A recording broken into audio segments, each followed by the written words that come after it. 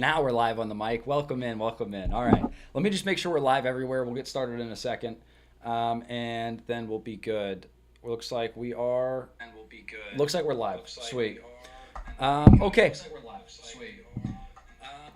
Turn that down, dude. Jeez. Okay. So good news. Good news. All right. We're going to get right into it, guys. So today we're going to be covering basically the cabinet meeting that happened yesterday. It's 3 hours long. Okay? It's way too long. This is how they get shit over on us, man, because who's going to watch this? Who's going to watch this? Okay? We are. We're going to watch it.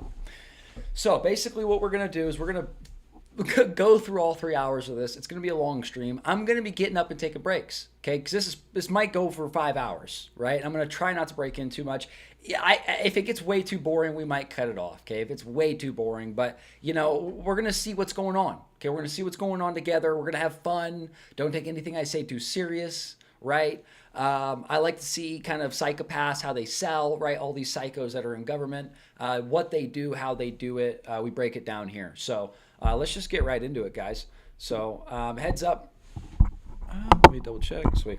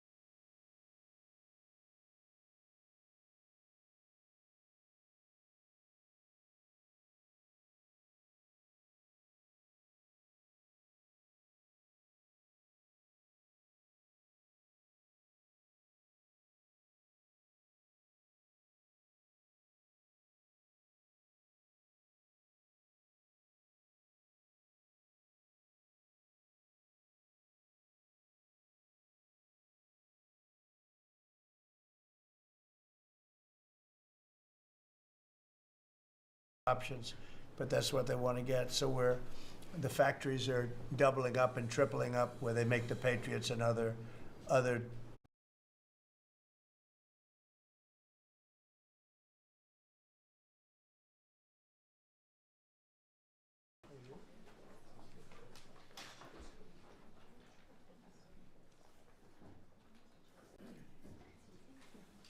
thank you very much. Are you all set? You all ready? Nice group, big group. But I want to thank you all for being here as we prepare to celebrate Labor Day, when we honor the incredible hardworking men and women of our country, which is doing very well, I have to tell you. Every policy of the Trump administration is designed to lift up the American worker, promote great-paying blue-collar jobs, and to rebuild the industrial bedrock of our nation. It's also obviously for great defense. We have the greatest military in the world. We rebuilt it largely in my first term. Some of it was stupidly given away to Afghanistan. For what reason? Nobody can figure that one. But it was still a relatively small amount of what, if you compare. The concept of what they did, however, is just incredible. But the country is doing well. We're respected all over the world like never before, probably. We went to NATO, as you know, and they went from 2% to 5% of GDP. Nobody expected that. And the difference is they didn't pay the 2 and they paid the 5. So, and as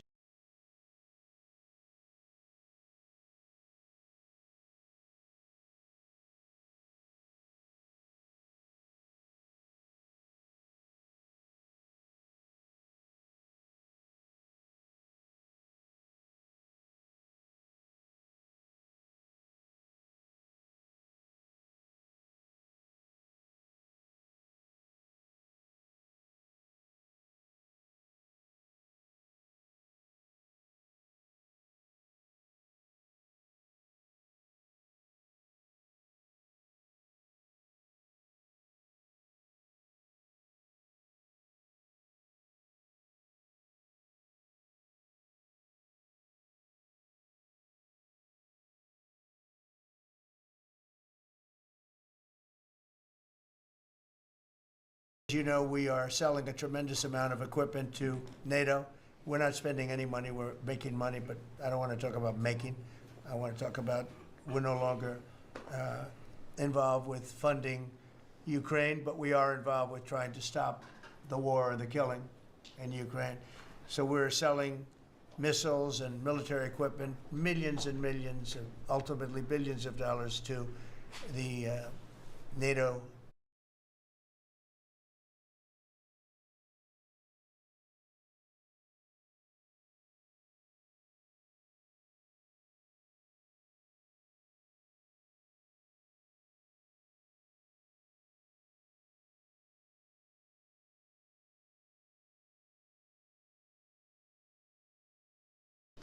People where I'm very friendly and we have a great relationship, but that was an amazing trip.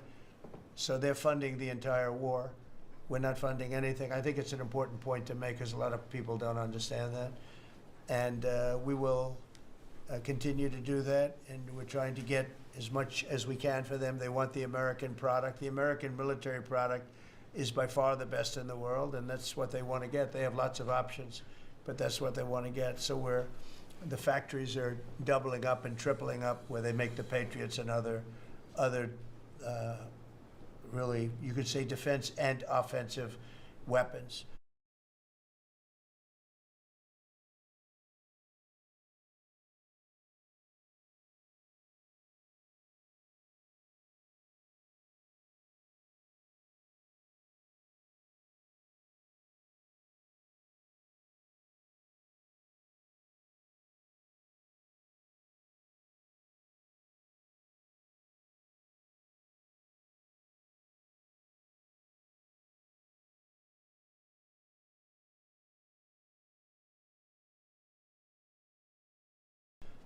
The wages for blue-collar workers are now rising at the fastest rate in 60 years, which is so important to all of us around this table. The average American worker has already seen a $500 wage increase this year.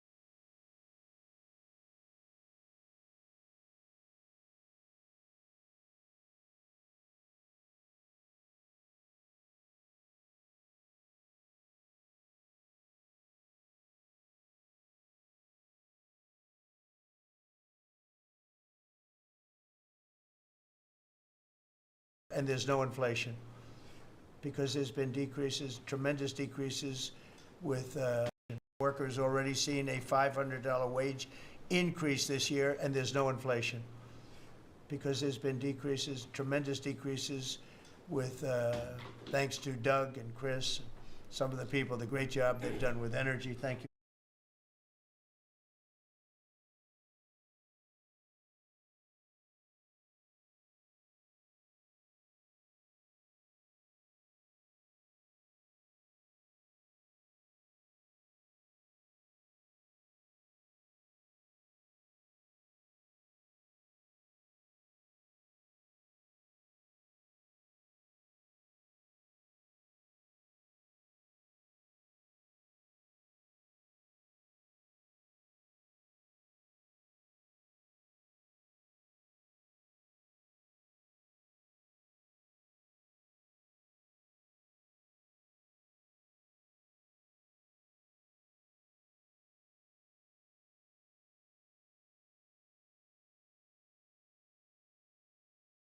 Very much, and Chris, thank you very much.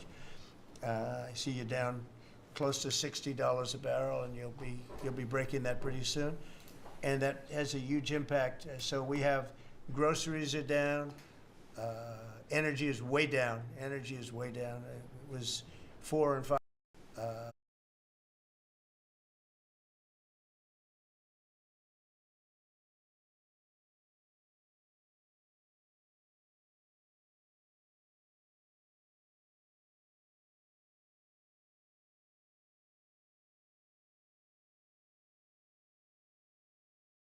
Energy is way down. Energy is way down. It was $4 and $5 for a gallon of gas. Think of that for gasoline, and now it's probably $2.25. There are some places it's $2. It broke $2 at a couple of locations in the South. In places like California, where they charge such high taxes, it's higher, but it's still much lower.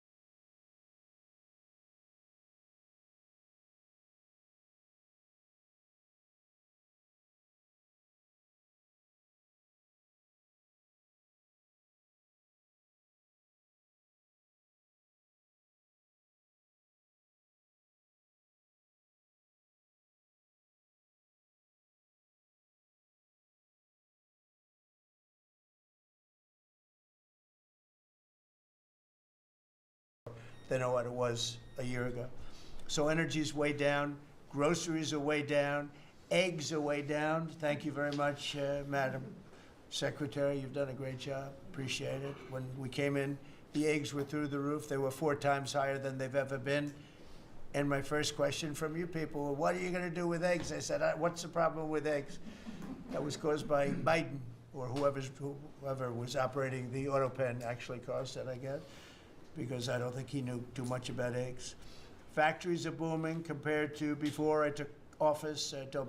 Domestic auto production is going to be, it's going to be so thrilling in 2 years when you see the numbers, because they're building plants all over the country. They're all coming in because of tariffs. They don't want to pay the tariffs. And if they build their plant here, they don't pay the tariffs. And they're pouring into our country, and you know about AI and you know about but the auto plants, that's the good old-fashioned stuff that I love. The auto plants are pouring into the United States of America.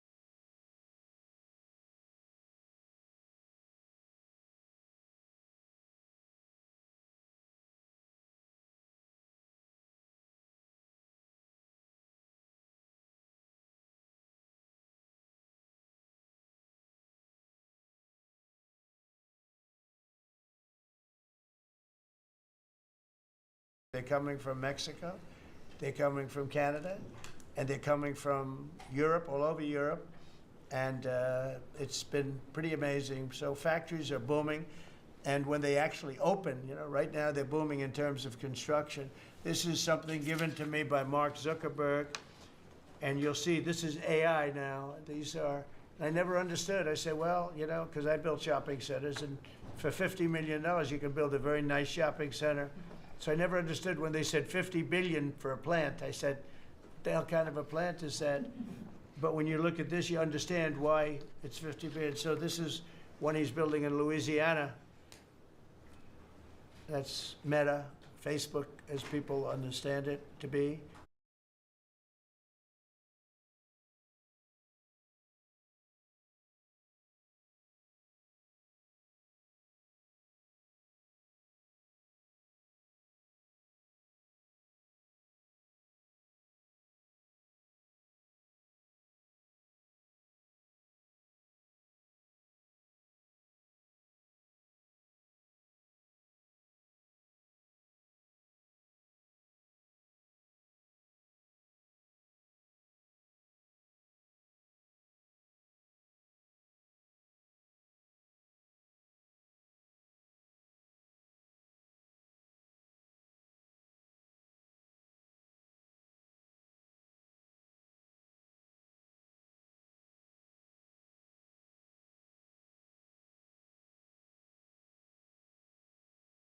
But look at that, that's the size of Manhattan.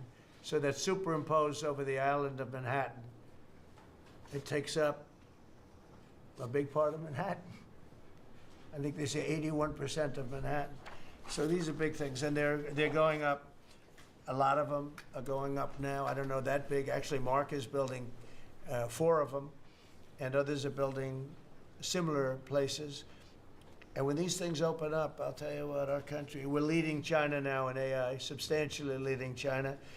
And the reason is because we're letting them build their own electrical facilities. We would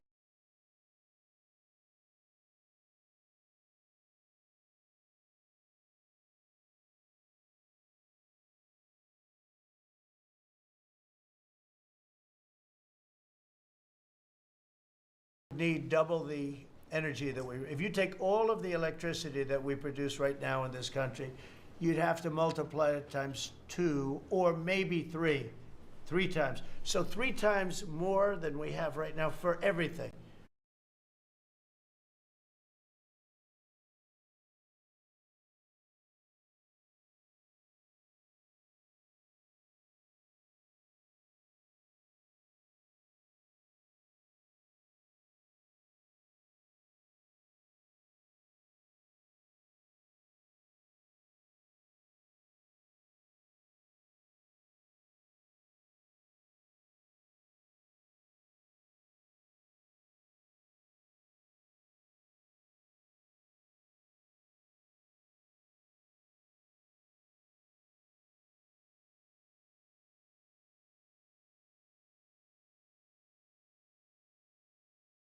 To operate your toaster and everything else, okay? 3 times more.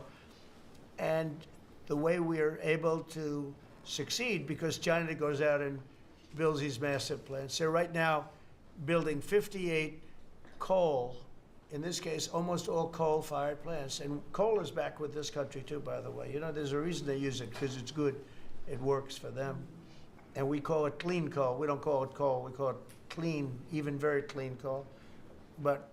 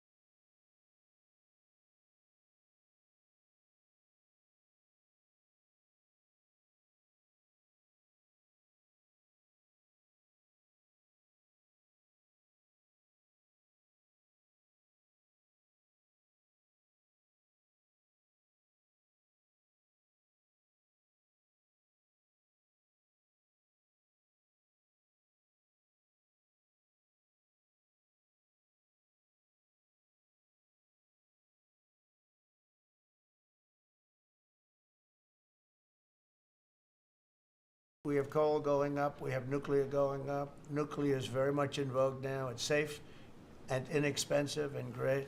We don't allow windmills. We're not allowing any windmills to go up. I mean, unless there's a legal situation where somebody committed to it a long time ago, we don't allow windmills. And we don't want the solar panels that I was speaking with the secretary about, because they take up, you know, thousands of acres of our farmland. You see these big ugly patches of black plastic that comes from China. And the solar is, you know, I like solar in some ways, but for firing up your big plants, it doesn't work. It's very unstable, but it really takes up your farm. The farmers are saying, you know, they're building these massive blotches in the middle of the fields all over the country. It's so crazy. It's so crazy. So we're not heavy into that at all.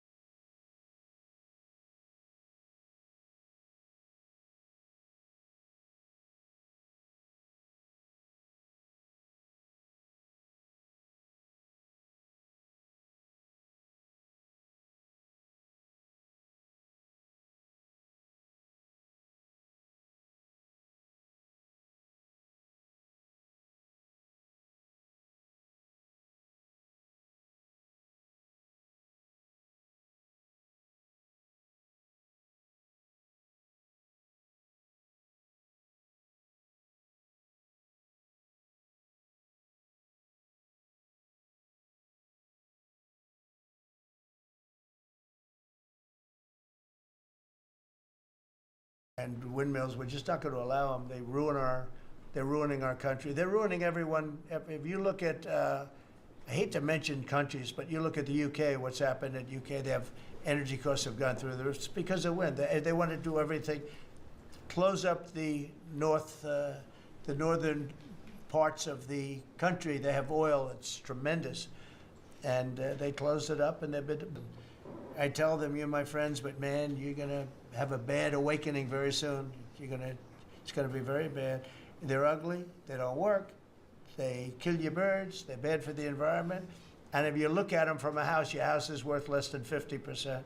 So I'm trying to have people learn about wind real fast, and I think I've done a good job, but not good enough, because some countries are still trying, and they're destroying themselves. Those are countries that are really destroying themselves. I hope they get back to fossil fuel, because right now, Chris, whether we like it or not, fossil fuel is the thing that works, and then you can add nuclear with it and other things.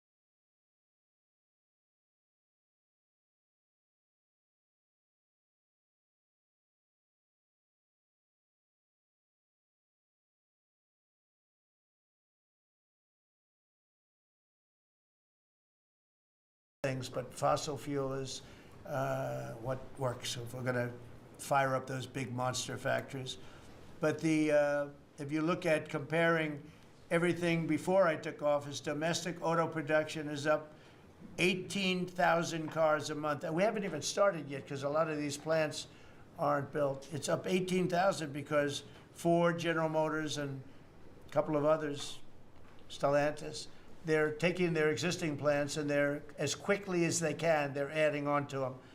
So when their plants open, because they're building big, modern, beautiful auto plants, but think of that, we're up 18,000 cars a month, and essentially all they've done is try and utilize their space correctly as their big plants open up. It's going to be, I hope they remember that it was this way. I hope this table gets a lot of the credit for what's happening. It gets all of the credit, because this would have never happened. We were going out of business in every way. We were losing. All the car plants were leaving this country. Now they're all coming back in, and they are coming from Canada, and they are coming from Mexico, but they're coming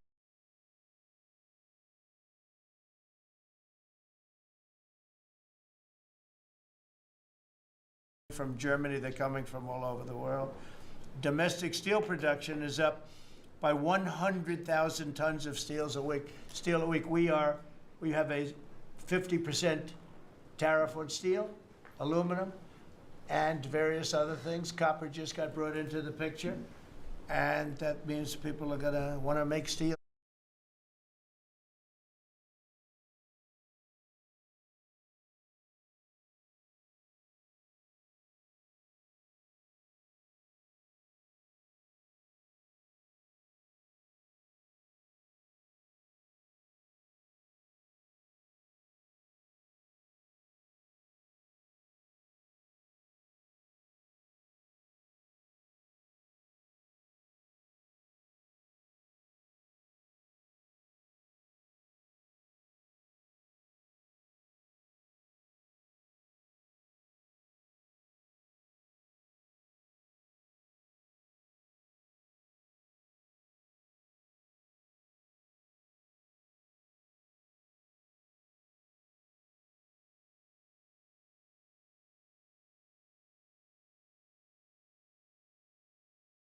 Here, we just made a deal with U.S. Steel. As you know, we have an outside company come in, spend $17 billion on building new plants, new everything. It's great, and it stays right here in America. So we're doing amazingly well on steel, and domestic oil production is up by more than 300,000 barrels a day. That's a lot of barrels, and you're going to be talking about that in a second, I think, Chris and Doug. These two people have done a fantastic job, and we have the oil price down to about $62 a barrel. So just so you understand, because a lot of you like to talk about costs and prices, but I watch so much fake information. Product costs are down. Energy is way down. Energy brings things down. You know, with energy, that's what happened with Biden. He stopped our program, and then he went back to it when he realized that it looked like you're going to be paying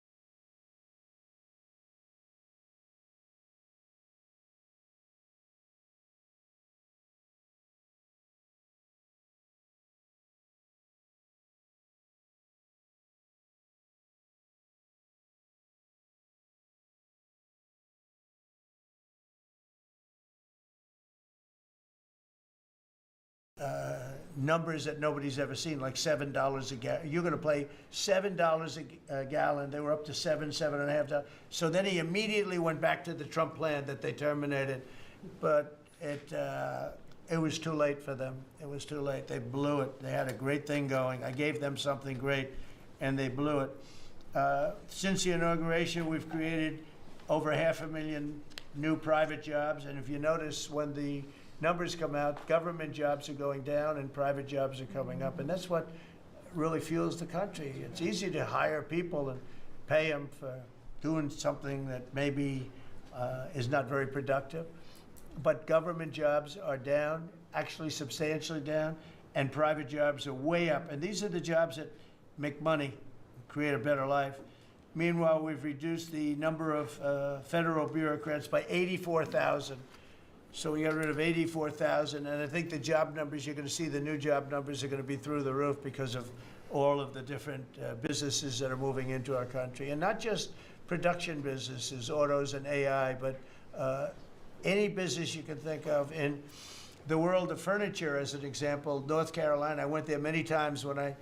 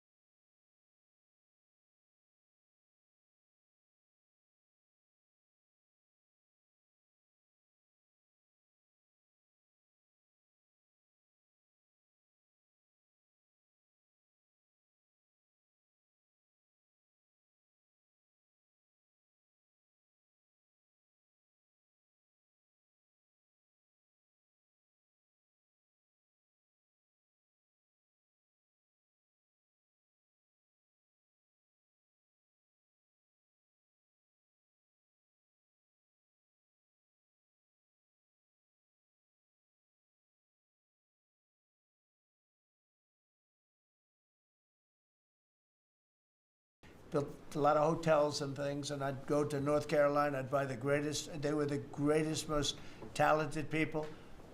And then China came along and took all of those jobs away. If they would have tariffed them, China wouldn't have taken any of the jobs. But we had presidents that, honestly, and I like some of them, but they didn't know what the hell they were doing from a business standpoint, from running the country. And North Carolina, the most talented woodworkers that you've ever seen. I'd be there and I'd watch them. I'd say, I'd like to have a rail in that chair. Maybe can you fancy it up a little bit?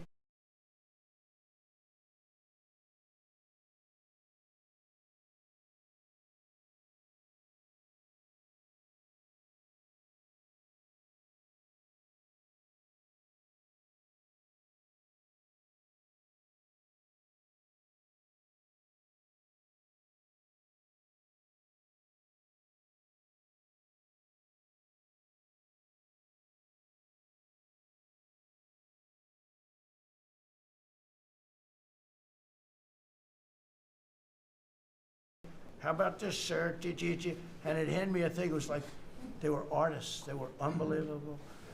And that business was stolen from us by others, not only China, but by others. All of a sudden, you're ordering your furniture from China. And it was not even close to being as good, but they couldn't compete with it. If we would have said it costs 100% or 200% tariff, you wouldn't have lost one job. It's so sad. But we're going to rebuild North Carolina furniture and other places, South Carolina too, to a lesser extent. They make furniture, but furniture, we're going to put a very substantial tariff on. We've already announced it. It'll be done pretty quickly. And when that happens, everyone's going to start. I just tell you, North Carolina, go out and start getting the grandchildren and the children, start teaching them, because some of those incredible artists that I knew as young people, they're older people now, but they still have the talent and they have time left, but they're going to be teaching their sons and their daughters and their grandchildren, and it's going to be a beautiful thing to see. It's going to happen like magic. It's going to happen without question. It's not like, gee, I hope it happens. It's going to happen. The results of Ford that just announced it's going to create 4,000 new jobs, American jobs. Hyundai, 14,000 jobs. General Motors is moving production of the Chevy Blazer and Equinox from Mexico back to the United States where it belongs. Don't forget,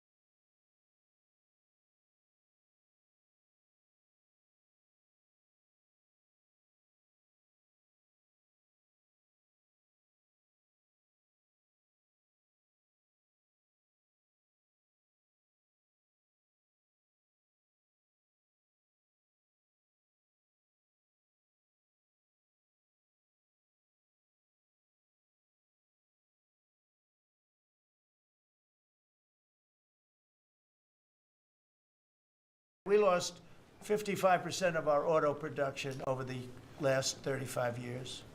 55%. We were the auto capital of the world. Like there was nobody even think about challenging us. We lost 55% of it to Mexico, Canada, China, a lot to China, and other countries. And it's all coming back. We will be bigger. A couple of years, we'll be bigger than we ever were. We'll be more dominant. We'll be bigger. We make great product, too. We're starting to make really great product. We're going to be bigger than we ever were. We're going to be at the level that it was when we were the only one that really, we sold to the world. And we're going to be back selling to ourselves and other parts of the world. It's not going to be the same, but it's going to be equally as important as it was in the heyday 30 years ago.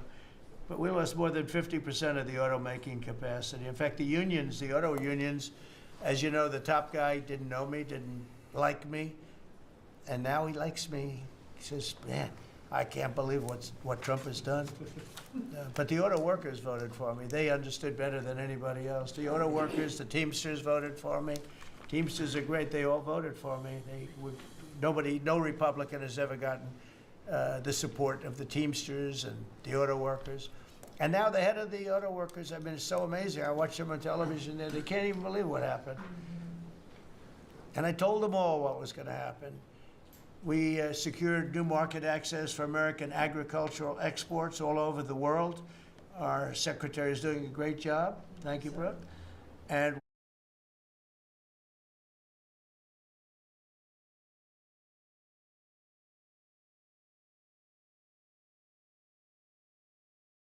we have negotiated historic trade deals with the United Kingdom, China, Indonesia, Vietnam, the Philippines, Japan, South Korea, who was here yesterday, and the European Union. Foreign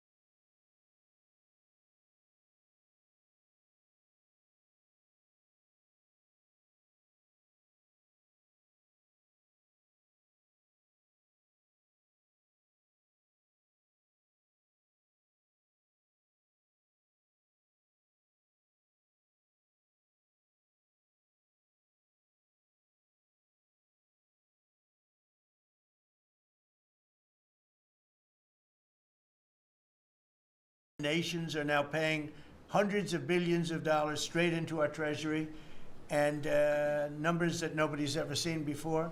As you know, we made trade deals with a lot of countries, and many of those countries, just to be able to sit at the table, are paying us hundreds of billions of dollars. We made a trade deal with the European Union. They were rough on us for a long time, and now we have a very good deal. We made that with them.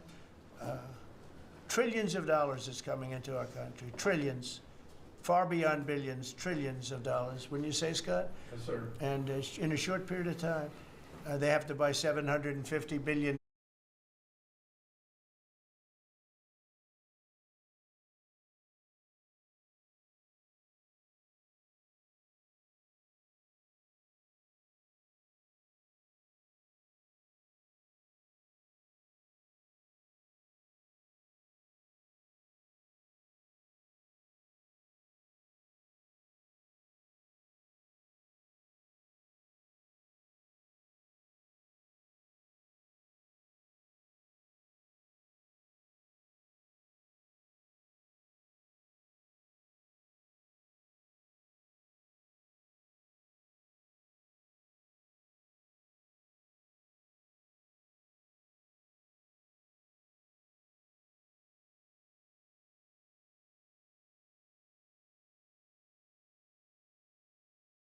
Dollars worth of our energy product. Energy is great. We have more than anybody else, so we're using it. But the European Sorry, Union guys. is I don't a know how done long the deal. mic's been off. Japan is done. And, I heard there was a problem with South Korea, but we met yesterday, and they're done. We didn't do anything. We just kept the same deal. He honored the deal. They wanted to see if, I don't even want to say it, but they wanted to see if they could do something. But they honored the deal, which is nice. And we cut the previous record-setting trade deficit, I hear, just came out. We cut it in half already. We haven't even said, we've only been here really for a few months because, you know, it takes you a little while to fix up the Oval Office and do those things. prepare for the battle, right?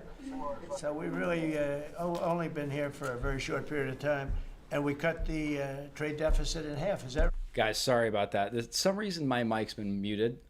So yeah, basically, this whole first hour has been pretty much, I don't know, just you listening to the comment to the press briefing. Right. That's fantastic. I didn't even think we were going to do that. And remember, these are things that are being built. These things are, you know, all these numbers up here, they're not open yet. When they open, you're going to see things happen in the United States that nobody's ever seen before, including our country in its heyday. And I had the greatest economy in the history of our country my first 4 years, despite COVID, which was a very unfortunate situation for the whole world. We did a great job with it, never got the credit for the job we did. Operation Warp Speed, people say, is one of the greatest achievements ever in politics or in the military, because it was almost a military procedure. But everybody, including Putin, said that Operation Warp Speed, what you did with that, nobody can believe it. You notice how he uses these terms, right? Nobody could believe it. Biggest ever, greatest ever, right? Again, in this setting, my mic was muted earlier, so you probably didn't hear it, but in this kind of setting, he's definitely a marketer salesman, right? And so, yeah, I mean, that's kind of, he's going to be using these terms. He's trying to market how good the economy's been, right? That's what he's been doing the last 18 minutes, is trying to market how good the economy is. He's trying to pitch how, you know, growth, all this kind of stuff. We checked some facts, you know, behind what he was saying, and you know, some of it's a little embellished, right? So that cues to me that he probably knows he's embellishing a little bit, right? And he's basically, you got to think, why is he doing it? Don't get mad at somebody for doing it. You know they're going to do it. Okay, he's wearing a suit. You know he's going to embellish it. You got to ask, why is he embellishing it? What's he want us to think, right? Because I don't necessarily think it's a bad intention to want people to think that the economy is doing good, right? But I mean, embellishing it, would I do that? Maybe not, right? I mean, I'm not going to say like I'm morally all that, right? But you know, yeah, I mean, it's just what he's doing. So yeah, pitching the economy, he's using stories, using big words, trying to use simple language. Earlier, again, it was probably muted, but we were talking about how he's going to use simple language to talk to the more or less like the lowest set of understanding, right? The lowest level of understanding for his listener, right? And we did a great job, but it was a horrible pall over our country. We had a very dark cloud over the world. That was a very, very bad thing that came out of Wuhan, which I said it came out of Wuhan. That's where it came from. And China suffered greatly, but everybody did. But we did a good job with that, as good as you could possibly do. And we came back, and now we're stronger than ever before. If I didn't win this election, this country was gone. I'm telling you, economically it was gone. If I didn't win this election, this country was gone, right? So again, like he's trying to sell how good he's doing, how good the economy is, right? Like again, he's done some announcements, which is good, I guess. I don't know how many of those announcements were new, but I'm really just waiting for him to pass it on to the other folks, because to be real with you, like the way that this works is he's kind of supposed to be like, at least if this is a business, the CEO is kind of like the general direction guy, and then every head of every department is going to have their specific input, feedback, their charts and graphs and statistics and all that kind of thing. So let's see, keep going. None of the things that we're talking about would have happened, and the whole world was robbing us blind. Friend and foe. They were stealing our jobs, our money, our factories. They were stealing everything. We would have been a shell. We would have been a bankrupt, broken shell. And that's the way it is, but we're doing just the opposite. Stronger than we've ever been. Last month, in a landmark achievement, I also proudly signed the largest working class tax cuts in American history. So the bill that, I'm not going to use the term great, big, beautiful, that was good for getting it approved, but it's not good for explaining to people what it's all about. See, this is why he's probably gotten some there's been a lot of shit going on, a lot of heat going around about the name of it, big, the big, the marketing's kind of backfired on him, and I think he's acknowledging it, right? Which usually he doesn't do. He'd never even, it's very slightly, he may not even be doing that, but like that's what I see is he's kind of, he said, oh, that was good. He kind of acknowledged the quiet part out loud just now, right? He said, oh, that was good for marketing it, right? But as far as like explaining it, it's not the best, right? So I guess now he's probably gonna use some other really simple bullet point ways to explain what's going on, right? So that's pretty funny to see him. I don't know if he backtracked on it. Perhaps he did, but yeah. It's a massive tax cut for the middle class. It's a massive tax cut for jobs. And it's, I mean, think of it, no tax on tips, no tax on Social Security. So seniors, I don't know how you can vote for anybody else. And, just think of that, and no tax on overtime. So you work overtime, you don't have to pay tax on overtime. That's good. The Democrats don't know what they're going to do. So they have, like, this soundbite. They have. So, like, the no tax on overtime, I don't know much about union work, but I've got a couple buddies that are in different unions, and they were actually really excited about that because, like, they like to work long hours, and so they do work some overtime. I think there's limits to overtime, but yeah, they were really excited about that. For guys making 30, 40, 50 bucks an hour, it makes a pretty big difference. So all these sound bites, they send it out. I don't know, some guy sends out a word and everybody uses it, including the fake news. Some of you are here right now. I'm looking at you, and it's death. They use the word death. No, it's actually life. It's almost like a newborn life. It's not death. That's their soundbite. The bill is death. It's not. We strengthen Social Security. We strengthen Medicare, Medicaid. The job we've done on Social Security is, if the Democrats got in, Social Security is over because the country's going to fail. There won't be any Social Security. And I made that pledge to you. We're going to take care of Social Security, Medicare, Medicaid, and we're doing that in spades because the country is becoming so successful again. And it hasn't been this successful. I think in the end, it will never have been this successful. I don't think it'll even be close with what's happening. Every American is seeing a tax cut. As a result of the bill, the average police officer will keep an extra $1,000 a year at least in overtime, and the average waiter or waitress will keep nearly $2,000 extra in the fact that they would have had to pay that kind of money on tips. And I never realized that the government was so strong on that. But waitresses, waiters would tell me that the government would go after them. Like it was horrible. That's how it all started with me. So he's using a very small story, but this is something we covered back before we had a little bit of audio trouble. But yeah, he uses a lot of stories. So in the sales world, in the business world, you've probably heard a saying, stories sell, facts tell. You'll hear that over and over again, that these stories he uses to illustrate you know, how good or bad something was, and then how a lot of times his theme is he'll use a story to say how good or bad something is, and then he ties into his role in it. So he's always pitching himself. He's always self-promoting. He's constantly self-promoting. That's why a lot of people don't like him. But yeah, he's constantly self-promoting. You know, which, you know, yeah, I guess, you know, like, take it how you will, right? But yeah, that's what I'm gathering here. It just was incredible. And the biggest thing was, again, the $4 trillion that they found. They said, well, that was nice. They should have announced it. I could have told them that. And I don't know. It should be simple. But a lot of people didn't understand it. Actually, a lot of good people didn't understand it. But now they're saying, you know, Trump was right. They've never seen anything like this. And I don't know what it is, Scott. They didn't understand what we were trying to explain to them was going to happen. Everybody's moving back to the United States because they don't want to pay a tax. If they're not here, they have to pay a tax. And it didn't seem that complicated, but it's working at a level that nobody can imagine. You know, this is working $4 trillion, but that's a big number. It's a number that nobody ever heard of before. But $4 trillion is exciting. But that's nothing compared to what's happening, because these places haven't even opened yet. Some of them haven't even started hiring yet. They're under construction. So it's construction jobs, but it's not the big number, and the big numbers, when they open, they're going to be very successful. It's a revolution. We're also working on things to ensure that the awesome power of artificial intelligence is used to benefit all Americans, including American workers and also American children.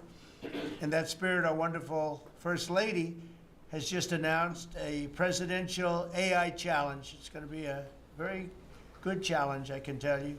She's put her heart into it, which will inspire the next generation to stay on the cutting edge of this vital technology. So, presidential First Lady challenge. Let's see. Or my bad, AI First Lady challenge, right?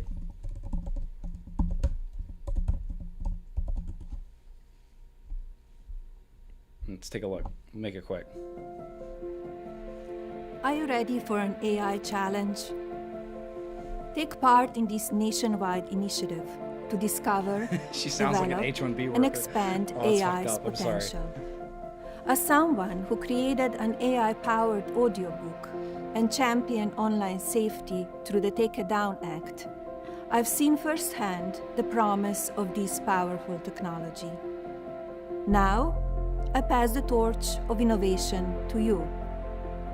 Just as America once led the world into the skies, we are poised to lead again, this time in the age of AI. The President's National Artificial Intelligence Challenge invites every student in America, from kindergarten to 12th grade, to unleash their imagination and showcase the spirit of American innovation. Our educators will guide and empower you through this process to build a brighter, stronger future for us all. Visit ai.gov to register today. Good luck. Okay. So I guess I don't know what the challenge is. It's ai.gov. Fine, I have to. .gov. Is it ai.gov? Can they do that? All right, not bad on the domain though. I mean, dude, that's a solid domain. I mean, I guess .gov. Who else is gonna buy it? What's the challenge? All right, what's the challenge? I just want to know what the challenge is, right? I know some guys got kids watching this, right? Let's see. Okay, so the presidential AI challenge. We saw the video challenge guidebook. What is it? What is it? April 23rd, executive order. Okay, about it. Man, they sure don't. I mean, if you're going to market some challenge, guys, maybe make it a little simpler to see what it is. Okay, 1 and 4, submit challenge project. Let's see. Groups. Okay. Yeah, whatever. What are the prizes? Let's see. What are the prizes? All compliant submissions will be recognized with a presidential certificate of participation. Other awards and prizes will be awarded throughout all phases of the challenges, including the training opportunities in the fall. Okay. Okay, gotcha. Hey, 10 grand. they're passing out 10 grand. I mean, that's not bad, right? And then, you know, obviously I imagine it's really good stuff, you know, on your, it's a good look on your, you know, resume or whatever, you know, college applications. So, I mean, yeah, you know, hey, that's good. I like that. This is the new internet, the new computer, the new television, the new everything all put together in one. This is why when I show you a picture like that, I mean, I show you this. This is a factory superimposed over the island of Manhattan, and you have many of them being built right now all over the country, or soon to start, some of them. Now, like, it just blows my mind.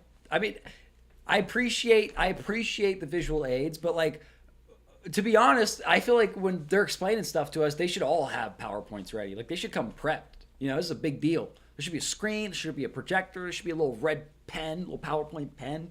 They're pointing at the screen. You know, I feel like if there's just a little printout page that he probably got out on his own personal printer. You know, I mean, I appreciate that he's doing it, but I feel like they should. The White House should hook it up. You know, they should have the press team like. You know, like for our understanding, right? I mean, for slow people like me, I need pictures. You know, so. This one has actually started. That's in the great state of Louisiana. But the First Lady is working very hard on this, and it's an important initiative. And Melania, when she puts her mind to it, nobody can do better. There's nobody. So every young person should go to AI.gov to learn more, AI.gov to learn more. And you'll see it's a great challenge. I think it's going to be a very modern kind of a challenge. It involves AI, which is very exciting to people. So I want to thank her, raise a lot of money for children. We're putting America first, and we're going to be putting the America worker first. And, you know, the Republican Party has picked up 4 million new people, 4 million. The Democrats have lost 2.5 million. Other than that, they're extremely happy. No, they're very depressed. They're very depressed. And their new box that they've fallen into is crime. There was a consultant on one of the shows this morning I was watching. I thought he was very good. He's a Democrat consultant. And he was screaming, no, don't let him do this to you. Don't let, it's another. Again, stories, right? Why is it good? Why is it bad? Or he uses a story to basically illustrate kind of a situation and frame. He uses stories to frame a situation, and then we know his model. He's gonna then insert himself toward the end of this, right? So it's like, again, I'm not gonna comment whether it's good or it's bad, but that's what he does, right? He basically uses a story to kind of frame a scenario, and then he inserts himself into the story as probably a solution to the scenario, right? Or the cause of the good thing if the story was a good story, right? So like that seems to be the model, right? So if we were to copy this model, it would be story in the beginning, right? And then insert yourself and maybe the audience into the story toward the end as the solution. And so I mean that's what he does, like subconsciously. He fires these off. Like these aren't even prepped, I don't even think, you know, but anyway. The trap. It's another trap. What he's talking about, like men playing in women's sports. They said that's an 80-20. No, it's a 97-3. It's 97-3. Like transgender for everybody.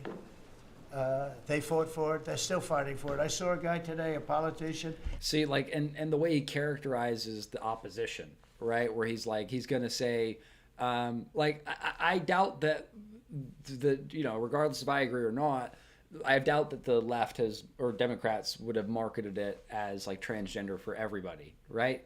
Now, you know, again, you may agree or disagree with the whole transgender thing, right? But like the whole transgender for everybody, I doubt that was the slogan. Maybe it was, but he's basically going to characterize their slogan, right, to his people, right? Because mostly it's going to be his people that are watching, right? Hopefully both sides watch. I really think everybody should watch.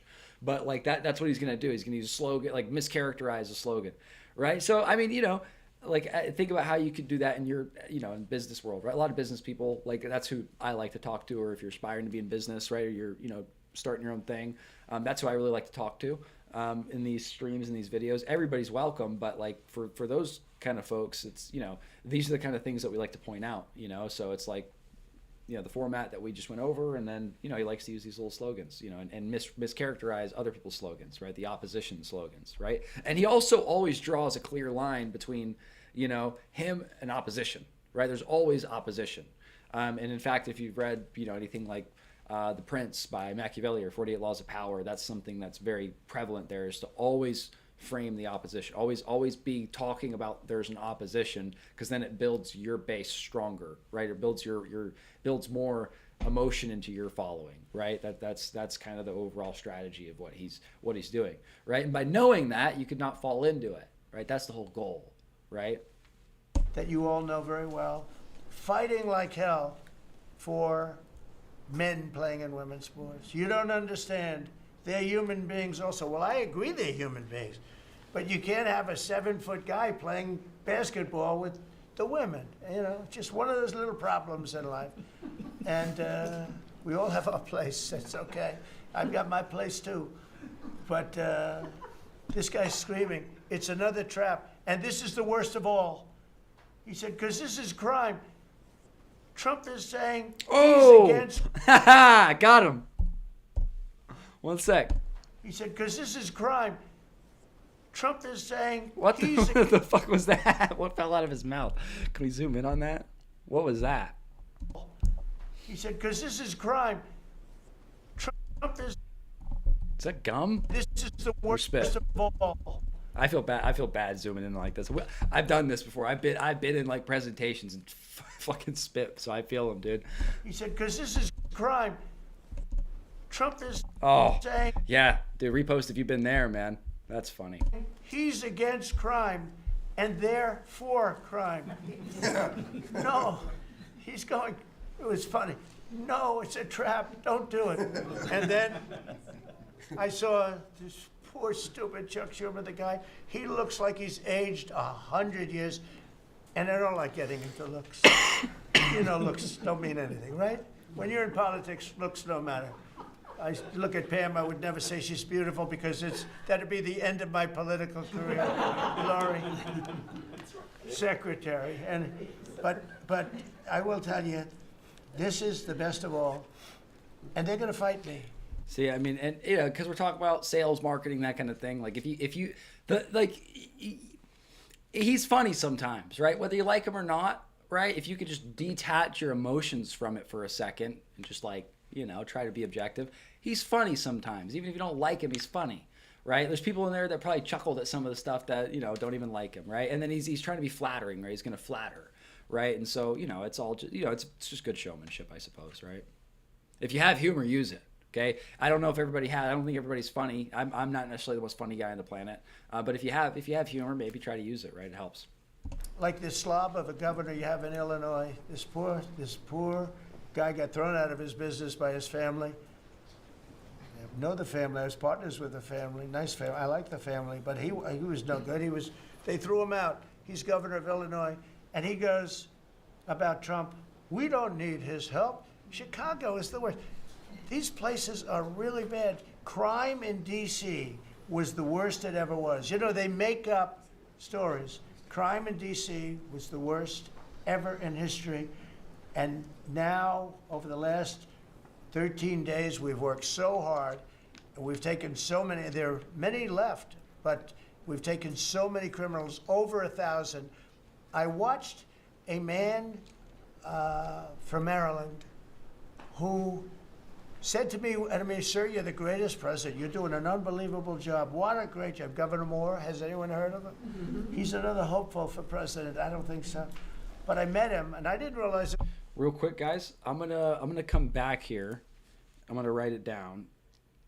Now, we had some audio issues earlier in the stream, so there was an earlier part we didn't watch. He's gonna be shit talking for a minute, so we're gonna get back into watching him shit talk for a minute in a second.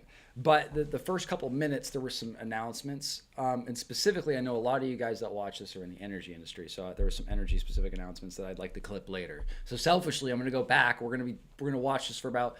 It's gonna take about 10 minutes, and we're gonna get right back into 2811. Okay, but I got some commentary we got to do.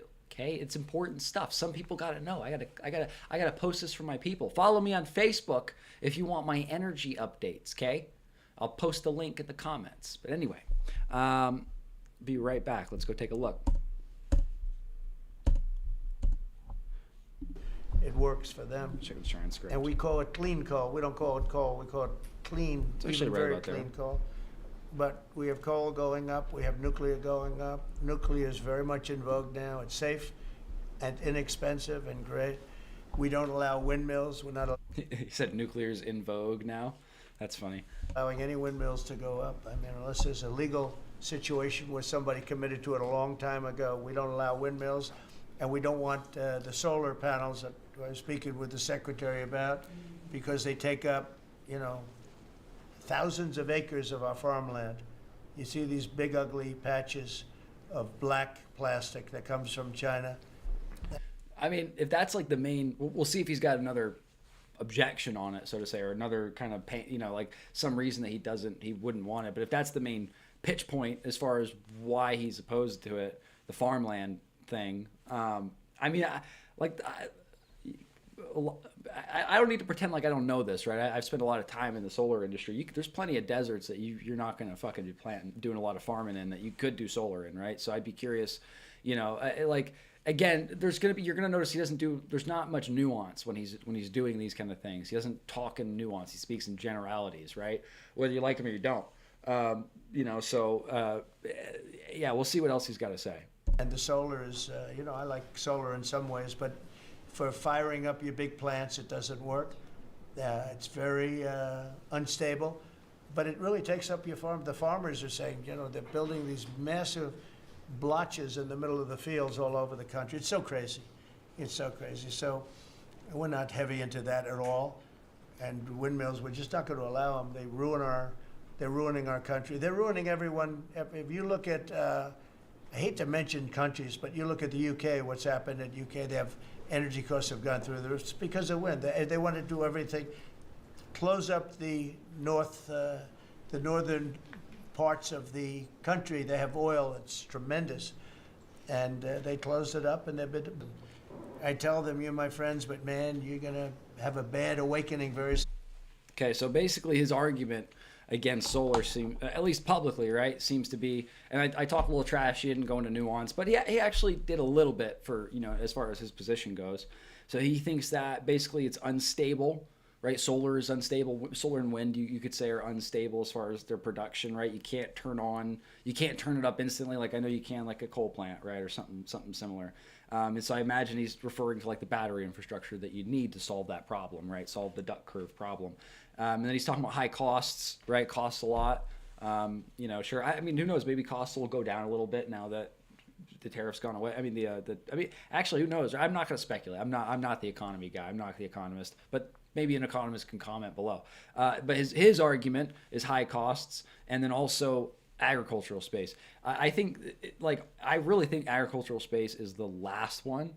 I mean, we have a lot of agricultural space that we could just not use for solar. You could just make a stipulation, you know, for that, or like some sort of law that, you know, agricultural space can't be used for solar production, because we have tons of unused space. We have a lot of desert just sitting there, right? It gets sun all day, right? So it's like, I mean, you know, yeah, I don't think it's all black or white. I don't necessarily think it's good to completely, you know, divest in you know, in solar.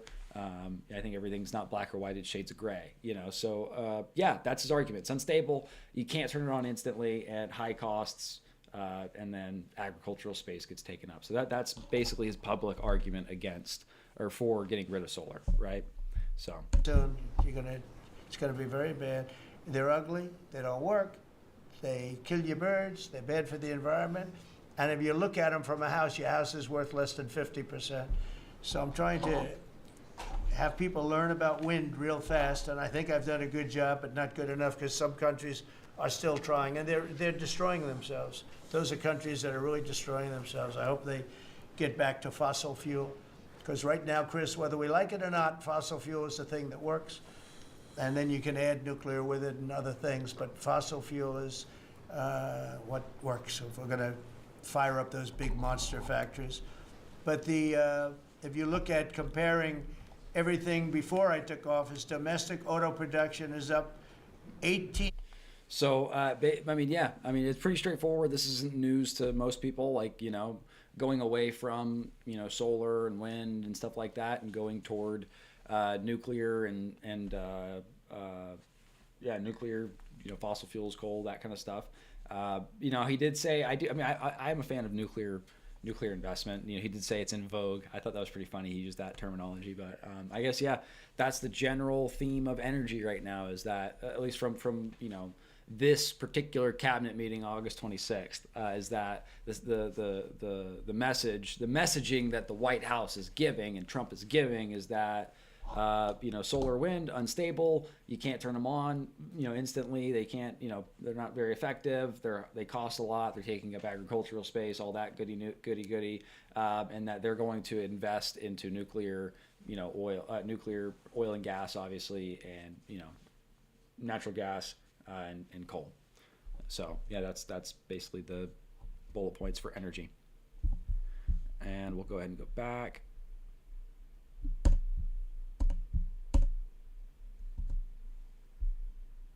It's 2511. That's where we're 2811. That's where we were.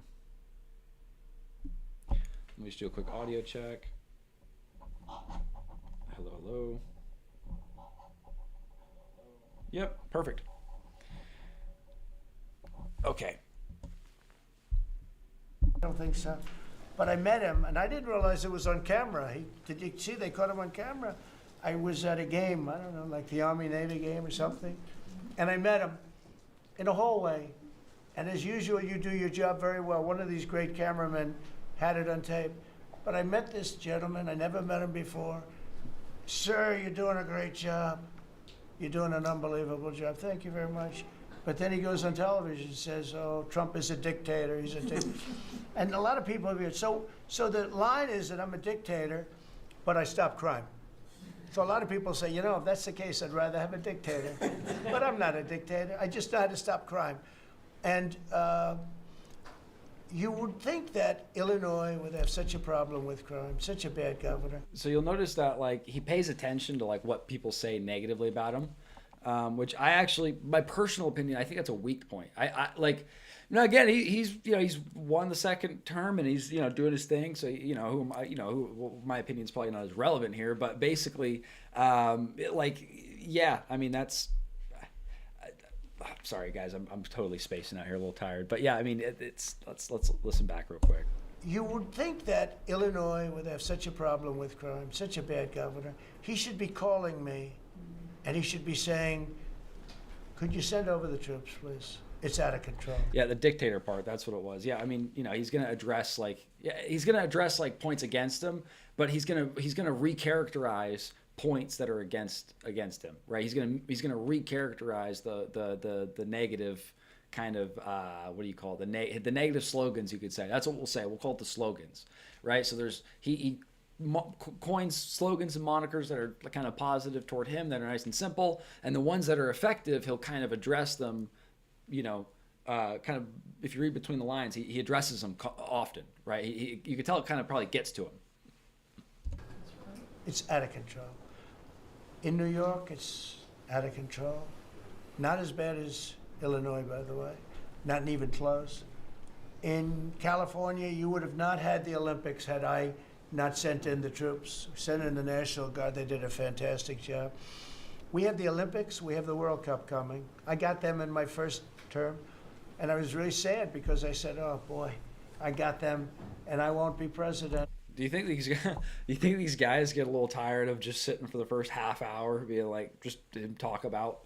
Yeah, I mean, I guess it's not all been about him, but every topic has definitely included him. He's inserted himself into every single topic. So, but a lot of announcements on AI, auto, oil, energy as a whole. We saw him spit a little bit. I mean, but again, he includes himself a lot when he's talking. That's a flaw I think he has. We all have flaws, right? I think one that he has, he's got to insert himself into everything. I think if you're gonna do your messaging, I think it's better to maybe include others a little bit more when you're doing your messaging, right? It's like, hey, this person did awesome, this person did this person did this, and he does that a little bit. I'm not saying he doesn't do that, he does that, but I think he's selling himself more than he sells others. I think if you sell others more, then you'll actually be you're really selling yourself, right? By selling others more, and you'll also empower those people to do better, to be motivated to do better. And then things happen better anyway, right? At least things get more productive potentially. And so, yeah, I actually think, even though he's very successful at marketing and sales, and he's had a lot more success than maybe anyone here, myself included. But there's definitely maybe some things we could learn that he does that maybe we would do differently. And I think for me personally, that's one thing I would do differently. I would actually sing the praises of others in that room a little bit more. I would have been passed it off a little sooner. I would have bullet pointed a little quicker, right? You could really cover all this in about 10 minutes and just kind of bullet pointed out, and really maybe been passing the ball a little bit more. But I imagine maybe there's he's got a lot of pages in front of him.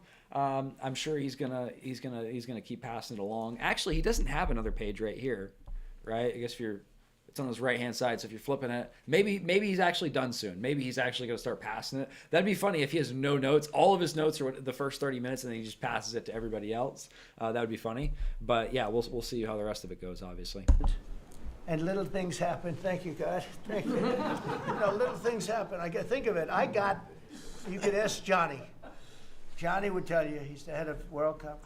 He's a great guy too, great commissioner, but he's the head of the World Cup. He said Trump is the only reason we're doing this. And the sad part is that I was not going to have it. I would have to be, probably I wouldn't have even been invited to the game, depending on who's president, right? And I got that. I did not get 250, okay? The 250th anniversary, I did not get. I'd like to claim it, if I might, but I didn't get that. That was whether I was president or not, it was still 250. I'd like to take credit for it. What I will take credit for is we're going to have a better celebration under Trump than you would have had under some stuff. That I'll take care of. We're going to have a safer place, Christy, because of you and Tom. He did talk about the 250th party. And I'm curious if that's still going on. Like, are we still having this 250th, celebration thing going on? He made it sound like it was going to be a year of celebration or something like that. But I don't know. Holman and everybody, right? But so we have 250 coming up. We have the World Cup coming up, which is like having 45 Super Bowls. And we have the Olympics coming up. So we're going to have a very exciting 3.5 years remaining. We're going to have a very exciting, it's going to be done properly. So I just want to tell you, our country's in incredible shape. Our military is strong and powerful and respected. We had some fantastic decisions from the Supreme Court that let us put the people into the military and other businesses that are best for the job, as opposed to some woke reason that was killing our country. That was a very strong, very powerful. You can now go into a company based on your ability, as opposed to being forced in based on some factor that cannot make our country great. That was a big decision, very, very big decision. And we've had a lot of great decisions, and we've all made some great decisions sitting around this table. I want to thank Scott. Unbelievable what's happening financially with you and Howard, and vice presidents involved in everything. So you notice everybody's nodding, right? Like, that just goes to show, like, generally also, people like it more when you highlight someone else, right? I haven't seen this much nodding when he's talking about how good he's doing, right? Like, I mean, maybe they are, and I'm not noticing it, right? They don't pan out that much, but now you've got at least half the room. He's won over about half the table just by shouting someone else out, right? So if you can just do that, I mean, honestly, imagine we're 75% of the meeting is everybody just nodding, or half the table nodding, like, yep, awesome, like that's a good meeting, right? So, like, I think you should do more of that, less of I fixed this, I did that, me, more of like, hey, you this person, right? And he's been great, and Marco has been. Really, I think you're born for this job. I don't think you should ever run for another office. I don't think you should, really. You're so good at this. He is so good, and everybody likes him. Everybody likes him. But everybody, much more importantly than I think you would say, everybody, I think you should. I don't think you should ever run for another office. I don't think you should, really. You're so good at this. He is so good. And everybody likes him, everybody likes him. But everybody, much more importantly than I think you would. Could somebody with a little more, like, political knowledge to read between the lines on there. Something just happened, right? Like something just happened. Run for this job. I don't think you should ever run for another office. I don't think you should. Because he gave like a compliment, and then he makes like a joke that like, you know, even RFK's smirking, everybody's smirking, right? Everybody's laughing, right? This is an interesting reaction here. But you know, I've heard rumors that like that guy Marco Rubio may run for president in the future. I have no idea. I don't care. We'll see when it happens, right? But like, I wonder if he's alluding to that, like, hey, don't run for president, you know, and then makes a joke, smacks him. That's why everybody's laughing a little hard. Like, I don't know. Can somebody with a little more knowledge read between the lines on that? You're so good at this. He is so good. And everybody likes him, you know, everybody likes him. But everybody, much more importantly than like, I think you would say, is respect. They respect Marco. They respect all the people around the table. So what I'd like to do is, I'd like to go around the table. You seem to like it. Your audience seems to like it based on ratings. And I want to mention, you know, about crime, because we have a young lady here, Iris, of Epoch Times. You're Iris, aren't you, huh? And I heard you were very savagely mugged in the city, and I'm not going to let that happen under this administration. That was last year. And would you like to mention what happened? Of course. So first of all, thank you, Mr. President. Do you want to listen to this? For having me here to share my story to the room and to the broader public. My name is Iris Tao. I'm a White House correspondent for NTD, the sister media of the Epoch Times. So more than 2 years ago, it was a Saturday morning in broad daylight. I was on my way to work, and a young man with a black ski mask pointed a gun at my face and threatened me to hand over my phone, my wallet, my laptop, and everything else. And when I refused, he used the butt of his handgun to strike me across the face, in the cheek, or what some people call pistol whip me, before running away. And that has deeply traumatized myself and my family. Ever since, I've never dared to walk in the street of DC at night, ever, and my family was extremely worried. So, Mr. President, thank you so much for what you're doing right now, because you're being honest. Such incidents involve not just me, but also my family. If he had shot me, I could have died right there in the middle of nowhere without my families or my friends knowing, at the age of back then, I think 23, just starting my career here in DC without even starting a family. But now I'm very blessed to have this opportunity to. So you had a gun pointed at your head, and you probably figured that he's going to pull the trigger, because these are animals that don't know what the hell, they couldn't care less. The pulling the trigger to him is a very minor event, and I'm sure he's done it before. So how did you, and you did refuse to give it, which would probably, maybe somebody would say that was not the right decision, right? Right. But you refused, but I understand that. So, and then he hit you real hard. Yeah, if someone's fucking got a gun in your face, give them what you got, dude. Like, I'm just saying, if someone's got a gun in your face, give them what you got. And then if you got a gun, shoot them, right? But I'm saying, like, give them what you got. Like, don't, like, you know, it's just not worth it. Like, I don't know, like, you know, the case by case, right? I haven't had a gun put in my face, thankfully, yet. Hopefully never.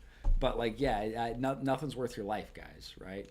Like, yeah, your laptop, your phone, your wallet, your keys, none of that's worth your life. So don't be that fucking chick. Don't be that. I don't want to call her a name, but yeah, that was fucking stupid. That was stupid of her. Okay, don't do that. Yes. It's really amazing that you weren't shot, though, isn't it? I'm very blessed, and that's why having this opportunity to stand here to share my story today. One, I'm very grateful for God for allowing me to still survive to this day, but also to Mr. President. Thank you for now making DC safer. Thank you very much. For us, for our families, for my parents, on my behalf of my parents, and now my baby on the way. Thank you so much.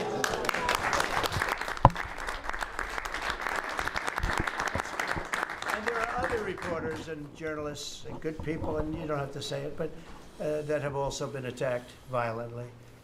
And not violently, too, pretty badly. But, and I bet you see a big difference in the streets right now. And this is only 12 days, but people are telling me they're going out to dinner now. They haven't, I told my friend, but I have a lot of friends that are going out to dinner all the time now in DC, and they weren't doing it. 12 days ago, They would never even think. One of my friends went out 5 times. It was 4 times the last time I told. Now it's 5 times. He said, I love going out to dinner, and restaurants are starting to open again. A lot of them closed because, you know, nobody wanted to go into a restaurant. Nobody wanted to get to a restaurant or even sit in the restaurant. But you see a big difference now, don't you? I do. I do pass by Union Station every day on my way home, and I do feel a lot safer seeing the trucks right outside, seeing the National Guard troops members right outside. It does make me feel like I'm hopeful about DC again, and one day hopefully we can raise our family here. Thank you very much. It's nice. And those are tough troops, too. Those are not politically correct troops. We don't have politically correct anymore. We have tough guys, tough people, including some tough women. But we have tough people, and when you look at them, I'll tell you, they showed one scene where a bunch of tradernews guys or whatever, maybe MS-13, maybe. So he's going to tell a story and then include himself in the solution, right? That's the format. So let's see. Here starts the story, and then he's going to loop himself in, and then as a solution, right? So let's see. Maybe MSDNC. Okay, because to me they're worse. I think they're worse. Yo, did he just say MSDNC? That's funny, man. Come on. Maybe that's not funny. That to me, that MSDNC, that's funny, man. That's like, it's ridiculous. It's funny. It's funny because it's stupid. It's stupid. Yeah, it's funny. I don't know. For me, I'm easy. I got an easy sense of humor, I guess. That's the MSDNC. Wow. Okay, gotcha. That's the new moniker now. Okay. MSNBC maybe is worse than tradernews. Real scum, real dishonest people. But anyway, they went into this gang. I think it was tradernews, Venezuela, and they weren't nice to this group of people. The gang was calling them sir. Yes, sir. Yes, sir. Get out of here. Get the hell out of here. You're no good. Get out of here. And yes, sir. Yes, sir. Yes. These are people that beat up people all day long. And they're calling these soldiers, that's what they are, they're real soldiers. There's no games. I said, you don't have to be politically correct. And you know the way they used to spit in the face of the soldiers, with the soldiers standing like this, and you'd have some guy or some woman sometimes screaming at them from 1 inch away. They're standing there, and they're told you cannot do anything, and they start spitting, actually spitting in their face. And I said, you spit, we hit. And they're totally authorized to do that, all of those things. But your story is great, and there are other stories here, but they don't have to tell them. But some people are ashamed to tell them. They don't want to tell them. But it was like a jungle, and it's not a jungle anymore. And it's going to get so good that this will be the safest capital there is. It'll be one of the safest places in our nation, anywhere. And right now it's one of the most unsafe places, but not now. 12 days ago, it was the most unsafe place in our nation. And they have to stop issuing false crime numbers because, I mean, I heard the mayor, and I like the mayor, you know, fine. I don't care if I like her or not. If she did her job, I wish she were a horrible person who did her job. But she's probably nice, I guess. I don't care. I want her to do a job. But they issue false numbers. She said crime is down, you know, before we got, now they can say crime is down. Crime is very much down. But what they did is they issued numbers. It's the best in 30 years. Not the best. It's the worst. It's the worst. It's much worse. And they gave phony numbers. And then they fired the man who didn't want to write the phony numbers. He got fired. And I guess that whole situation's under investigation because it's a very important thing, Pam. I mean, if they're going to give these phony numbers, it's a false feeling that you get crime. You have to do something about it. And you can't go around saying, "Oh, Washington D.C. safe," if it's not. It's going to be very safe very soon. It's very safe right now. You're going to go out, have dinner. People are going out all over the place. They're walking. I have people that work in government, strong, tough cookies. They can take care of themselves.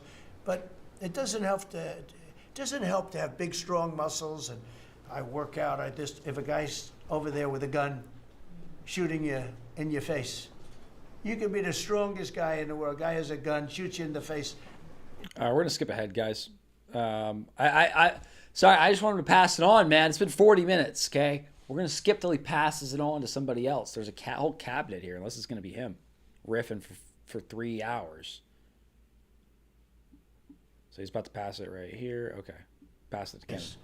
But they didn't get away with it. So I'm counting on Bobby. Do you want to start, Bobby? Maybe we'll start with you. You can start with that and then go on to what we're talking about. We are deep into MFN negotiations, most favored nation status negotiations with 14 companies. Howard Lutnick is a breath of fresh air, and I think he's going to help us get across the finish line with the leverage that we have from there. They're smart. Don't let them get away with it, Howard. Well, the combination of Bobby's MFN and the 232 Pharmaceuticals, which we launched together, Right. when you put those two together, it really gives Bobby the tools to go execute your plan. So I'm supporting Bobby as he executes his plan. Good. Right? Yes. And this cabinet meeting is supposed to be about working Americans and bringing jobs back to this country, and particularly rural America. And I want to mention the big, beautiful bill. Right now, we spend 7% of Medicaid dollars on rural hospitals. So they're getting the short end of the stick. It's about $19 billion a year. Under the Rural Transformation Program, we give them an extra $10 billion a year. So we're raising an infusion of cash to rural hospitals and rural communities by 50%. It's going to be the biggest infusion in history, and it's going to restore and revitalize these communities. And we can't survive as a nation if we don't honor our rural communities, which are the source of our values, our virtues, our character, our economy, our food. And you are bringing that back. You are bringing those communities back. I wanted to talk, because you mentioned the wind farms, we now have an interdepartmental coalition, a team, which is Doug Burgum and Howard Lutnick and Chris Wright and Pete Hegseth. We're all working on this issue. And Lee. Sorry, Lee. We're all working together on this issue. We're meeting together. There are right now 11 wind farms planned that were launched during the Biden administration. Between Maine and Virginia, it's 1,130 towers. These towers are twice the size of the Washington Monument. The blades on them are... They're massive.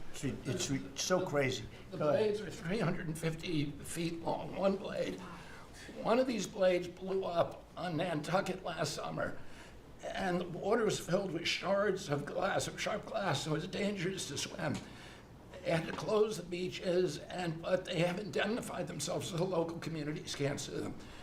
None of these projects are bonded. If you build an oil derrick in the Gulf, you got to put a bond down. There's no bond for dismantling them, and that's one of the tools that Doug is now using to challenge some of these projects. None of the cost of energy from these projects is 39 cents a kilowatt hour. The average cost in this country is 17 cents per kilowatt hour. And natural gas is 3 cents. Right. So it is the most expensive energy. I've been representing commercial fishermen for 40 years. They are so excited about what you're doing, Mr. President, because their fisheries are being wiped out. As soon as they begin construction, the groundfish fisheries just disappear. The fish leave the area. They've killed 160 whales in the last 2 years. Oh, they're wiping out the whale population, the Atlantic whale population, the big whales, the minkies, the gray whale, or the humpback whales, the right whales. And you are going to save the whales on the East Coast because of this. And you're going to save these economies that are based upon commercial fishing. I'll say one other thing about fishing. We are now, the South Asian nations are now dumping shrimp on our country. The shrimp. So I'm curious to know, like, how windmills do affect the whale populations. You know, like, maybe that's a Google. I'd say that's a worthy Google. I've heard this too many times to not Google it. You know, like, how do windmills affect whales? While no scientific evidence links offshore wind turbines to whale deaths, the construction and operation of offshore wind farms can impact whales through underwater noises, increased vessel traffic, and displacement from important habitats. Okay, so maybe Environmental America. Once the short-term disruption of installing the short-term wind turbines is over and the wind turbines are in place, we don't know that wind will have many impacts on the sea life of whales. So I guess that's, if they're maybe they're talking about breaking, like new information. I don't know. I have no idea. I could maybe like vibrate. I could see like, I mean, they're something to do with vibrations. I have no idea about the physiology of whales. So maybe somebody can comment that. It's heavily contaminated. We just stopped a shipment that was contaminated with cesium-157, which is radioactive.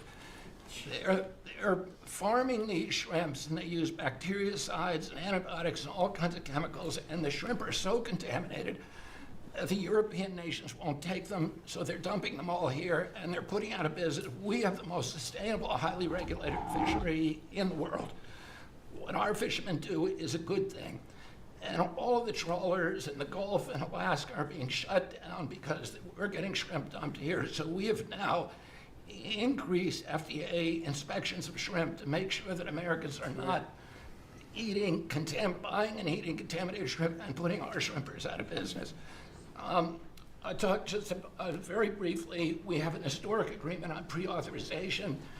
We brought together 80% of the insurance industry, which has agreed to, for 80% of diseases and injuries, to give immediate pre-authorization so that when you go to your doctor's office and he prescribes you a new knee or whatever it is, you will immediately know whether your insurance company is going to pay for it. This is an historic agreement. People have been trying to do it for decades, and we, because of your leadership, brought the insurance industry together and got them to voluntarily agree to do this. Similarly, we've made another historic agreement with personal health records.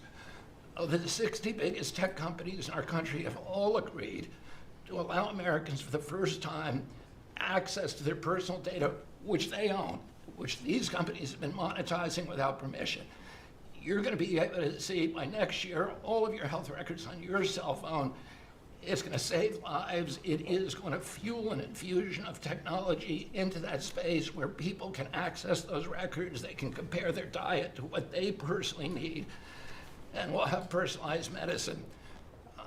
We are doing price transparency. You passed this during your first term, and then the Biden administration refused to enforce it. We've now brought at HHS, under your leadership and my leadership, more enforcement actions than during the entire 4 years of the Biden administration. So we're going to have that kind of price transparency. I'm working with Linda on forcing medical schools and the MCATs, the people who administer the MCATs, the people who do accreditations, to put nutrition into medical school education. Right now, 25% of the doctors in this country do not feel competent to give nutritional advice. 70% of diabetes cases. She said 25% of doctors do not feel confident to give nutritional advice. Interesting. Can be reversed or ended if you just change people's diets, and the doctors don't know how to advise it. They only know how to prescribe the drugs. We're going to change that. So his argument is that these doctors don't know how to advise people to change their diets to fix the issue. And so that's interesting. So basically going toward like diet-based solution is perhaps what he's talking about there. That's interesting. And so if you come out of a medical school under the Trump administration, you are going to know about diet. And then finally, most importantly, the Pete and Bobby Challenge. I want to give an update. I got 5 minutes and 48. It's 100 push-ups, 50 pull-ups, and you try to do it within 10 minutes. I got 5 minutes and 48 seconds. Pete beat me. I'm still bitter at that. 5 minutes and 25. The cabinet leader is Scott Turner. Despite a dislocated arm. That's You good. got 5 minutes and 15 seconds. I'm waiting for reports from the rest of the cabinet. The only exemptions currently existing is if you can hit a 50 at Bedminster, which President Trump did with Bryson DeChambeau. So he's the only one exempt in this room. Everybody else will go to court. That's great, Bobby. Bobby, autism, if I could, just, I don't want to go too long because we have a lot of people, but the autism is such a tremendous horror show, what's happening in our country and some other countries, but mostly our country. How are you doing on that? We are doing very well. We will have announcements as promised in September. We're finding certain interventions now that are clearly, almost certainly causing autism. And we're going to be able to address those in September. It's such a big day. I'm looking forward to that day because there's something wrong when you see the kind of numbers that you have today versus 20 years ago. So there's going to be some causation announcements in September for autism. Interesting. Real quick, guys, I'm going to grab my coffee. Dude, I got a coffee, right? And I'm going to grab it if I can find it. I don't know where I set my coffee down, but I'll be right back.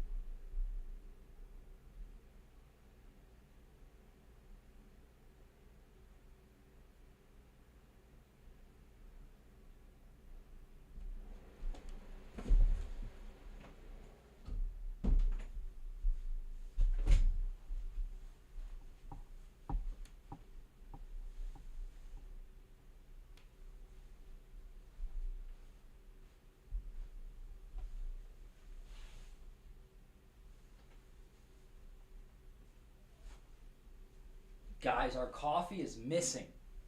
How do you lose a whole coffee? This is insanity. How do you lose a coffee? How do you lose a whole coffee? I can't live without it. Where did it go? Can't survive without the caffeine. It's not under the green screen, is it? I set this coffee down somewhere, and now it's run away from me.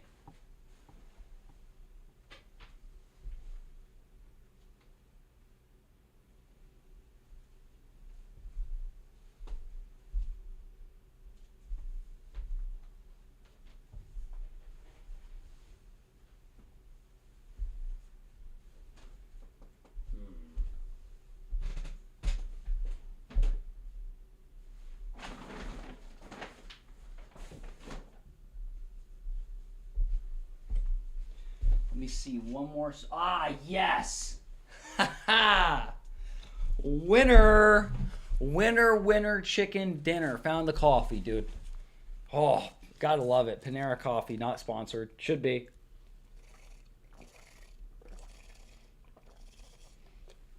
Back in the game, dude. Let's go. And those numbers, what are those numbers, Bob? In 1970, the biggest epidemiological study in history was done in Wisconsin. They looked at 900,000 children, and they were looking for autism. They knew what it looked like, and they were very, very precise about it, and they found an incident rate of 0.7, in other words, less than 1 per every 10,000 children. Today, our most recent numbers are 1 in every 31 kids. It's probably actually much worse than that because California, which has the best collection system, is reporting 1 out of every 19 children, American children, has autism, 1 in every 12.5 boys. So it's gone from less than 1 in 10,000 in 1970 to 1 in 12.5 boys. Look at those numbers. So there has to be something artificially causing this, meaning a drug or something. And I know you're looking very strongly at different things, and I hope you can come out with that as soon as possible. We will. So 1 in 10,000, and now it's 1 in 31 or 34 or 12 if it's a boy. Can you imagine that? 1 in 12. That's for a boy. 1 in 12 boys have autism. Is that true? That'd be crazy. It'd be a crazy amount. On average, 12.5 boys. It's not even believable that that could be. And that was 1 in 10,000 not so long ago. I've been hearing these numbers, and they get worse and worse every year. There's got to be something. I think there's nothing, including favored nations and everything else, there's nothing that can be, if you can find out the reason that that's happening, and I know we're gonna do some things. I think it's. We will I think. have that answer I think for we. you. I think we maybe know the reason. This is fucked up. Okay, this is my fucked up take for the day. Is what are the 1 in 12 is a lot, right? Who's gonna go after, like, which political party is gonna go after the autism votes, right? The autistic votes. I mean, are we gonna see autistic rights and stuff like be pushed later? I don't know. That's sorry, I'm terrible. I'm not gonna go deeper. I'm not gonna go further. And I look forward to that press conference, to be with you in that press conference. That's going to be a great thing. Thank you, Bob. You're doing a great job. Linda, how about it? And we want nothing less than $500 million from Harvard. Don't negotiate, Linda. They've been very bad. Don't negotiate. Go ahead. All of that's working. Well, Mr. President, thank you very much. Since we are focusing today on Labor Day, and I know that Kelly and Lori are both going to echo some of the things that I'll say as well, we are really focusing, on our workforce. But what I'm finding with great joy around the country is that states really are being innovative and working more with middle schools and with high schools to make sure that we are having hands-on learning. There are pathways to jobs that are happening now. And if we see more and more of our community colleges working with our middle schools and our high schools, so that high school students are graduating not only with a diploma, but a certificate that they have worked with, perhaps with a Toyota or another company that is coming in, public-private partnerships. And they're learning on the job so that when they graduate from high school, they're ready to go into the workforce, because we know with all of these wonderful jobs that are coming back into the country through AI, through just our normal jobs, that we need electricians, HVAC operators, et cetera. If we don't have this training, we're not going to have the workforce we need for all these wonderful jobs. So governors are really excited about this prospect. I've been now to several states and visited community colleges and tech schools with governors, and they're just all on board for getting this done. I think it's one of the best things that we're hearing relative to the job market. So we're just kind of focusing on that for today. So we're bringing education back to the states, to put it in a more simple fashion. We're going to let the states educate our children again. And, we're rated out of 40 countries, we're 38, 39, or 40. So obviously, it's not working what they've been doing for the last 30, 40 years. And if you go back, the best are like Norway, Denmark, Sweden, some of the other, Finland, they're very highly rated. If you go back to just take a look at anything you want to do, you just look at us in the past. If we gave Iowa or gave Indiana or gave, and I don't say every one of them, a guy like Gavin Newsom's not going to do well. Certain states won't He's got to say scum. He's got to throw that in there, right? That's always. do well. But even California, you cut it up into sections. You have Riverside, you have this, you have that. You cut it into 5 sections. And, if you had a good governor, you'd be able to do well. But certain states will be able to compete with Denmark, Norway, Sweden, and everyone. It'll be just as good. So I figure you have close to 40 of those states. Mm-hmm.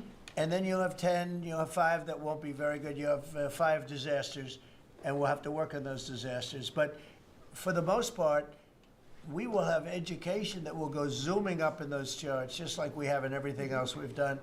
And I think it's one of the most important things we're doing at this table. So bringing education back to the states where you have the parents running it, where you have the school boards that are local. We have people running from Washington that have never even been to the state that they're in charge of. They've never even been there, and I don't think they care about it. So they're basically putting education in the hands of the states by the sounds of it. So I guess the states are going to be determining their own curriculum. So yeah, let me know what you guys think about that. we want to close up the Washington buildings, sell the buildings off, let somebody else get rich with the real estate, because it'll be a crime-free city. By the way, speaking of that, anybody murders something in the Capitol, capital punishment, capital punishment. If somebody kills somebody in the Capitol, Washington, D.C., we're going to be seeking the death penalty. And that's a very strong preventative. And everybody that's heard it agrees with it. I don't know if we're ready for it in this country, but where you have it, it is, we have no choice. So in D.C. and Washington, states are going to have to make their own decision. But if somebody kills somebody, like you could have been killed, very lucky you didn't get killed, it's the death penalty, okay? Fantastic job you're doing. Thank you, Linda. Very much appreciated. How are you doing with the colleges, by the way? You're doing some pretty good work in terms of... Wow, death penalty. So if someone kills someone, it's death penalty. I guess eye for an eye, right? That's what that is? All right. Getting them to treat people fairly.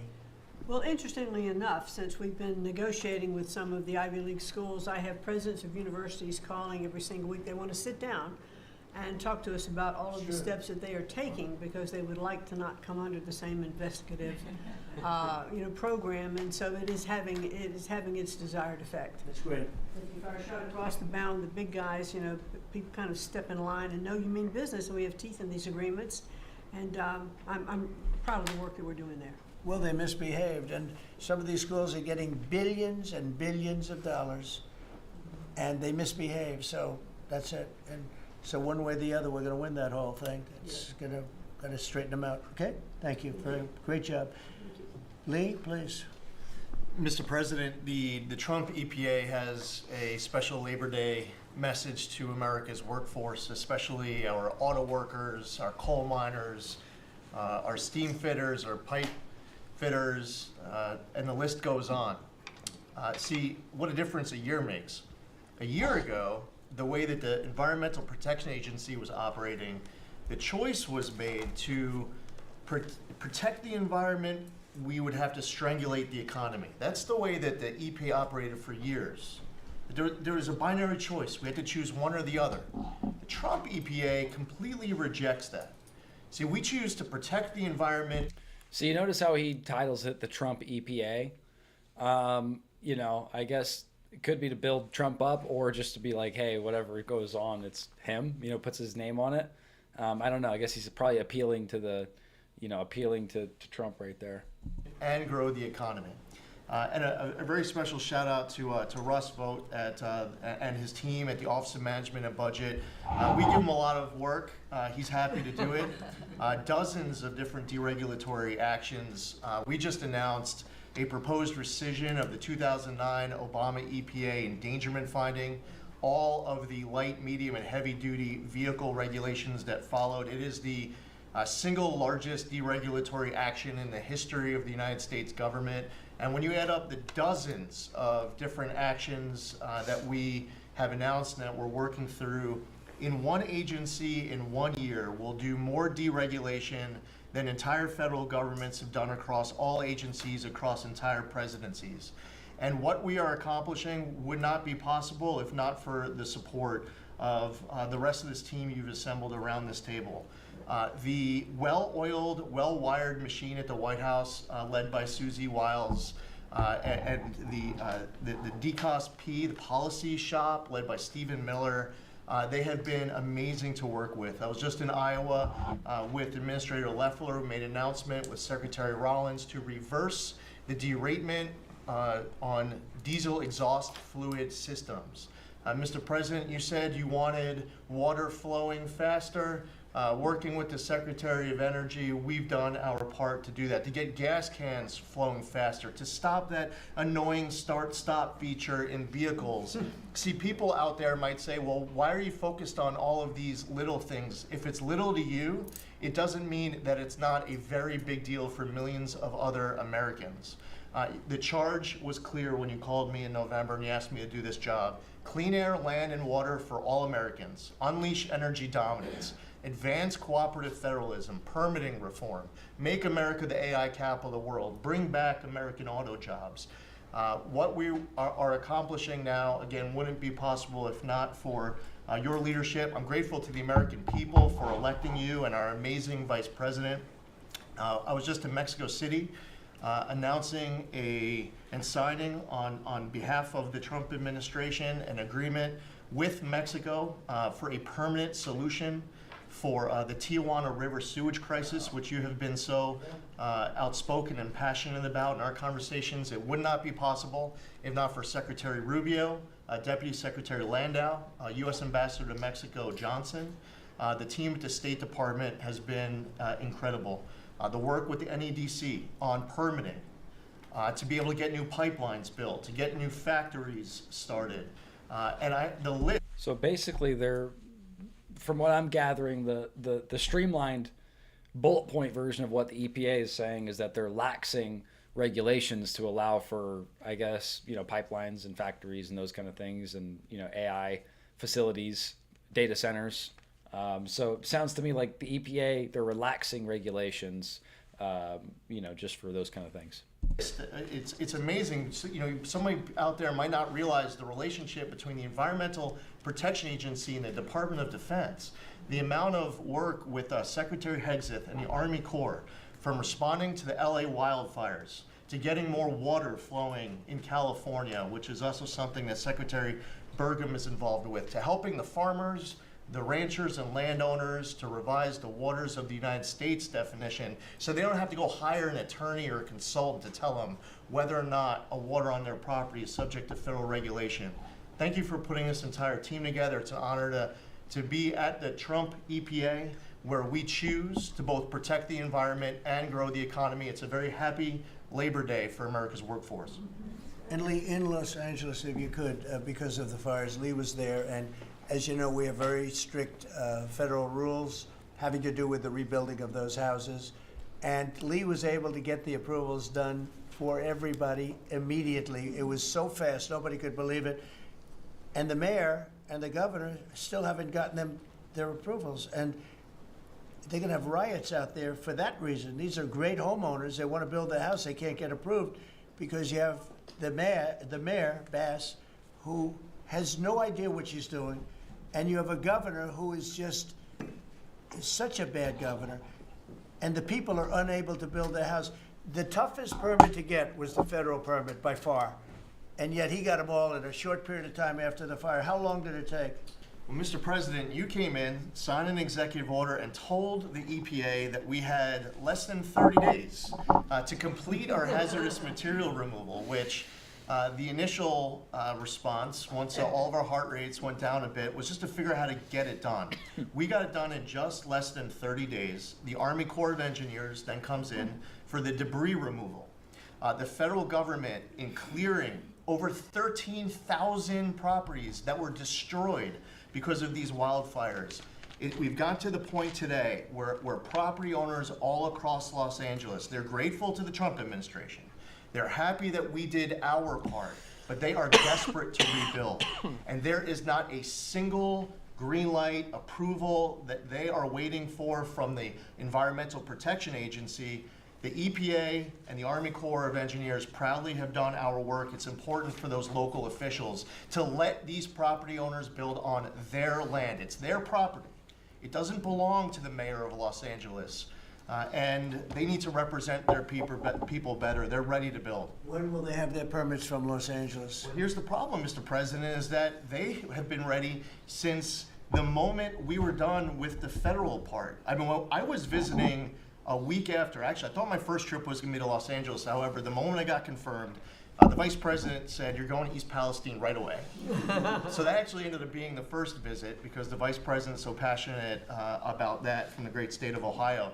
Then we went to Los Angeles from there. We're talking about the beginning of February, where we were meeting with property owners already. They were already all set up. They had the contractors. It was the beginning of February, and they were waiting for green lights from Los Angeles to be able to go onto their property and start rebuilding. Some of the same people who were waiting for a green light ready with the contractors at the beginning of February are still waiting now in the middle of August. Let these Californians rebuild. We're talking about also taking away some of the properties and building low-income housing on those properties. They're going to have problems like they've never had before. These people don't know what they're doing. So we have all our permit. Everything the federal government has to do was done long ago. They should have been. I went to a town hall with Lee, but we were there, and the mayor was saying it would take. I don't know. I don't know. I wish I could. I don't mean to be so quiet here. Maybe you guys actually don't want to hear my commentary on this, but I don't know much about like housing development, real estate, that kind of stuff. So you won't hear me comment a ton about it. But you know, you'll hear me comment more so on like the nature of how he's talking about these kind of things. And so, like you know, a common theme that we've been seeing throughout this is that the way Trump will kind of format his talking points is he starts with kind of a story of what's going on, and he'll frame the story good or bad, and then he'll kind of tie himself or you know his administration's solution into it. Let me check chat real quick. Let's keep going. 2 years, maybe 3 years to get this approved. I said, no, not 2 years, 2 days. They should have it in 2 days. And I toured the site and I met 100 homeowners, all standing in front of this site a couple of days after the fire, and they were ready to go right then. They wanted to just build right then. And the city won't let them do it. Los Angeles, I don't think it's that they won't. I think they're incompetent, okay, to be honest with you. I think they just don't know how to go about it. It is so badly run by Newscomb and by Mayor Bass. Mayor Bass, she was an... He's always got to say new scum, man. He's always got like again, for all you guys, I don't know when I'm trying to think of how you'd apply this in like the business world and stuff, but he always like adds little simple slogans to what he's saying, or like, you know, changes the name. What did he say? MSDNC? Like he just coins these like monikers and nicknames and slogans, and you know, what he's doing is he's constantly trying to frame the opposition, right? The frame is like the lens of the conversation. You know, it's the lens of the situation, how everybody views what's happening, right? Because how everybody views the situation a lot of times is just as important as the reality of the situation.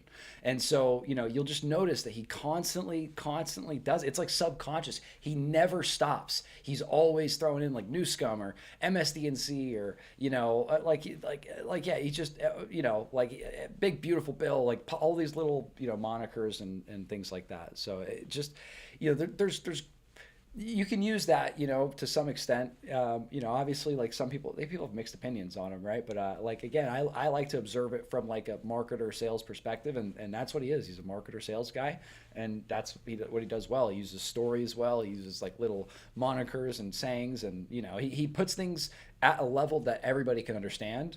You know, and is really good at controlling the frame of the narrative, right? You know, and so yeah, and he directly addresses other people's frames. Like a lot of times he'll address like negative stories, which is negative framing, and he'll try to reframe the negative frame. Some people are like this, like people that run companies. I've met a lot of them. They're all like this, like, or many of them are like this, right? The social leader in these companies, they're really good at controlling the narrative within the building of like, hey, this is how the company is, this is how we act, this is where we're going, this is where we're pushing, right? This is what happened, right? You know, so, you know, again, that's what I gather from this. You really won't hear as much detail into like specific policy and things like that, you know, unless I know about it. You know, maybe a little bit about energy, you know, here and there. But other than that, you won't hear me comment on policy, more so on the social strategies, right? That's what we're interested. That's what we'll talk about here. So if you're interested in like social strategies, you know, how people, you know, basically take over socially, how they use their social skills, basically use their sales skills, their communication skills to like essentially take over countries and you know, change and shape the world around us. That's what we talk about here. So anyway, I'll shut the fuck up. We'll keep playing. Africa during the fire. She knew the fire was starting to rage, and she decided to take a trip to Africa. These people are they're just bad. You know, you talk about make America great again. They can never make America great again, but we are doing that. Congratulations, you found some interesting things, Tulsi. She's becoming a bigger and bigger star every day. She found a lot of good things. Go ahead. Thank you, sir. As we approach Labor Day weekend here, this is just such a great opportunity really to recognize your leadership as a true champion for working people. And I know we'll hear, as we go around the table here, how your focus singularly on putting the well-being and interests of the American people. So you'll notice this is the theme, right? Everybody around Trump knows that he has a big ego, right? They know that's kind of his thumbscrew, you could say. Or at least this is what I'm gathering, right? Everybody knows that that's kind of his thumbscrew. And so, like, you'll notice all these people all start off with, like, praise Trump, then they go into their segment.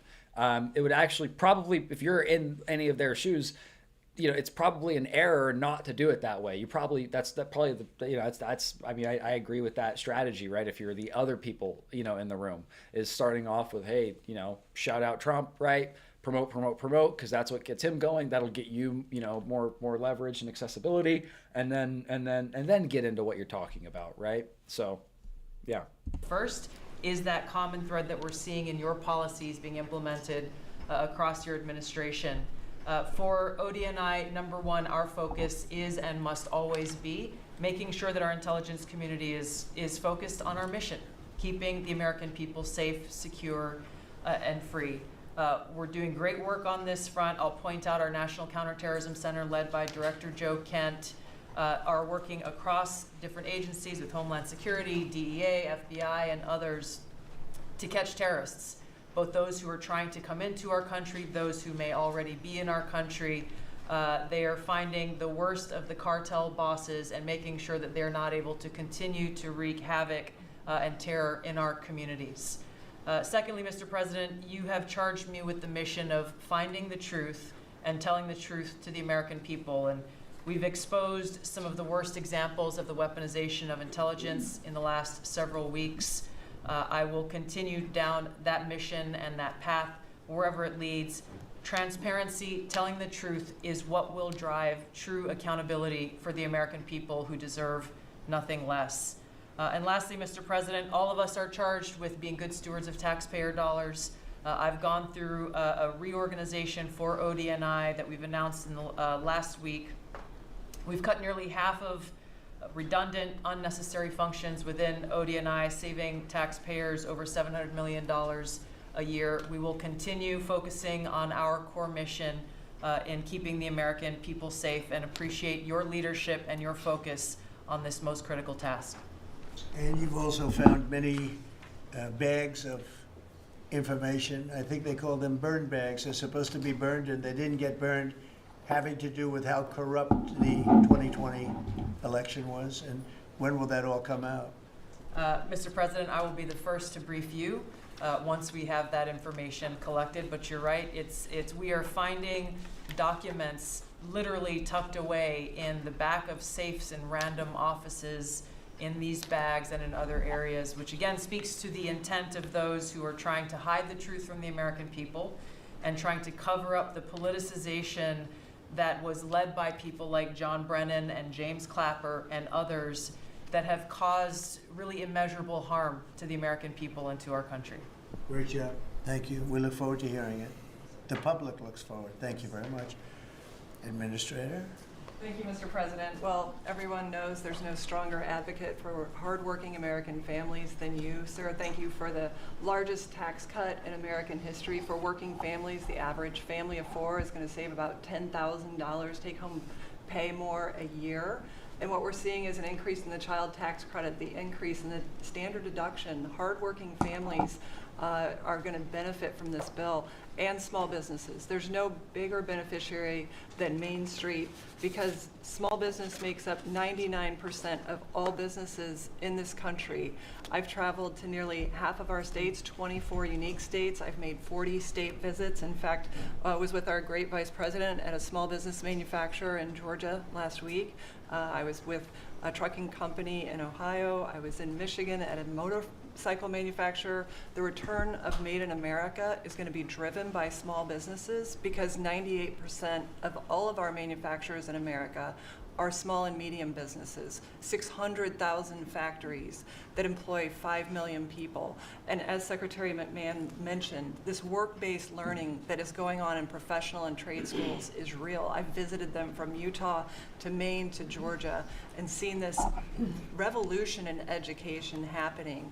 So the trades, love to hear it. You know, again, for all my tradies out there, like, we've seen this kind of as a theme, right? That like blue collar is going to be, I mean, up and up. So if you're, you know, I mean, at any age, get into it, right? So, I mean, it's not a bad play.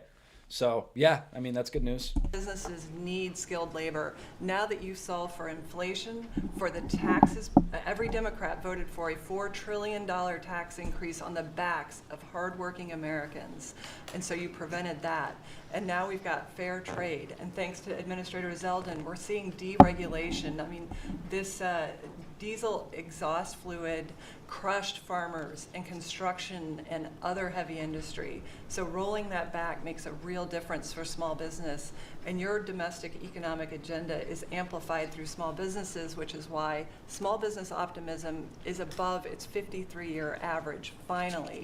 And so Main Street appreciates it. What Main Street wants now is a rate cut. They feel burdened by high interest rates. They would grow higher and expand more if they could, but the interest rates are really hurting them. And finally, I want to say thank you for your executive order on debanking. We're about to announce a major investigation on debanking. It happened to you and your family. It happened to me. It happened to thousands and thousands of Americans, and unfortunately, disproportionately on those that had conservative values, on Christians, on pro-life, on 2A businesses. And so we're going to be talking to the banks about that. The SBA operates the largest government business loan program in the federal government. We have a network of 5,000 banks, so we're going to be making sure that that never happens to anyone again. Great job. You're doing a great job. Thank you very much. Christy? Well, Mr. President, first of all, Let me guess. She's going to hype Trump up first. Let's see. Let me be a psychic here. She's going to hype up Trump. She's going to say, hey, boom, boom, boom, Trump, Trump, Trump, awesome guy. And then she's going to get into her shit. thank you for the opportunity to work for you. Maybe I'm wrong. You committed when you ran for president to make America safe again. And today, the average family and individual that lives in this country is safer than they've been in years because of what you've done. We've got 3 months in a row now with 0 illegal aliens coming into this country. And I want to thank Pete and the Department of Defense for all of their help. They're down at the border with us still, helping us keep that border secure and make sure we know who's coming into this country. You've arrested and brought to justice hundreds of thousands of illegal aliens, but criminals that have perpetuated violence against American people. Sir, you've had 1.6 million people voluntarily go home to their home countries that were here in this country illegally. Because of your strong message and you enforcing the law, they decided to go home on their own so that they could come back the right way someday and be American citizens. But what I think is one of the most remarkable statistics is that under Joe Biden's administration, 88% of new jobs went to foreign-born individuals. Under your administration, 2.5 Americans have jobs today that they didn't under the previous administration. And they have those jobs because you created opportunities. You made this country safe. You opened up the economy. You enforced the law. Now people can get up and provide for their families and go to work every day and be confident in that. And the last thing I would say is that it's incredibly important to know that every one of those illegal aliens that has gone home, they were costing us about $8,700 to $9,000 a piece in what they were taking out of our social programs, out of Social Security. You've saved this country billions of dollars, about $15 billion, just in what those illegal aliens were costing us in social programs. I've cut over 450 different contracts at the Department of Homeland Security. We're getting rid of corrupt ones that were not efficient for taxpayers, weren't focused on our mission of keeping us safe. And we've also renegotiated and brought in our biggest vendors and said you have to do better. And we've saved the taxpayers over $13 billion doing that as well. So we're continuing to be accountable with taxpayer dollars, but sir, focused on doing the mission of what you've committed, and that's to keep us safe and to make sure we put Americans first. Great job, and great job on the border. We had millions and millions of people coming in. To think 3 months in a row, 0. That's some job. Thank Tom and everybody, and Pete, good job. Not surprised. Thank you very much. Chris, please. Chrissy. Sorry about that, Mr. President. Like Secretary Noem, I'm thrilled to be here to work with you on the simple platform you were elected on, which was to bring back the American dream, to bring jobs and opportunity for families across the country and to lower their costs so they can live their lives and expand the choices they have. You led off today talking about gasoline prices. I'll throw in diesel. If you correct for inflation, they're at multi-decade lows. This is a huge expense. This is a huge constraint on people's lives. We should celebrate that. Natural gas has become our main industrial fuel powering factories around the country. Natural gas prices are quite low in this country, and they're lower than in any country in the world. The reason for that is the United States produces 2 times more natural gas than the second largest natural gas producer in the world, and 4 times more natural gas than the number 3 and number 4 producers in the world.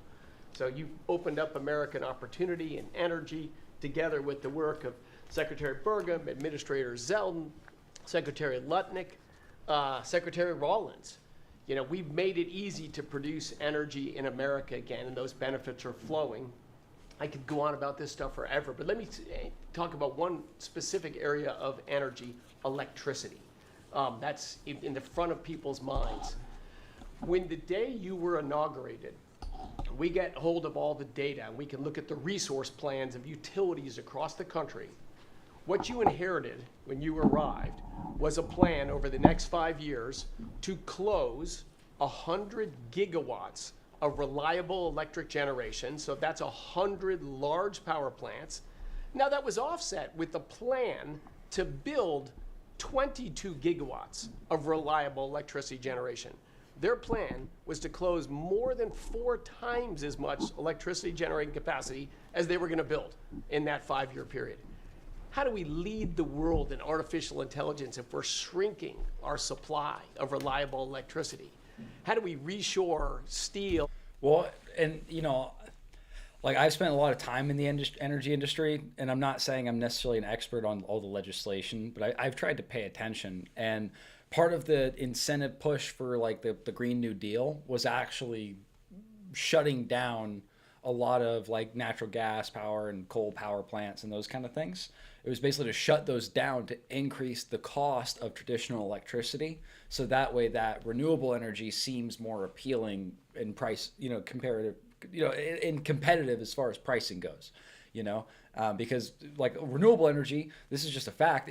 The most of the cost of renewable energy is up front, you know, and you know, a lot of times you have to finance most renewable energy. You have to finance it, you know, and then that's why they had so much subsidy there. And so, you know, to basically cover that cost, they're kind of like, hey, we're going to artificially make this more expensive so that way the cost doesn't look as bad or seem as bad anyway, and then we're going to throw a subsidy on the renewable stuff. And so that's my understanding of it. If you have a better understanding, go ahead and comment below. But this is one of the few things that I will comment on because I've spent the last 8 years in the energy industry. And so, like, you know, that's my take on it. And aluminum and automobiles and semiconductors, my contacts, all those I'll jobs suppose. Americans want back in our country. When we're degrading and shrinking our energy system, we were going to hand that leadership to China in artificial intelligence, not just to our economic loss, but to our huge national security loss. Your team around this table, and almost everyone around this table is involved in it, is just to completely pivot dramatically. We're stopping the closure of all these plants way before they're their retirement date. Some plants get to their end of life. That's a small percent of the plant closures. Most of those were just political nonsense at the cost to American taxpayers. So we have rapid new construction of power plants under in the United States. We're doing everything we can with suppliers who build the equipment for these power plants. They've got to build their factories bigger to build power plants in America. People thought those days were past. We weren't going to build big things in America anymore. We're just going to keep sending it over to Asia and overseas and just buy other people's stuff. Totally nuts economically, totally nuts for national security, and of course crushing for working Americans, particularly Americans that work with their hands. But we are seeing a revitalization of those people, of that optimism. You showed that picture of that plant being built in Arkansas, dozens of those under constructions, just in artificial intelligence. But the reshoring of steel, of aluminum, of plastic. And this is something I've heard about with, because they've mentioned artificial, a lot of times we see like artificial intelligence and energy in the same conversation. Like artificial intelligence is very energy intensive. And so I've heard talk about how they're including energy production facilities at these artificial intelligence facilities, you know, for lack of better words. And so I haven't done a lot of research on this, but if you do, if you have some knowledge here, it seems like a lot of that goes hand in hand. They're building energy production alongside the AI infrastructure. So it seems like that. I mean, it seems like a pretty smart move to me. But yeah. So fertilizer, semiconductors. Like this, America's the land of opportunity. How did we get to become this awesome nation? Because we believed in the American dream and we leaned in on it. But the wealthy in our country and the coastal elites that live away from where stuff's actually made, they just lost their way, and politicians just let them have it. Your tireless campaign and your relentless messaging made people realize the American dream isn't dead. It's just been smothered, and we're unsmothering it and setting it loose. God bless your efforts. God bless your assembly of this team around this table. We're bringing the American dream back. Thank you, Chris. It's a great job you're doing. Appreciate it. Lori, please. Mr. President, everybody here who spoke works at the Department of Labor, clearly, which I love. They have all the correct talking points, but I think that's a testament again that we are all working together every single day. We talk to each other often, and the workforce, the skilled workforce, the education. Is she Department of Labor? I'm sorry if I'm not well informed on this, but yeah, if she's Department of Labor, that's a pretty funny way to say, you know, that they've been stealing her thunder the whole time. Factor. Retirees, it's been so important because they all touch the Department of Labor, and I have the opportunity to work with every single one. If you all haven't stopped by the Department of Labor, Mr. President, I invite you to see your big, beautiful face on a banner in front of the Department of Labor, because you are really the transformational president of the American worker, along with the American flag and President Roosevelt, because we're bringing business and labor together. And I was so honored to unveil that yesterday, and everybody is taking note of that.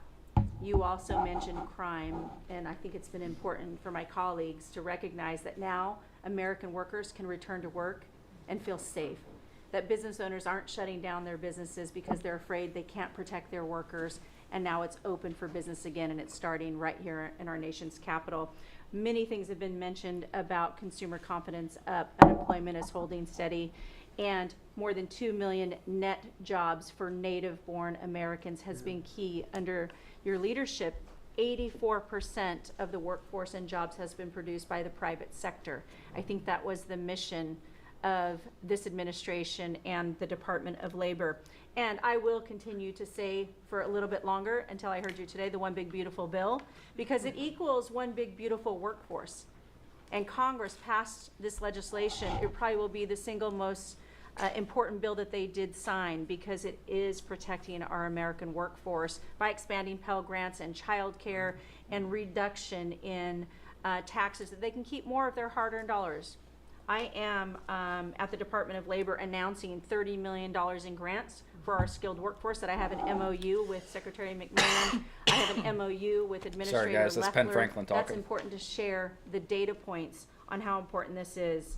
In June, we awarded nearly $84 million in grants for the capacity of what? Registered apprenticeships. An executive order to have 1 million active apprentices across this nation, where we've already registered 185,000 since in the last few months. One of the other things that we have done is the Biden administration's guidance on cryptocurrency. And thanks to you and your leadership on that, we've rolled that back. And of course, we're going to see the 401k, the investors in our alternative assets. That's been key through the Department of Labor to work through. Partnering with our agencies, again, as I mentioned before, is important as we work together. I have visited, I'll be 31 states on my 50-state tour by the end of this month. I'm headed with Secretary Duffy, with the South Korean President Lee today as we move through the shipbuilding. We will do that in Philly, and then I'm off to New England to talk to those states about how important the apprenticeship program is. But while I visited Hexel in Salt Lake City, 100% domestic carbon fiber for the Department of Defense as they produce. They are announcing another $1 billion investment per your executive order on advanced manufacturing. So it is working. $1 billion investment in carbon fiber.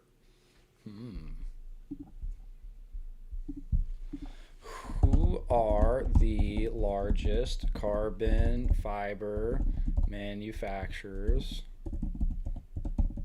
in the USA? Okay, largest carbon fiber manufacturers, Torre Group through Zoltec, Hexel, Solvay. Okay, SGL. Let's just look at SGL. SGL stock ticker. I'm just curious. This is just curiosity, right? Okay. It's been down. Seen a little bomb. This came out yet 2 days ago. So over the last 2 days. I mean, I guess a little bump, I guess. I don't know. You know. Oops, let's go back. Solvay. I mean, okay. Anyway, so I guess 100% carbon fiber manufacturing, or at least sourcing from the Department of Defense. So I guess that's good. Everything that you have been saying since you were elected and since we all can put into play has been working. Ohio, McDonald's is investing 375,000 new jobs. The shrimpers I visited as well, and they need our help in protecting that industry for our American fishermen and shrimpers. In Minnesota, I toured Cambria. When we're talking about quartz countertops, all made in America. And again, in Oregon, where we are expecting a crackdown. Thank you for what you are doing with your agents on ICE, and thank you for the prosecution that I hope you will come to Portland, Oregon and crack down. But while there are still good people, I was able to visit Buckeye Pacific, really a trading floor for the timber industry. So we still want to focus on great, hardworking American businesses. Mr. President, I couldn't be more excited to ring in Labor Day in Erie, Pennsylvania for the Labor Day Parade. I will be there to welcome it. It is an honor to serve this country. It is an honor to serve under your administration as the Labor Secretary, and we will kick off, and Republicans will own Labor Day again, not Democrats. We will own it because we are, and you are the president of the American worker. So thank you. I mean, it wasn't a bad update, but that last shit was just, I mean, it's not needed, you know? I wouldn't consider myself Republican or Democrat, but it's just petty. It's just petty.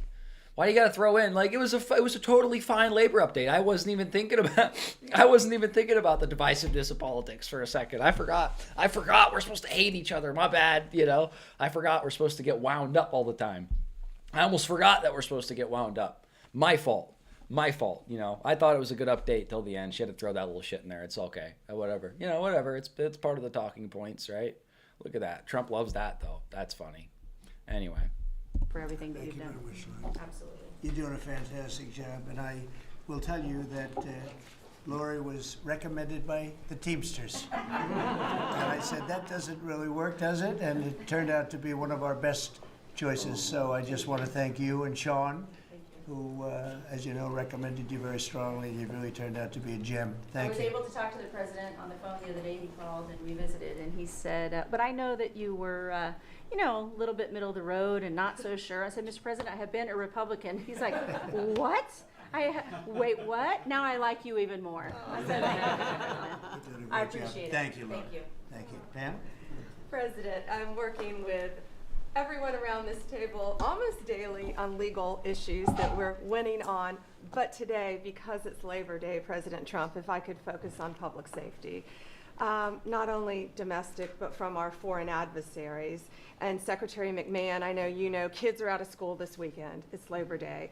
And Secretary Duffy, you know, our highways are going to be packed with travelers coming to not only our nation's capital, but all over this country. We're also going to have boaters, Secretary Duffy, right, on our waterways. It is illegal to be under the influence and on a boat. So get a designated boater if you're out on our waterways, whether it's the Potomac or the Gulf of America or the Pacific. Wherever you're out this weekend, people need to be safe.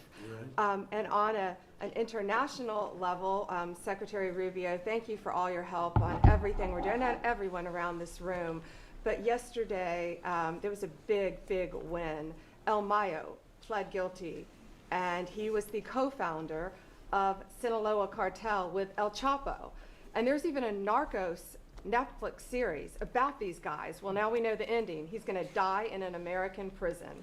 They are one of the worst, El Chapo and El Mayo, some of the worst narco traffickers in our world.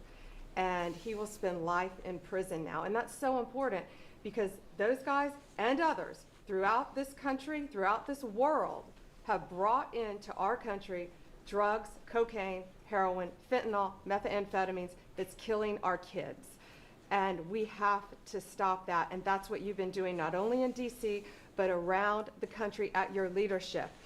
And over the weekend, parents need to know, with kids out of school, with people out on our highways and on our waters, do not take a pill from anyone you know, don't know. Do not buy anything on the street. It could be laced with something toxic. We've seen so many fentanyl overdoses. And when you were here in DC, we showed you pictures of some of the drugs that had been seized right here in DC. President, they were packaged for children. Packaged for children. And people are dying from these around our country. So thank you, President Trump, for your leadership and for letting Americans know that it's now a safe place to go. But parents also have to know, college kids have to know, to be vigilant and not take this trash. Because you could be thinking Almost you're broke taking the phone. Xanax and Adderall, anything, and it could be laced. I had a with dream I something broke very my phone lethal. last night, So by the way. It thank was the you. wildest thing. I'm glad that wasn't real. You've been fantastic this last 12 days in DC. The job you and your whole group has done is, All of us. everyone's talking about it all over the world. I hate to have to talk about that, but we have to. It's becoming a very safe place again. And the work, I've seen how hard you worked from the beginning, in all fairness, but this focus on DC is so important for the country. So great job. And to everybody, great And job. President, it's a team around. We're all working hand in hand, side by side, all of our agencies together to make America safe and DC safe. And Iris, congratulations on your baby, and I'm so glad that you're safe now. Thank you, Pam, very much.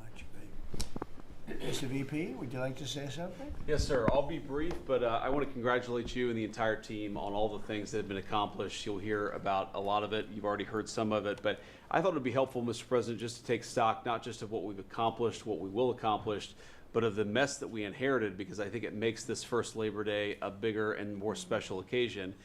You heard, I think, Christie talk about this, that all of the net job growth under the Biden administration had gone to the foreign born.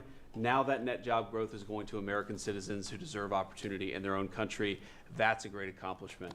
You'll hear, I'm sure, Scott talk about the success with tariffs. People forget that we inherited the largest peacetime deficit in the history of the United States of America. And now, because the president is not letting foreign countries take advantage of us, we're collecting hundreds of billions of dollars, trillions of dollars over 10 years in tariffs from countries and companies that were formerly taking advantage of the American people. You heard Pam talk about the public safety and the success that we've had there. I happen to believe that maybe the most sacred thing that we can deliver to American workers is the ability to live safely and comfortably in their own neighborhoods. Public safety is not just something that should belong to the wealthy. It should belong to every working man and woman in the United States of America. And because of the work of this administration, that is happening. And of course, Mr. President, you yourself talked about the inflation mess that we inherited under the Biden administration. Maybe the most striking and even shocking statistic of the Biden administration is that housing costs have gone up by 100% over the 4 years of the Biden administration, literally doubled, making the American dream of homeownership unaffordable. We've made great strides and great progress already. But to the American people who are listening, there's a lot more to do. We're going to keep on working hard at it, but it's an honor to do this job under the President's leadership and with this very great team that you've assembled. So we've done a lot, but there's a lot more work to do, and we're very cognizant of it. Thank you, sir. Great job. Thank you, JD. Scott? Good. Sir, as we've said very often, economic security is national security, and our country has never been so secure thanks to you. You have brought us back from the edge. You have the overwhelming mandate from the American people. You're restoring confidence in government, a topic that is on the front of every. Again, guys, the same pattern every single time. You know, before you start talking, you do a little, you know, a little bit of this, a little bit of that, a little bit of that, right? A little bit of bow the, you know, kiss the ring, right? It's what they do, right? They kiss the ring, and then they get into their stuff. You know what I mean? So it's pretty funny. Everyone's mind, the Federal Reserve. The Federal Reserve's independence comes from a political arrangement between itself and the American public. Having the public's trust is the only thing that gives it credibility. And you, sir, are restoring trust to government. You are weeding out the waste. I thought he was done too. I thought he was almost done, like, you know, with the brown nosing part, but he's still going, you know. Let's see if he has something to say. Fraud and abuse and the old ways of doing things are not good enough. We are seeing a blue collar boom. In the first 7 months of your administration, real blue collar wages have taken off. And the only other time that they've done this in the past 70 years was in your previous term. You know, I'm not going to go research it, but I would actually, you know, and I'll be honest, sometimes I'm a little biased toward, you know, conservatism these days, but like I would challenge that. I would say, like, just out of the sheer lack of young people that are interested in the trades currently, like that's just regardless of who's in office, I think that's going to be going up. You know, I think wages for blue collar people are going to be going up. I mean, I guess when they're making the regulations more lax so that more jobs can happen, you know, I guess if that's the argument, you know, but I would challenge the statistics, even though I'm not going to. We'd be here all day if we went and Googled this, but after the fact, when we go into editing, so you know, I'm going to post it on YouTube, Rumble, all that. We're going to post it. And so after the fact, we'll go edit. We'll go actually look into these statistics. So follow on Rumble, follow on YouTube. That's where we actually will go and verify some of these things that they're saying. But anyway, yeah, blue collar, good. That's all we need to know. Your efforts on tax, trade, and deregulation have boosted paychecks for American workers while slowing the pace of inflation and lowering the cost of energy. Inflation has plummeted to just 1.9% since you took office, and the economy rebounded with real GDP surging 3% last quarter. So this guy says inflation's fell to 1.9%. Earlier, Trump said it was 0%. So I think that's pretty funny. So that might have been why he brown nosed so much, you know. He was like, because he was really kissing ass in the beginning. So I'm curious, you know, he just kind of subtly threw that in there. A little bit of contradiction. Maybe it doesn't contradict. Maybe Trump was being more specific on a time period. But anyway. The blue collar boom coincides with a CapEx comeback. In anticipation of your one big beautiful bill becoming law, CapEx increased by American businesses by nearly 14% in the first half of this year. And as you and I talk about frequently, and as that chart or that photo attests, we are going to see, I believe, a bigger CapEx boom from here. This is just the beginning, just the beginning. You have saved this country by making it the best place in the world to do business again. Treasury is helping to implement these new provisions, as well as no tax on tips, no tax on overtime, and no tax on Social Security. This weekend, I will be meeting with workers from local restaurants to discuss the positive impacts of the pro-labor reforms on no tax on tips. And I have to tell you, thanks to you, when I go into a restaurant or stop by a hotel doorman, I am the most popular person there. And since my first job at age 9 was as a busboy getting tips, I am going to spend Labor Day going from restaurant to restaurant, talking to workers who receive substantial amount of tip income. So I'll hear directly from them how your one big beautiful bill is increasing their take-home pay and making a big difference.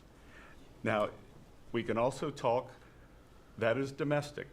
On the international front, you have leveled the international trading system whereby countries took advantage of us, and that's over. It's over. The Treasury Department is taking in record tariff revenues that I had been saying was running at a rate of $300 billion a year. You chastised me for saying that it's not, that number is too low, and as usual, you're right, that we had a substantial jump from July to August, and I think we're going to see a bigger jump from August to September. So I think we could be on our way well over $500 billion, maybe towards the $1 trillion number. This administration, your administration, has made a meaningful dent in the budget deficit. The average budget deficit during this term is 26% less than the last 12 months under Biden. And even the CBO, and we don't agree with CBO on everything, as you said, last Friday, on a summer Friday, had to admit that they believe over the next 10 years, the budget deficit will be $4 trillion lower than they had previously scored. $4 trillion. So whenever someone cites statistics that disagree with you, you shun them. You know, this is part of the strat, you know? Whenever someone cites statistics that you disagree with, you discredit them. But then when those people cite statistics that you agree with, you accredit them, you know, or you highlight it. You know, that's funny. I got to laugh at that.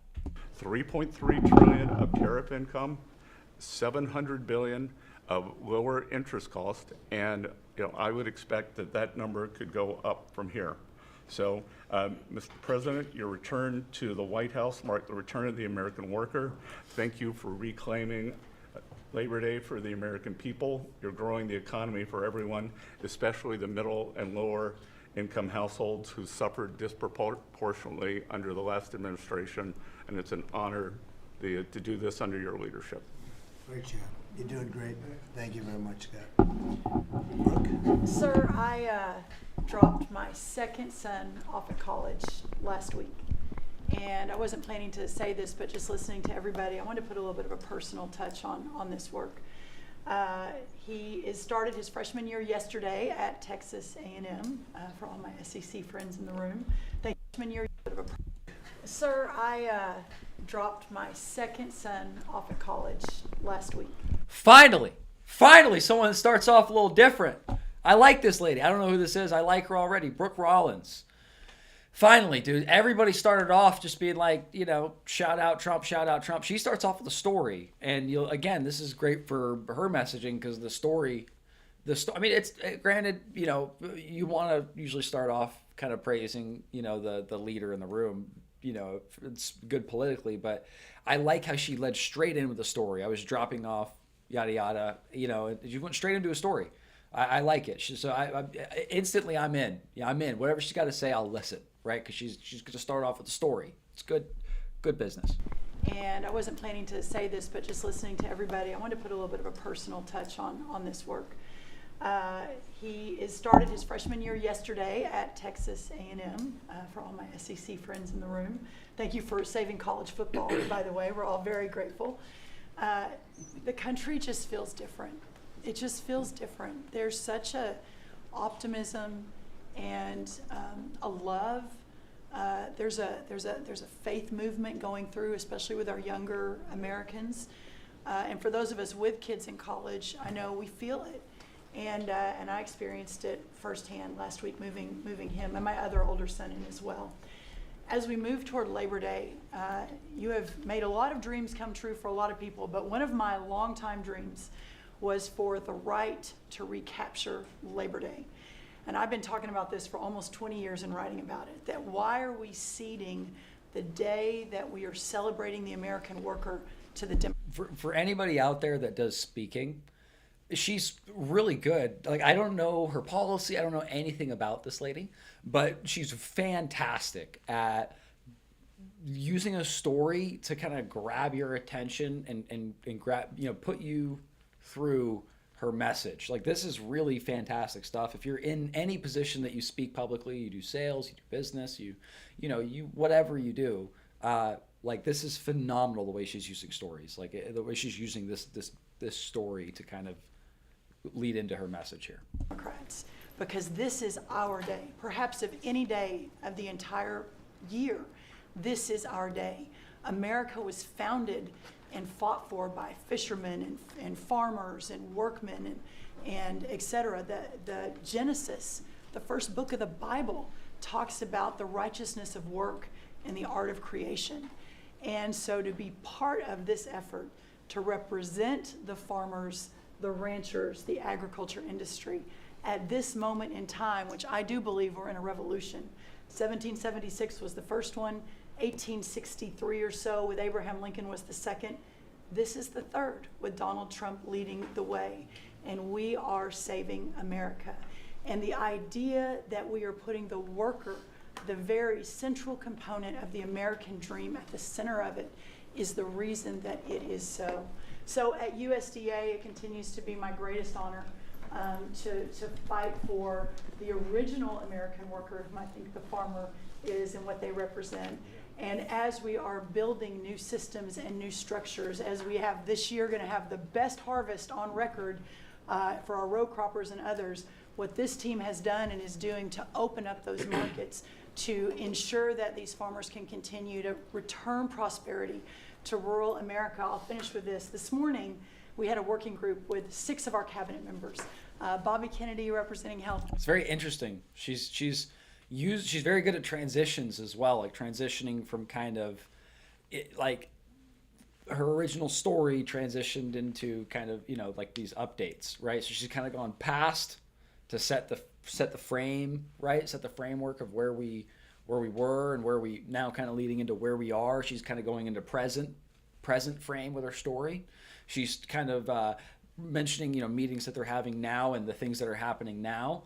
And then I imagine she's going to start projecting into the future. I'd be curious if she's going to now project into the future toward the end of her talk. I like the way that she's framed it. I could tell that she's thought about this. She's prepped a little bit more than maybe some other folks. At least the way that she was gonna speak today, or whatever, a couple days ago. And so, well, I mean, to be honest, I don't know how I may have totally disagree with her policy or whatever. I don't know who she is, but she's got very good speaking skills. Like a lot to learn from her. Linda McMahon, education. Lee Zeldin, deregulation. Kelly Loeffler, small business. Lori Chavez, Trimmer, labor. And then again, she's pointing out. She's like building social value, right? She's pointing out all the contributors, right? I'll be honest, she's kind of she's doing a really great job. Maybe Trump doesn't like her grabbing the spotlight too much, but yeah, I mean, she's doing all the right stuff. She's a very, very experienced speaker, collaborator. You could tell. And Scotty Turner, housing, and how you leading the way in your vision, how that will return the golden age to rural America, to the very fabric of our country, and whether it's better. So again, transitioning to future will. Right now, I wonder if she'll talk a little bit more about what's coming now, the future. She started in the past with her story.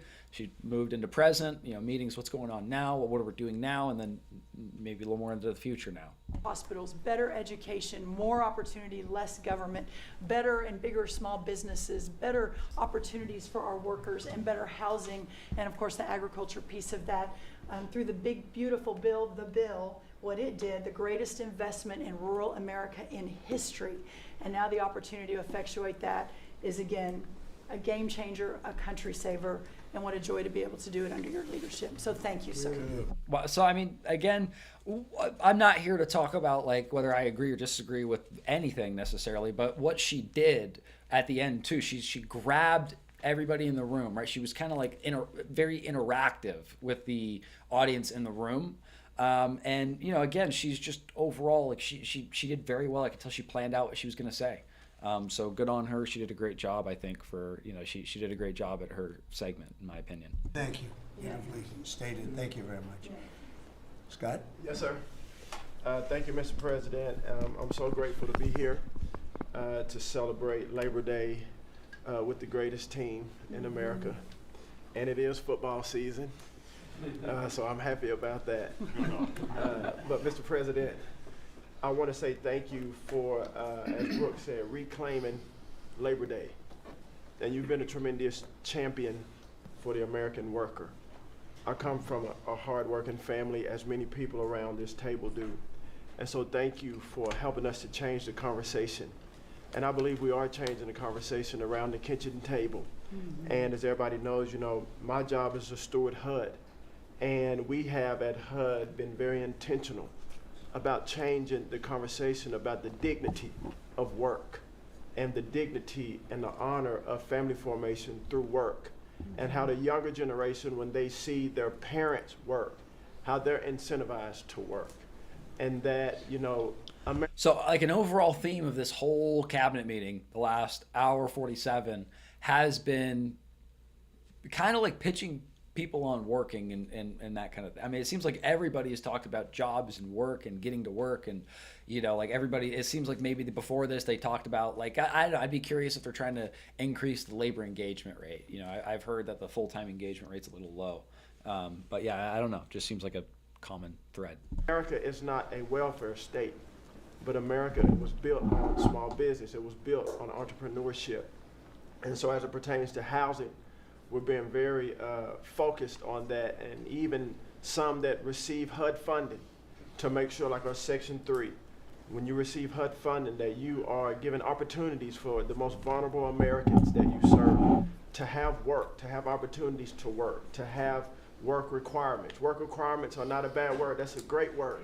Time limits is a great word. To incentivize people, able-bodied, able-minded people to work. And I believe that we are, under your leadership, sir, changing that conversation in America to where working is an honorable thing. And Secretary Wright talked about revitalization.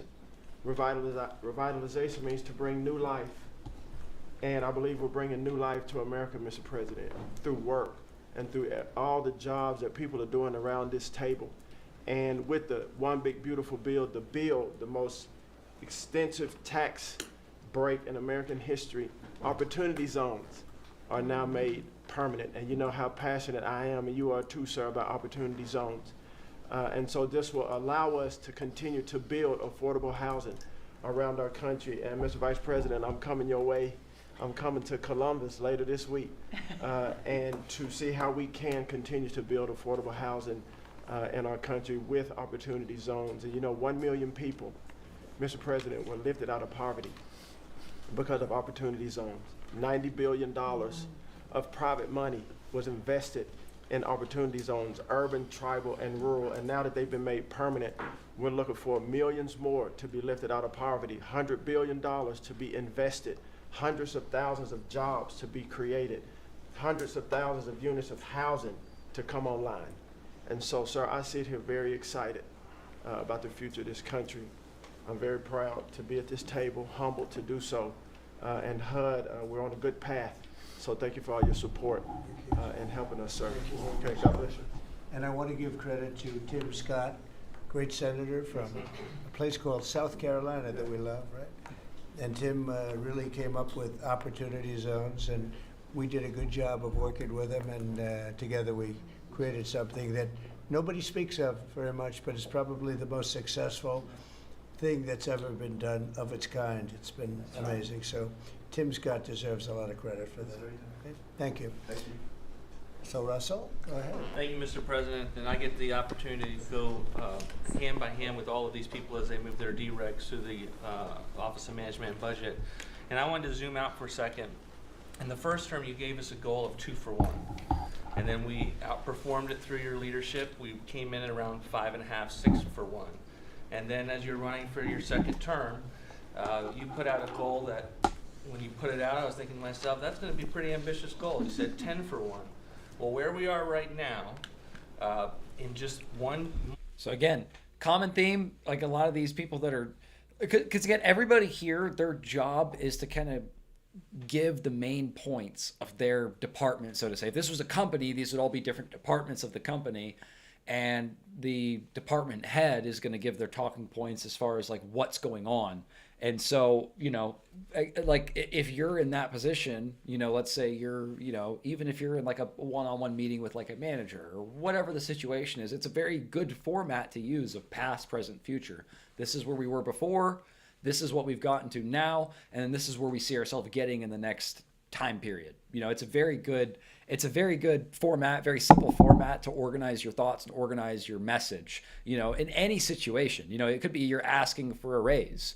You know, if I was asking for a raise, I would say, hey, you know, when you hired me, you know, we started out, I didn't know so much, right? I've learned the business. You know, we spent hours and hours and hours and hours, right? Thousands of hours, hundreds of hours becoming more of an industry expert. I wouldn't say I'm an expert yet, but I definitely say that now I'm doing a lot better, right? I'm much more up to speed. I'm much more efficient now. I'm sure you'd agree, right? And then I definitely see myself improving in the future. And that's why I think I do deserve a raise. You know, it's a solid format, past, present, future. And by the way, if you guys would like a full length video on how to ask for a raise, because I've actually done this a lot successfully in my career so far. If you want a full breakdown of how to ask for a raise, how to get a raise, like how to actually go and negotiate with your boss, right? Maybe you're actually very, very competent and you just have trouble, you know, getting across that, hey, you better pay me more or I'm going to go elsewhere, right? You never want it to get to the point where you're leaving before they come back and, you know, offer you better pay. So how to basically convey your value and then close the deal, right? The deal is give me more money. So how to do that, if you do want a more detailed video on how to do that, leave a comment below. Leave a comment below and I'll put together a full-length video on how exactly to ask for a raise and how to get the raise, right? Anyway, but yeah, past, present, future format. That was the whole point, and then I went on a little diatribe. So in 1 year, basically 8 months, we are at 245 deregulatory initiatives planned by these agencies. That comes out to 30 for one. So we are making incredible strides, and you know, as you're focused on the details of each one, I mean, these aren't small things. Endangerment finding is one of the most deregulatory things we've in the history of this country. NEPA reform, incredibly deregulatory. WOTUS just came in, which is Waters of the United States. So every single one of these agencies is doing incredible work when it comes to deregulatory, and we add that to the work being done to get us going on energy, reduce spending. We're going to lower costs for the American people. We're going to be able to have innovative jobs and get them back to work. So thank you for your leadership, Mr. President. Thank you. Great job, Russell. Appreciate it. John? Central casting, I call it. Central. Well, Mr. President, I'm grateful to be with everyone today as we're talking about jobs and workforce. At CIA, consistent with your directives to all of us, we've embraced your mantra for a leaner, more effective, more efficient workforce. But at CIA, Mr. President, we had an additional challenge because, as you know, at times, our workforce had been misdirected. Its focus put on political narratives, some that even worked against you and always worked against the American people. I heard about that. But under your leadership and your direction, we have been focused back on the core mission of what CIA is supposed to be doing, which is to provide you and this entire incredible team around the table with a decisive strategic advantage in accomplishing your goals. And your success in that regard, the examples are clear and many. With regard to Iran, everyone knows that our DoD partners executed that mission flawlessly. But flawless military operations are subject to flawless intelligence. And as you know, Mr. President, CIA was the backbone in terms of its intelligence operations in providing that flawless execution that allowed you and your team to obliterate Iranian nuclear facilities and set back a nuclear program by years. What do you guys think of our intervention in Iran? Comment below.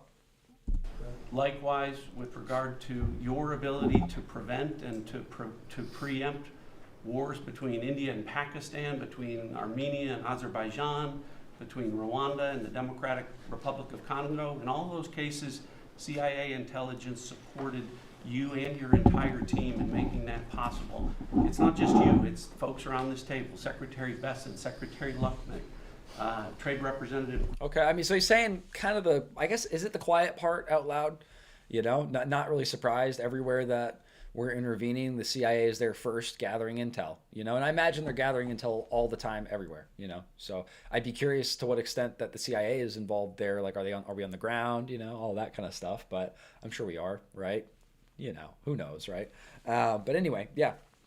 And their great successful negotiations on trade and tariffs, again, was a CIA workforce working to enable them to accomplish your goals. So as we roll into Labor Day, I tell you that the CIA workforce at the Trump CIA is grateful to be focused on what it's supposed to be, which is helping you prevent and end wars and to make America safer.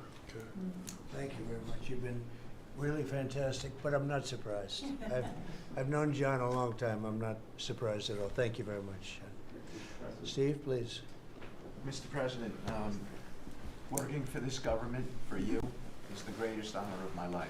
I tell it to everybody, and I really do feel that way, and I thank you, because it's a privilege to go out there and represent you in your humanitarian effort, in your goals of solving conflicts all over the world. I think there were actually more than 7 conflicts that you've put to bed in the last 8 months. And I hear these, I travel all over the world. In Hostage Square, they talk about you reverentially. It's really quite amazing. I sometimes wish that I had a cam recorder with me and I could put you right there as I listen to it. I was in Gaza, the first American diplomat, on your behalf, and as we delivered food and aid pursuant to your new aid initiative, pushed forth by your great Secretary of State, Marco Rubio, who it is a privilege for me to work alongside. The people were applauding you. The signs were up. I mean, these are people who I just don't think you get the proper credit for it all. We are negotiating multiple entries into the Abraham Peace Accords because of your vision.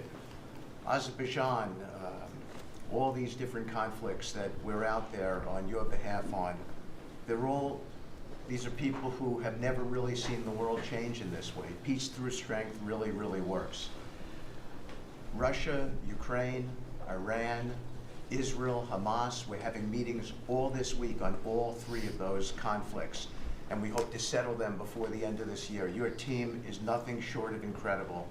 And there's only one thing I wish for, that Nobel Committee finally gets its act together and realizes that you are the single finest candidate since the Nobel Peace, this Nobel Award was ever talked about, to receive that award. Do you think Trump deserves the Nobel Peace Prize? I don't know. Beyond your success is game-changing out in the world today, and I hope everybody one day wakes up and realizes that. Amen. Well said.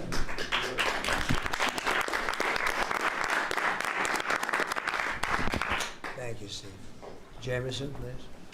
Mr. President, I like to think of Labor Day as the Trump trade policy day, because everyone around this table and everyone listening knows that one of the major reasons why American workers and organized labor voted for you is because of your trade policy and the policy. I'm going to use the restroom real quick, guys. Sorry, got to do it. Been here for a couple hours now. Got to use the restroom. I'll be right back. Go ahead and if you're waiting, just scroll back.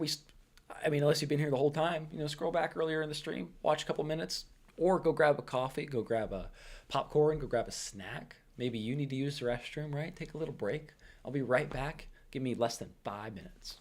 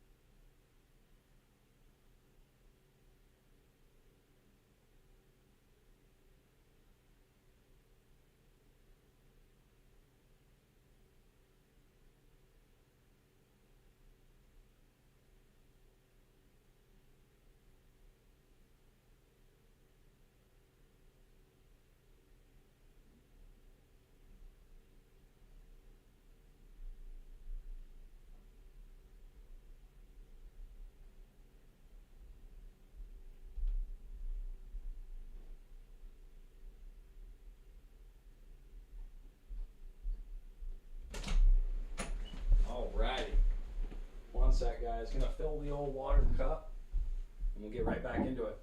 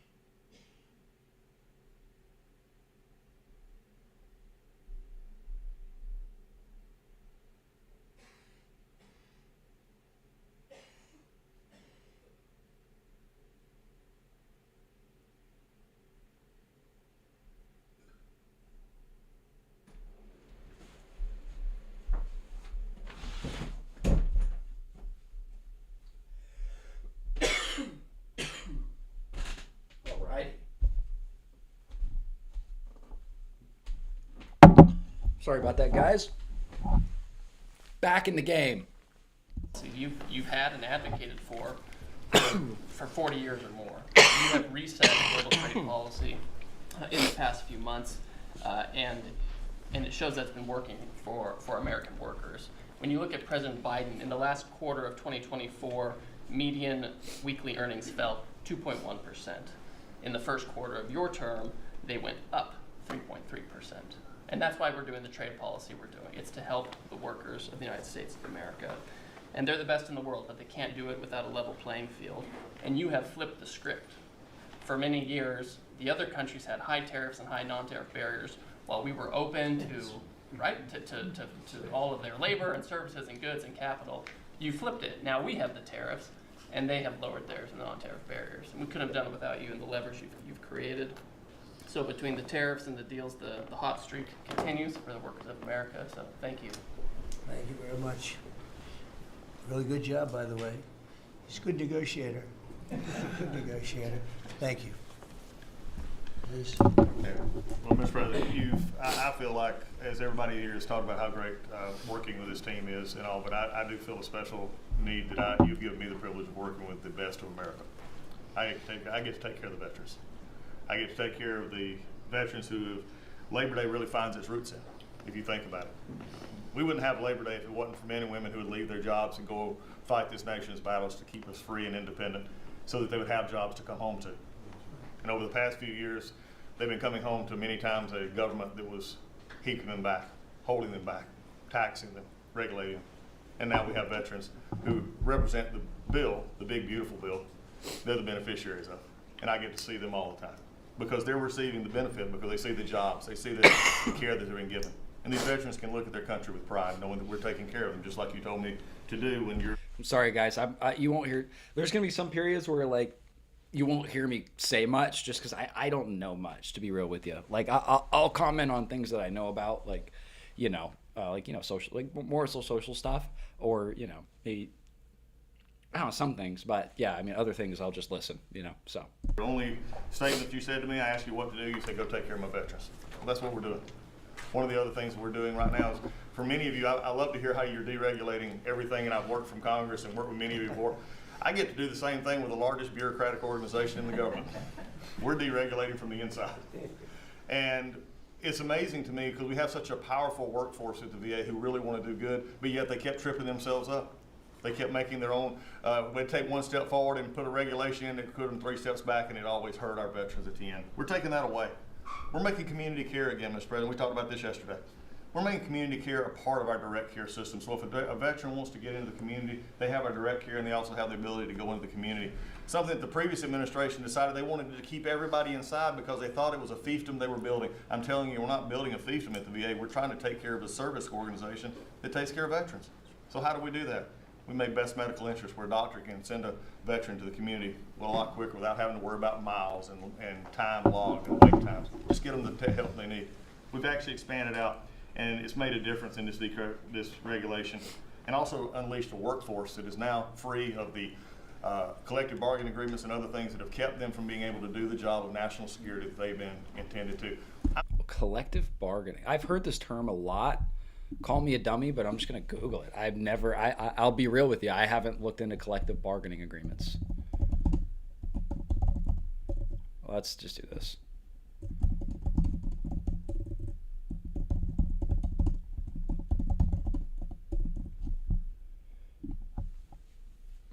A legally binding contract between an employer and a labor union that outlines the terms and conditions. Okay, so a collective bargaining agreement is a employment agreement between a labor union and an employer. Okay, a company and a labor union. Okay, that makes sense.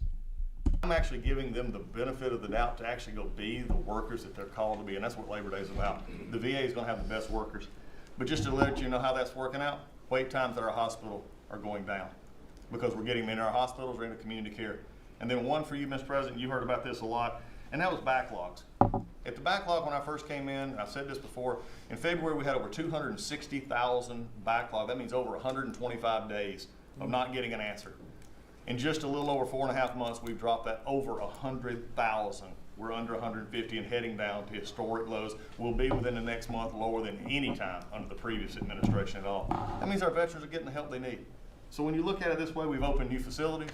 We've put new facilities in places where workers can get to. We've expanded out hours, over 1 million extra hours, so veterans, younger veterans in particular, can get off of work and bring themselves and get their appointments in after hours or on Saturdays. That's what it means to be in the Trump administration. That's what it means to take care of veterans. That's what it means for Labor Day. Because you can't forget the ones who fought for us to be on this table today. And it's all because of what you've done and the progress that we've made. Well, you've done a tremendous job, and I hear it all the time. We have a 93% approval rating at the VA now. And you know what it was before? It was like horrible. So thank you very much. Mr. President, there's been some conversation about the Pete and Bobby challenge.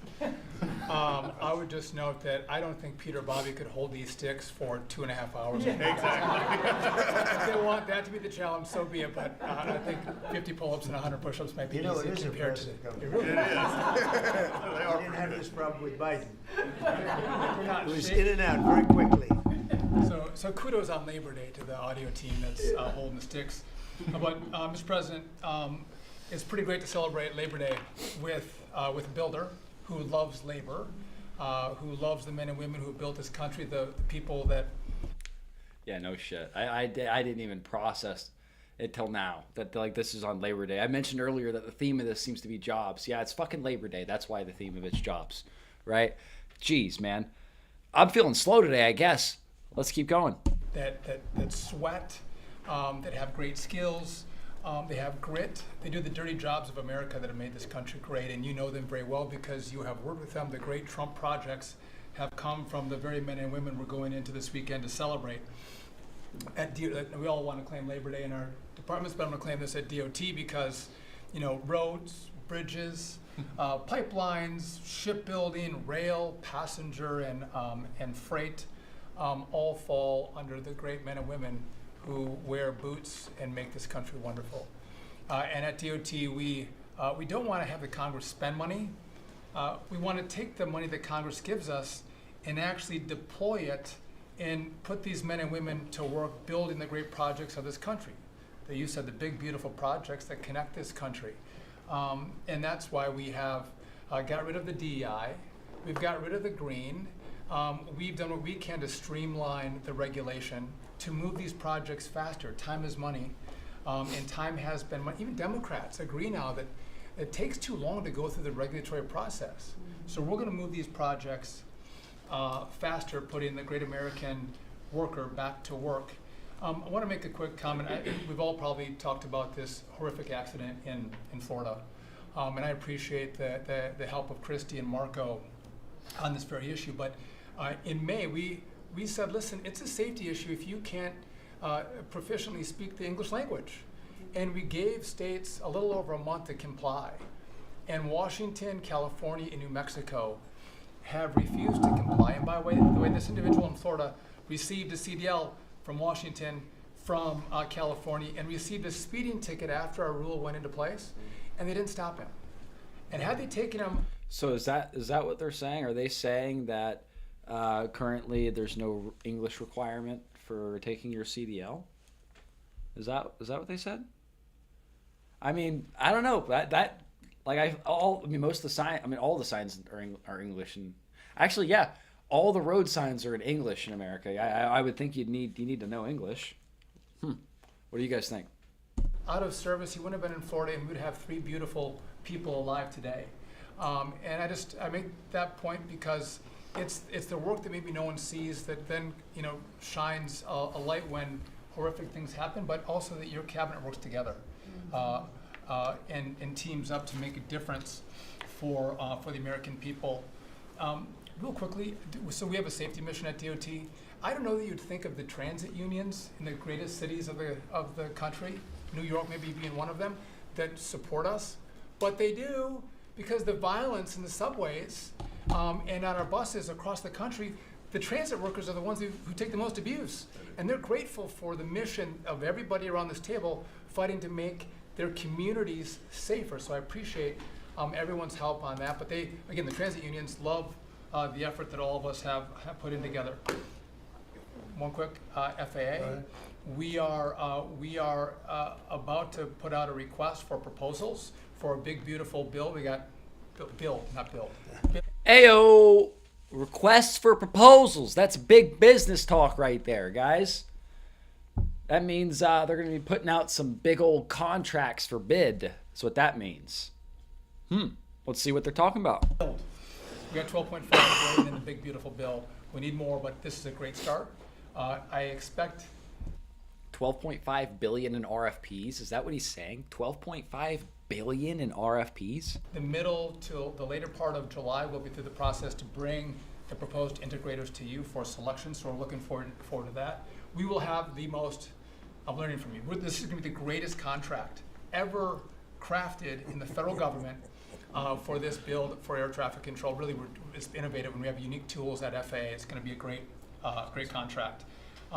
Bobby left me out of the windmill conversation, Bobby, but so there was a study done in the last administration that said if you build windmills 1.2 miles, within 1.2 miles from a roadway, it can mess up the automation and technology on a car.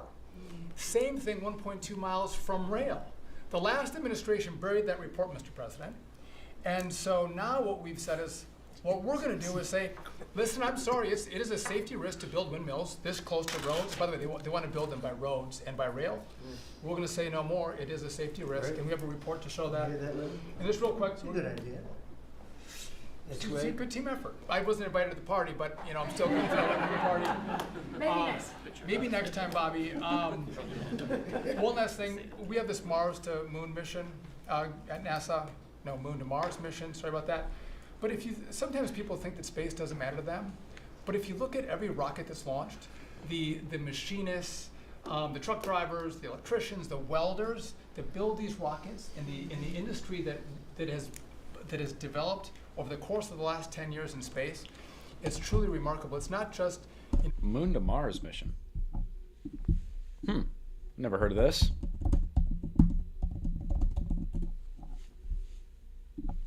Okay, we're designing a roadmap for long-term exploration of the lunar surface, our first steps on the red planet, and the journey beyond, working with our partners, industry, academia, and the international community. What's the architecture? Okay, let's see. Most people think of skyscrapers, homes, museums. This case, architecture isn't the built environment. It isn't a mission, a manifest, or a set of requirements. Instead, it's NASA's Moon to Mars architecture, which defines the elements needed for long-term human-led scientific discovery in deep space. Okay, let's see. Can we put this in English for us? Is there anywhere they put it in English?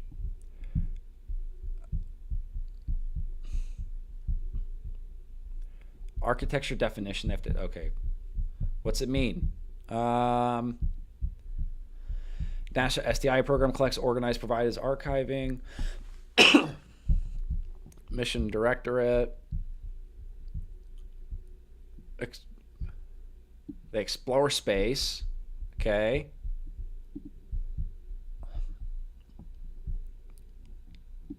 Approach to. Okay, NASA established the Moon to Mars architecture approach to communicate and facilitate humanity's journey into the universe according to the principles and recurring tenets of NASA's Moon to Mars strategy and objectives. The NASA architecture team thanks their many stakeholders, participants, and partners for their effort to review and provide feedback. Their support has been critical to the success of this approach. Okay.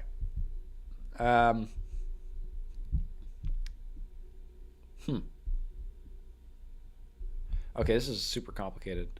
Way too complicated for me to go through. But anyway, so apparently they're going for that. Let me just check something real quick. AI detector.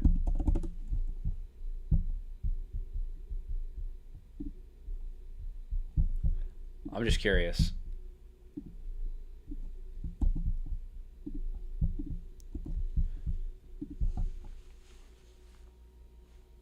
We're going to see if this government document uses AI. What's it say? What's it say? Okay, 0% of it's AI. That's good. That's funny. It's a good thing NASA doesn't use AI for their documents. So someone had to type all that shit, dude. That's got to be annoying. You know, rich guys sending up rockets in partnership with NASA. There's a whole industry of working men and women who we celebrate this weekend that build, refurbish, design the rockets that are making America the leader in space. So thank you for your leadership and happy to celebrate this weekend with you, Mr. President. Really great. And he is doing a good job at NASA too, and we are, I think we'll have some pretty exciting announcements. Yes, we do. And you enjoy it. It's been fun. I said, how about temporary? He said, well, can I go a little bit longer? He loves it. He loves it. And he's doing a really good job. Thank you very much. Appreciate it. Howard, please. So, making America great again is one of the key statements, and people don't always understand what you mean. So, we always talk about 1870 to 1913, but in the mid-1980s, America owned more of the rest of the world than they owned of us. We owned $140 billion of the rest of the world net of what they owned of us. And when you came into office this time, the rest of the world owned $24 trillion more of our assets than we owned of theirs. And so when people argue with you about, you know, the trade deficit is nothing, the trade deficit sends 1.2 trillion of our dollars to them. And what do they do with it? They buy the great America. Because when we learned in college, what we learned was that if you keep printing these dollars, they're supposed to devalue. But the problem is we're too smart. We invented the light bulb, the transistor, the GPU, so they keep buying us. And the only president ever to understand it, and you understood it in the 80s and the 90s, and I used to, you know, see you on TV and you'd say, God, what are these people doing? And finally, we've changed it. So let's go over what we changed.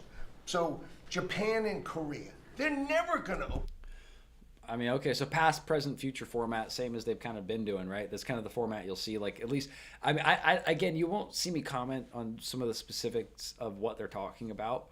Sometimes you will, but like, you know, the common theme when these guys are all taking their turn is they'll praise Trump mostly, and then they'll go past, present, future, what happened before, what are we working on now, and what's coming up next, you know? So if you guys are all, anytime you're doing a presentation, simple format to follow, you know, yeah, to go ahead and take notes. In their markets to us.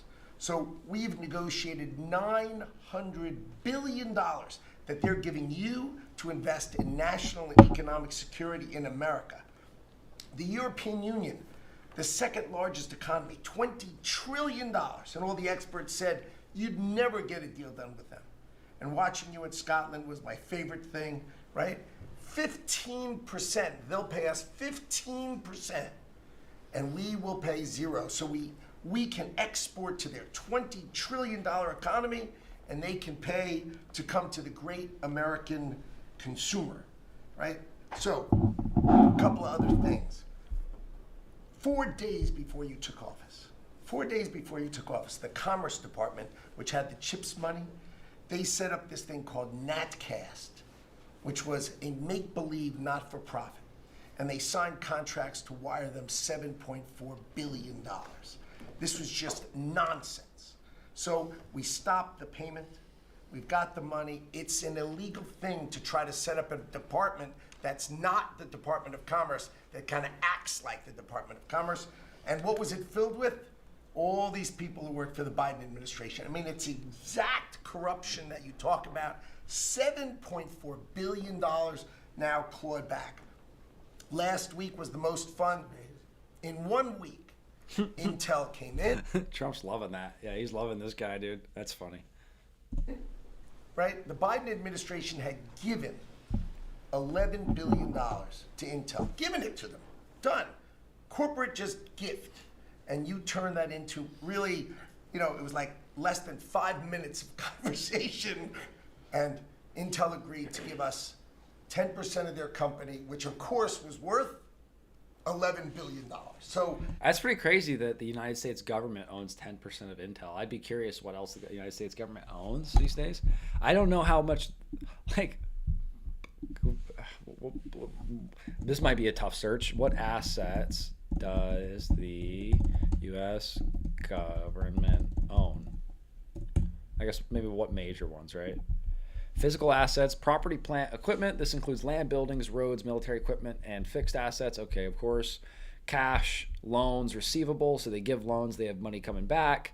Natural reserves. So they timber, silver, copper, and oil. Makes sense. Let's see.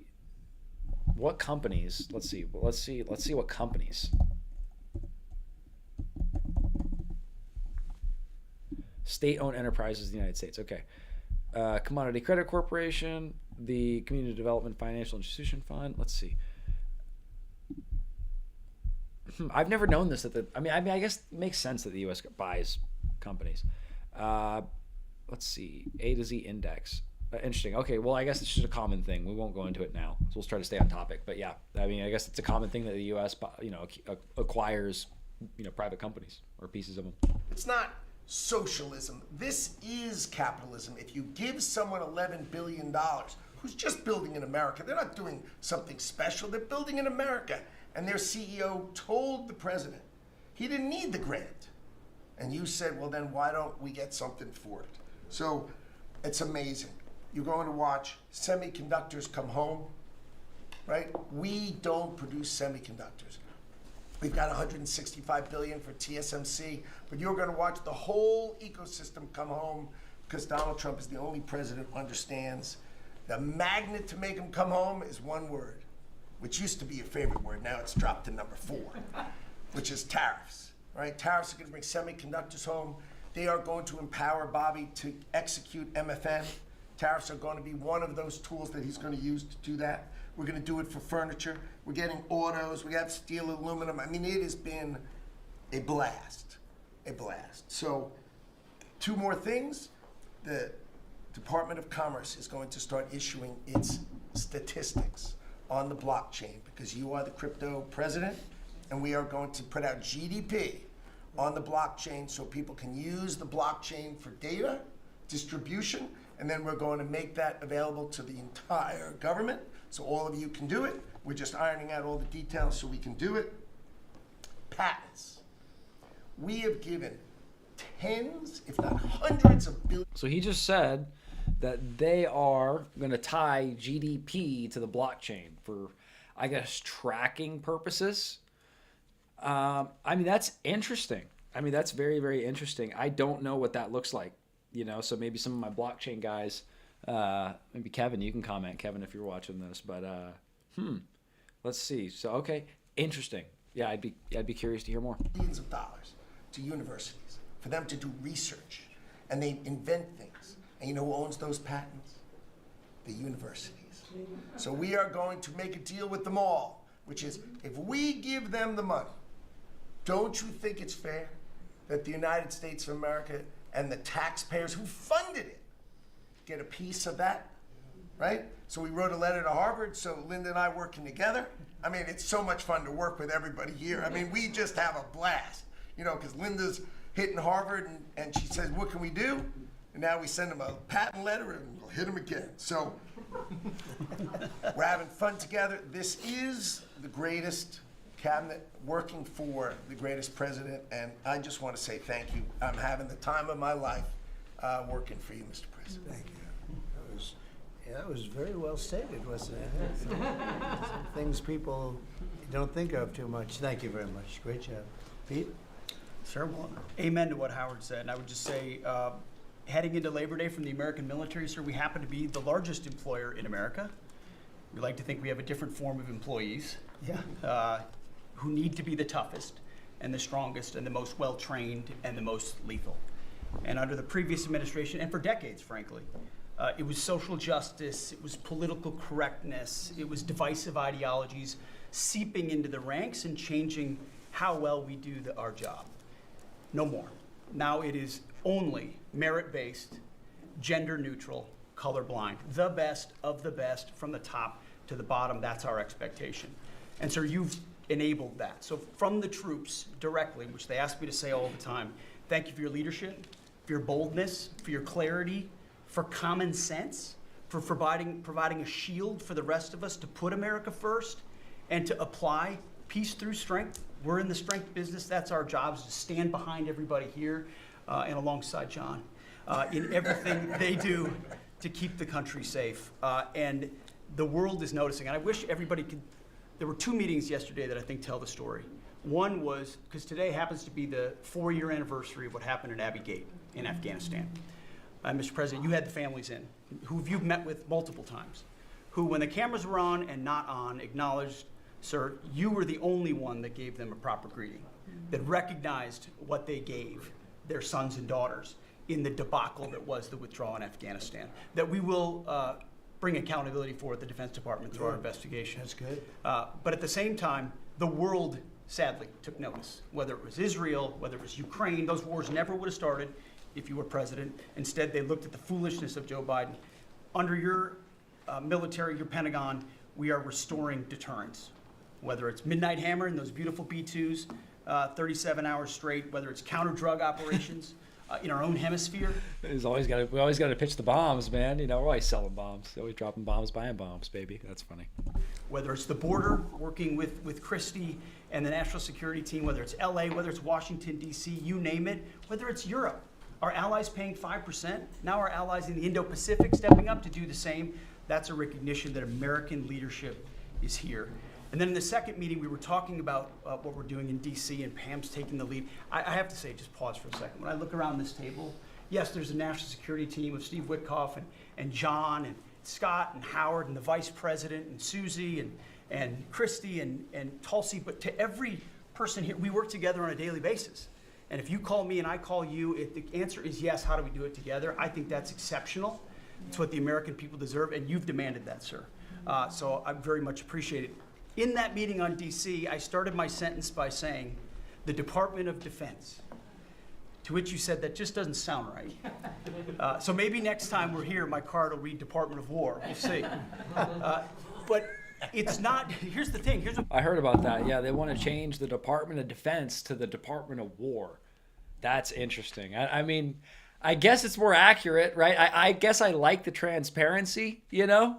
I mean, I don't think it's a bad idea. Like, it's really what they're doing a lot of the time. I mean, it's outbound, right? A lot of this is outbound these days. I guess they're just saying it outright. The quiet part's now out loud. Maybe it used to be the Department of War. So, I mean, anyway, yeah, comment what you think. But yeah, interesting. People miss. It's not just about words. It's about the warrior ethos. It's about what the department is supposed to do. George Washington started the Department of War because he wanted us to win our wars. Our founders didn't want endless foreign entanglements. They didn't want endless contingencies and deployments. They wanted an empowered military that the handcuffs were taken off to fight to win and then bring those troops home. So my platoon in Guantanamo Bay, our motto was, those who long for peace must declare for war, must prepare for war. We don't want war, we don't seek it. You are the peace president, sir. Because we are strong, our enemies know what we will do. And so whether it's Secretary of War or Secretary of Defense, that warrior ethos is changing. We're going back to basics. Our drill instructors can be drill instructors again, sir. So from the minute of the tactical of standards to the strategic of B-2 bombers, we're focused on what matters. Had a meeting yesterday on Golden Dome for America, which is on track to deliver strategically for the American people. Munitions, and the Deputy Secretary making sure our stockpiles are overflowing. That's our job. I'm an honor to be a part of it, sir. Thank you for your leadership. That's great. I think I like Department of War better, but we'll make that decision, right? But you've been great. Thank you very much. All right, it's gone back around the whole table. Let's see how Trump finishes this. I mean, it's still got an hour. I mean, so let's see what this next hour. I wonder if Trump's going to talk this whole next hour. I mean, he's talked the whole first 45 minutes. Let's see if he talks the whole next hour. So Marco, go ahead. Well, Mr. President, first of all, everyone's made this comment already and needs to be echoed again. You were elected as the president of working Americans. Actually, no, it started with, I believe it started with Robert Kennedy. Yeah, I believe it started with Kennedy. So maybe it goes back to, yeah. Meaningful. For me personally, this is the most meaningful Labor Day of my life as someone with 4 jobs. And so,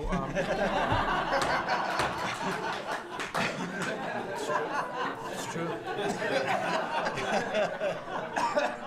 And but on the point of, you made it very clear from the outset, even in foreign policy, everything we did has to be pro-American. It has to make America stronger or safer or more prosperous.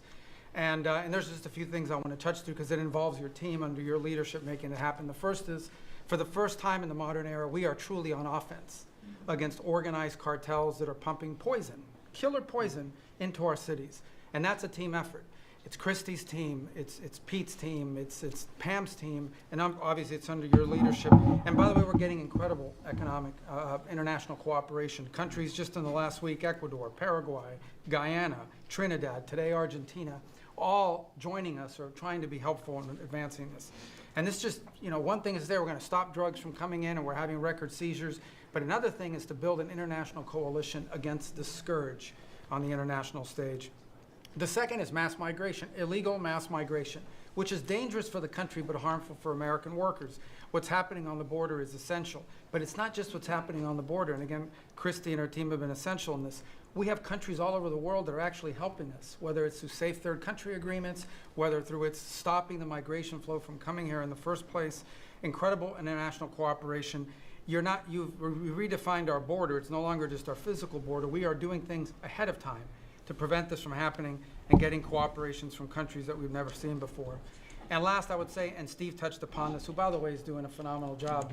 But Steve is both a great negotiator and he's also a nice guy, which are two tough things to pull off together. But it's incredible. But we both work for the peacemaker in chief. Think about it, how fortunate we are as Americans to have a president who's made peace a priority. And just since the last time we've met, there was a war going on in Cambodia and Thailand. Between Cambodia and Thailand. The president just picks up the phone and tells them to stop fighting, and within 72 hours, the fighting had stopped. There's no other leader in the world that could have done it. And the fact that you were willing to spend time to do that and to make it happen is, of course, essential. And then the war that didn't happen because of Azerbaijan and Armenia coming here to sign that peace deal, which is historic in so many countries. Many countries said, I think it's never going to happen. It isn't possible. And it occurred, Mr. President, because of your leadership. And then on a point of personal privilege, I wasn't even going to raise it. I haven't even talked to you about this. It's a little controversial, but I think I need to bring it up at this time of year. This thing about people getting married on Saturdays during college football season is a scourge, Mr. President. It's dividing families. And I don't know if we can have an executive order on this, just saying, but it's really difficult. There's 7 other months of the year that people could get married, so I just wanted to say that because it's very, very difficult. Thank you. Fantastic. Thank you very much. Doug, please. Well, Mr. President, you've heard from around the table how people are grateful to have an opportunity to be part of this team, have an opportunity to work for you, and have an opportunity to serve the American people. And I would say as we head into this Labor Day, the thing that really differentiates you and your leadership and everybody around this table is one word, and that's respect. Because this is a group of people that respect our farmers and ranchers. We respect the people that are in law enforcement. That's a huge change.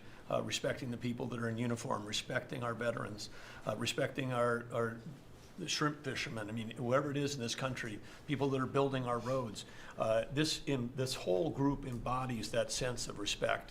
And when we start with that, then who benefits? We come up with policies that help those people. And what have you done? You've led an opportunity for us to have the lower taxes, way lower deregulation, record amounts of investment that's coming into this country. We're going to be seeing lower interest rates. All of those things coming together is a gift to the working people.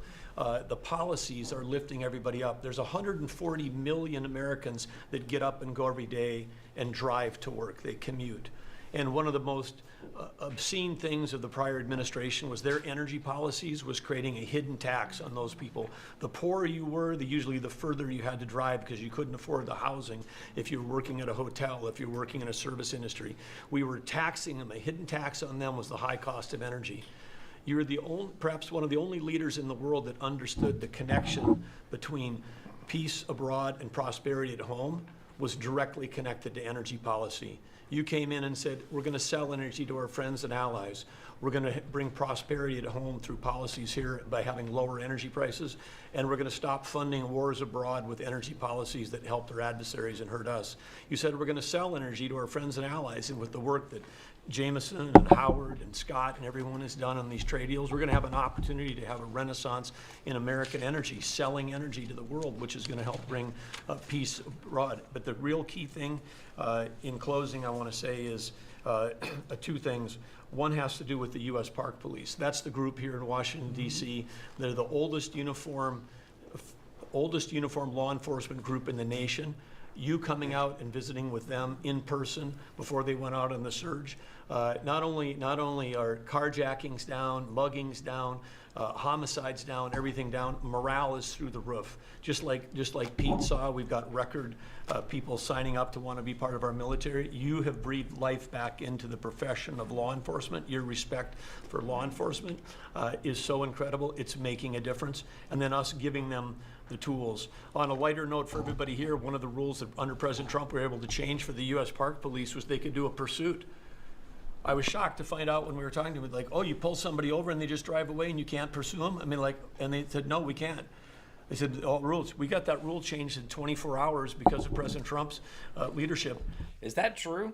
I guess certain park police, I didn't know there was separate park police, but you couldn't chase somebody that took off on you? That's pretty crazy. The next night they had so much fun. They pulled people over, they started to take off, they chased them, they stopped them, and then the bad guys, some of these were in cars that had stolen plates, so they take the plate off, they steal them off somebody else's car, they know it, the plate doesn't match, they know they're doing this thing. The bad guys in the car said, what, you're not supposed to chase us. Like, you're breaking the rules. The bad guys are telling us, no, we're back in action. So it's like, and so the morale is high. They all wanted to say thank you to you. Yesterday you announced increasing the number of U.S. Park Police that we're going to hire. This is the group that protects not only our sacred monuments of democracy here, but also the Statue of Liberty and the Golden Gate. This is a great group, but on behalf of all law enforcement, we say thank you. And as Chris Wright was talking about electricity, I want to close with that. We've solved amazing things in 7 months, but the big challenge we have against the remaining is, solving Iran's nuclear thing, that was an existential threat. China beating us in the AI arms race, that's an existential threat. We finally have a president who talks about it. So you see who they're like trying to pose the two big enemies right now. So the two big enemies, according to the White House in this meeting, have been like Iran and China, or the big adversaries. So, okay. Let me see where I put this down.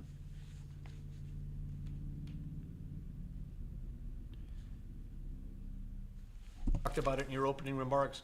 You've signed executive orders. You understand that essentially we used to say hundreds of years ago, people started saying that knowledge is power.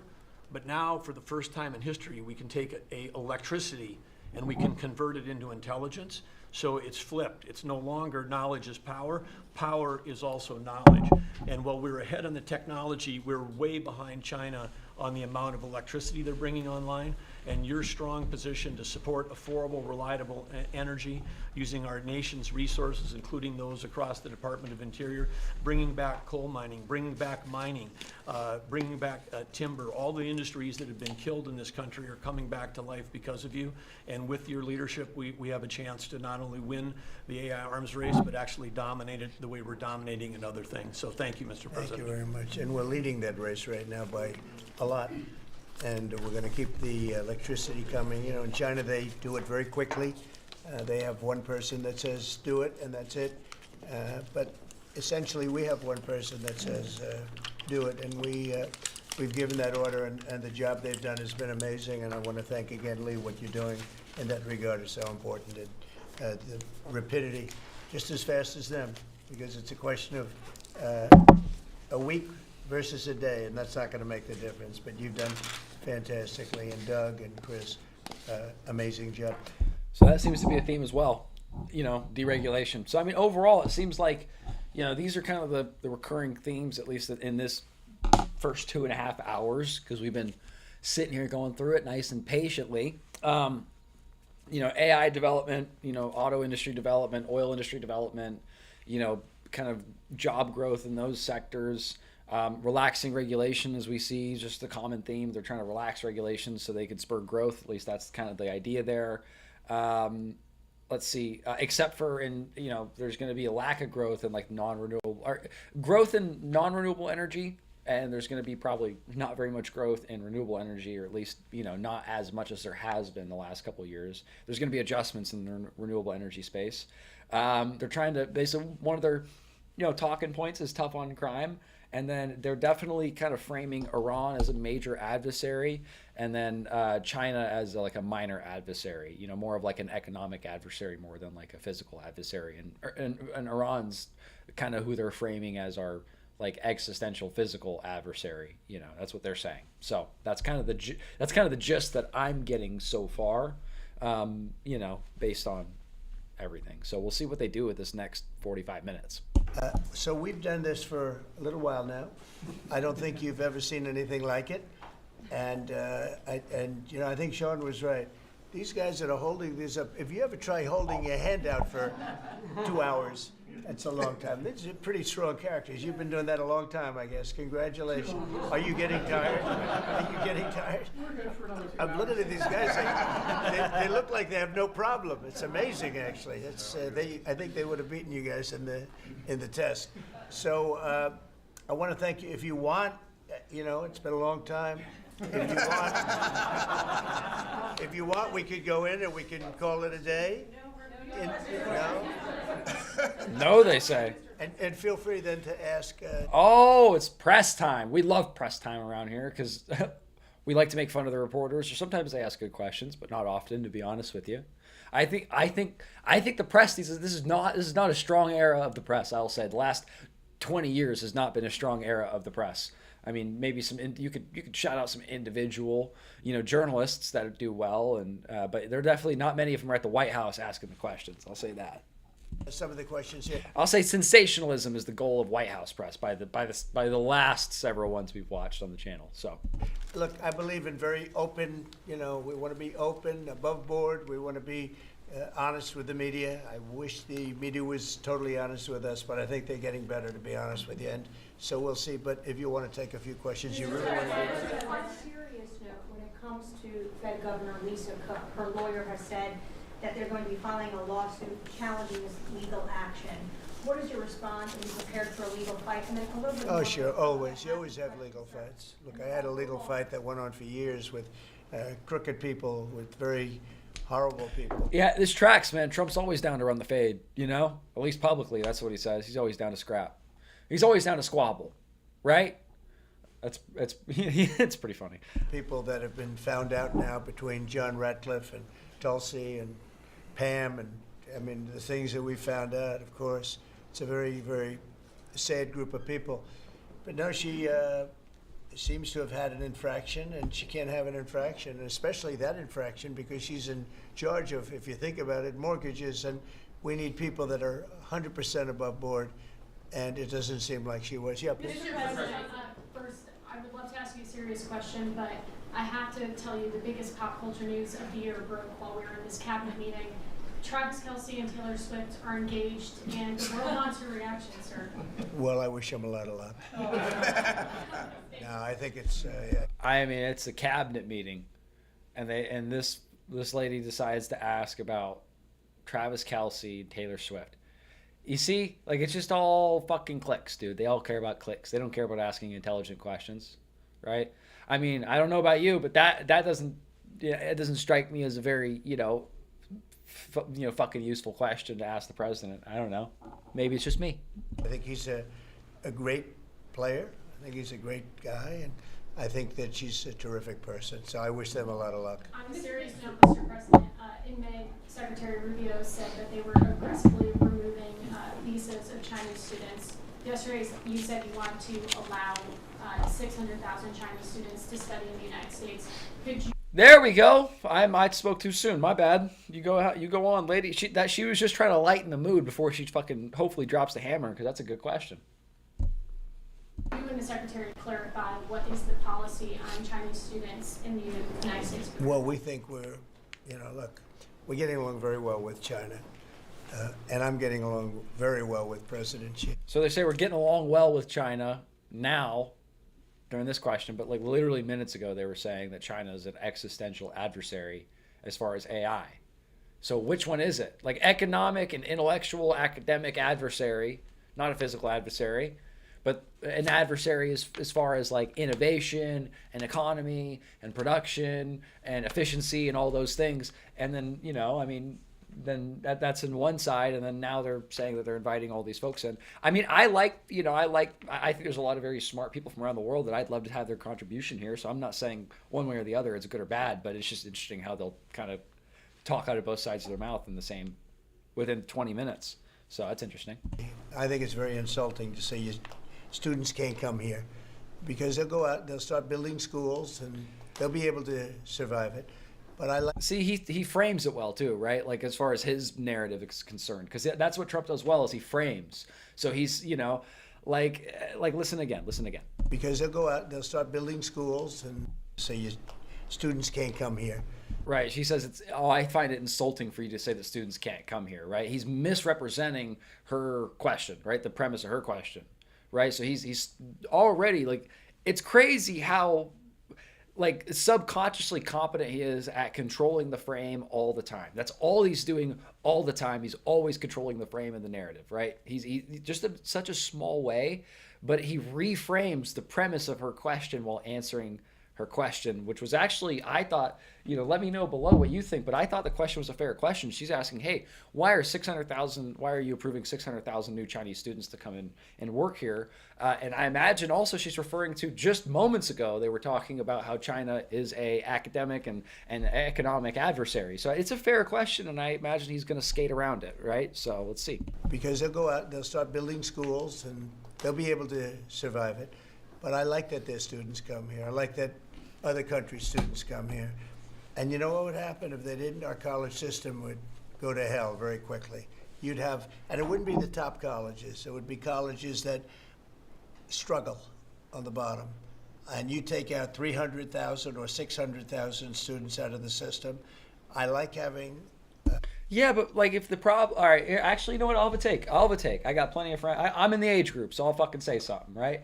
My take on this is it's bullshit. Like, it's total bullshit. Because if college is so expensive, right, why increase the demand? If college for Americans is so expensive, why would you, in theory, increase the demand? Because there's more, foreign people, which are very, like, don't get me wrong, there's just like, I've got, a bunch of, Indian engineer friends that are probably watching this, right? So, I mean, I'm not saying that we shouldn't have people come from other countries to study at all.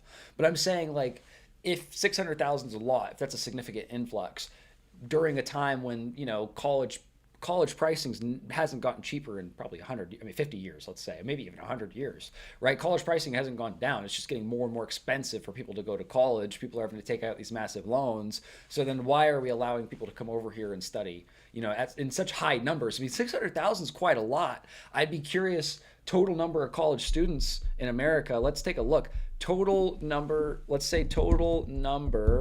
of U.S. college students 2025. Let's just see the total number U.S. born. That's a very specific statistic. Okay, so let's see. A general there are no official stats. So, okay, a general projection estimate around 18.4 million students enrolled in higher education in spring, with a total population potentially reaching 19.25. So, okay, how many students are, let's say how many college students, because we're going to ask how many of those are, foreign, I guess college students. What do you call those folks? Like people that are from abroad, are from abroad. How many U.S. college students are from abroad? 2025. Okay. So 1.1 million international students, right? So 1.1 million international students. Okay. So let's see. So it's okay. Interesting. Anyway, just for context. So they're adding 600,000. And I told this to President Xi, that we're honored to have their students here. Now, with that, we check and we're careful and we see who's there, and Marco wants that. We're in the same position. But we have I guess to finish my point real quick, and I won't blabber on too much, I'll let this keep going, is like, if you were selling something else, right? Like if you're a business of some sort, right? Let's say that college spots are like inventory. There's only so many really competent, really good professors out there that are teaching classes, right? Maybe I'm wrong. Maybe there's just tons and tons of just empty rooms. Maybe the United States, maybe what he's hinting at is that the United States doesn't have enough college eligible students, right? Maybe like our education system numbers are being propped up by these highly intelligent people from, international students. That might be part of it, right? So I'm sure it's a more complex issue than maybe I'm, jumping onto. But yeah, it's interesting. I just know it's expensive for a lot of people, right? Like, and so if you have a finite, theoretically, if you have a limited inventory of spaces, and then you start adding more people to take inventory, then you have to charge more for those spaces, right? For any other service, any other business. And college is absolutely a business. Absolutely a business. I mean, even earlier today, the colleges hold trademarks, and patents, and they make money off patents. Like colleges are definitely businesses. So, yeah, I mean, I don't know, it's a very complex issue, obviously. tremendous college system, the best in the world. Let me know what Nobody you even think. close. That's why China sends them here. And you can call it an industry if you want. Welcome in. You're talking about millions of people. Hey. And I'm honored to have the students from China come here. And we're just getting along very well with China. And it's a different relationship than we had for years, where they took hundreds of billions of dollars, just sucked it right out of our country. They respect us again. I respect them. The relationship is very good. I think it's important that these are two very major powers, nuclear powers at that, but two very important powers. When I get along with Putin, when I get along with President Xi, when I get along with these people, that's a good thing, not a bad thing. We're tough and we're smart and we're strong. We get along. It's a lot better than not getting along. You had somebody in here before. The war should have never started with Ukraine and Russia. It would have never started. And Putin said that himself. President Putin said that himself. So we want to see college students come in from countries. There are some countries that we can't necessarily say that. These are places that have ideologies that we can't live with. So there are some areas, some countries that we can't say that. But we're honored to have the students come here. Please. Yeah, please. Yesterday you said that within 2 to 3 weeks we'd have a conclusive, pretty good conclusive end to the war in Gaza. What did you mean by that? And could you tell us? On what? In the war in Gaza. Yeah, what about it? You said in 2 to 3 weeks we would have a conclusive end, a pretty good conclusive. There's no conclusive. Okay, so she's claiming that she said that there was going to be a conclusive end to the war in Gaza in 2 to 3 weeks. I mean, okay, we're stepping it up with good questions, right? I mean, I think it's a fair question. If you make a claim, then later we're going to ask you about it, right? That's a good, fair reporter question. Been going on for a long time. You're talking about, I guess if you really add it up, Steve, you're talking about thousands of years, okay?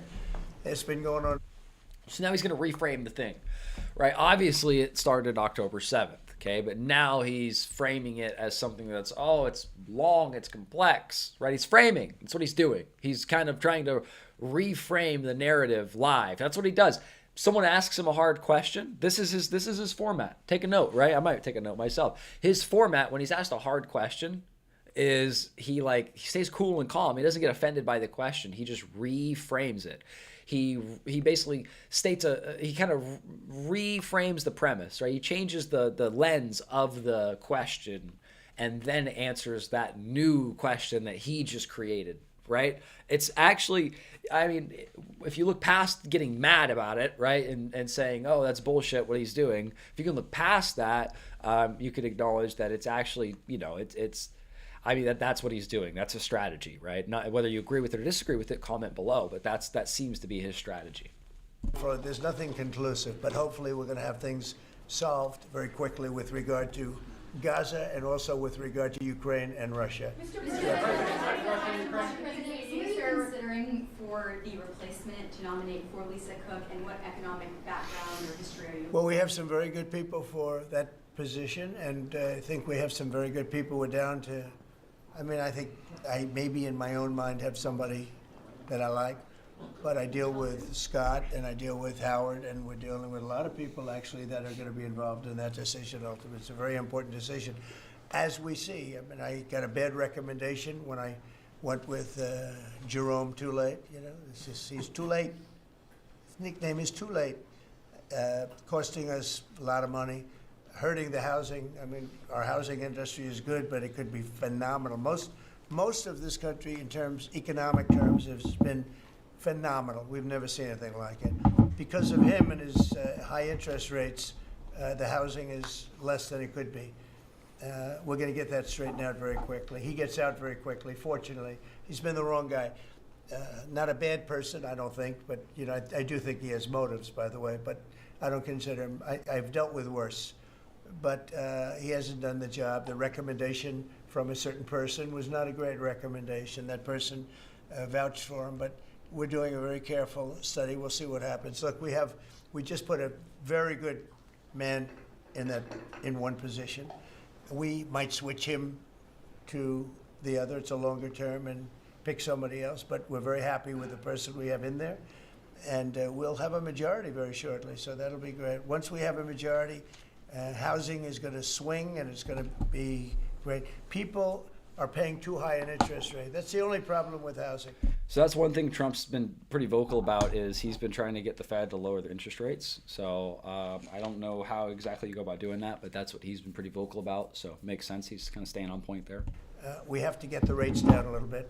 And when we do, it's going to be a tremendous difference. The country is doing so well. It sort of blows through the fact that we have a man who's too late and not doing a very good job. Please, in blue. Mr. President, regarding crime in D.C., something that might help especially ladies is being able to carry. I know you've talked about reciprocal carry. Would you like for that to apply here in Washington, D.C.? When you say carry, I assume you're talking about carry what we're talking about, right? In other words, carry a gun. Is that right? Would you like to carry a gun? I would like to, yes, sir. You'd feel a hell of a lot better, right? I absolutely. I agree with you 100%, okay? Okay, great. But I'll tell you, within another couple of weeks, it's hard to believe what's been accomplished in 12 days, but within another couple of weeks, you won't have to carry. You're not going to have to carry. You're going to be safe. People are safe now. The turn has gone fast. I knew it was going to go fast, but this turn has gone really fast. And within a month or two, this is going to be one of the safest places in the country. I have no doubt about it. And we'll do an extension. We'll work with Congress, or I could declare an emergency, but I don't think that's going to be necessary. We'll work with Congress. We're going to be working with Congress. I spoke with our great speaker, and I will be speaking to John Thune, and we're getting tremendous support from Congress, especially maybe here. Everybody wants to see our capital be great. Could say be great again. It's such a beautiful place, but if you have crime, nothing looks beautiful. So, but you won't need to carry a gun, but if you do, Well, I would like it's going to to be know your the choice. option, just in case. Well, a lot of people feel that. Also in other blue cities, you've got Karen Bass in Los Angeles, Brandon Johnson in Chicago.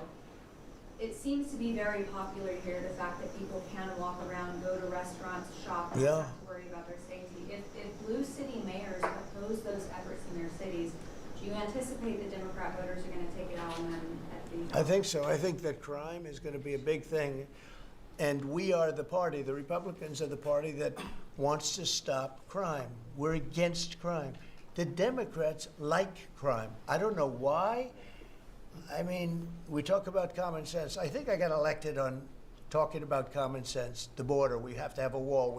We don't want transgender for everybody. We don't, as I said before, we don't want to have men playing in women's sports. I mean, you see the difference. Weightlifting. Take a look at weightlifting. Take a look at long distance running, where a runner came in 5 hours and 14 minutes ahead of another runner, both champions. One male, one female. crazy. It's not fair. It's demeaning to women. It's so bad. But they have another one, and I think this is the beauty of them all: crime. They're against crime prevention. You can't do that. You can't do that. And I think to myself, I say, is there some game? You know, they're smart people. Is there anybody that could cheat like that in elections is smart, okay? And there's never been in history anybody that could cheat like that. They're smart. They're brilliant in many ways. I say, is there some trick to this? When they say, Trump is in Washington, D.C., stopping crime. He's a dictator. And people are being mugged like your brilliant associate here. I don't know how you're alive. I mean, based on that story, you got very lucky. He didn't just go, all he had to do is this, right? And, you know, it's pretty amazing. So we have something. I think we have two things. I think what Bobby was talking about with respect to drug prices is unbeatable.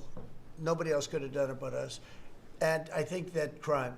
I think crime will be the big subject of the midterms and will be the big subject of the next election. Think of it. They are, instead of saying, Trump's right about crime, it's really bad in Chicago. You have a guy in Illinois, the governor of Illinois, saying that crime has been much better in Chicago recently, and Trump is a dictator. And most people say, if you call him a dictator, that if he stops crime, he can be whatever he wants. I'm not. He said it a couple times where he's like trying to reframe this whole dictator thing as, you know, that's. I mean, I guess it's getting to him. He sees it in the media and it's getting to him being called a dictator, I guess, because he's addressed it twice now. A dictator, by the way, but he can be whatever he wants. I think it's going to be a big subject for the midterms, and I think the Republicans are going to do really well. They called it a trap. This Democrat consultant, they said, he's put him in a trap again, because these are all traps. You know, 80-20, but they're not 80-20. They're almost 100-0, all these issues. But I would say that crime is stronger than men playing in women's sports. I think it's stronger than transgender for everybody. You know, it's transgender for everybody, according to them. It's stronger. Of course, this is the cause of it, open borders. Open borders gave us a lot of this crime. So, you know, so they're sort of on an equal footing, I guess. But crime is going to be a very big subject. And you know what he should do if he was smart? Also, the general, because you only see patterns in the way that Trump explains things. It's funny, like, you know, I regardless if you agree or disagree with Trump, he does have a pattern of saying, like, hey, they fucked it up. We're trying to fix it. Of like things that are going wrong. If there's a topic about something going wrong, a common thread that you'll see is they fucked it up. Biden or Democrats or whoever fucked it up. Insert insult name. They fucked it up, and we're fixing it. Right? That's kind of just a general theme that he says over and over. They fucked it up. We're fixing it. They fucked it up. We're fixing it. Past, present, future. Right? You know. Anyway. Illinois or New York, if they want, or Gavin Newsom, they should call me and they should say, you know, we've got a problem. You know, we could solve with this team different players, but work the same way, because you'd leave them here. You don't want to take them out and let it go to hell. Everybody's so happy and I bet you walked over here today and you had no fear. Nobody has any fear anymore for the last 12 days. But it would be so smart. Gavin Newsom called me up, say, you know what, we have a big problem. We have the Olympics coming up. We want to do well. We have tremendous problems on crime and other things, and would love some help. Chicago in particular, maybe right now. I mean, it's a disaster.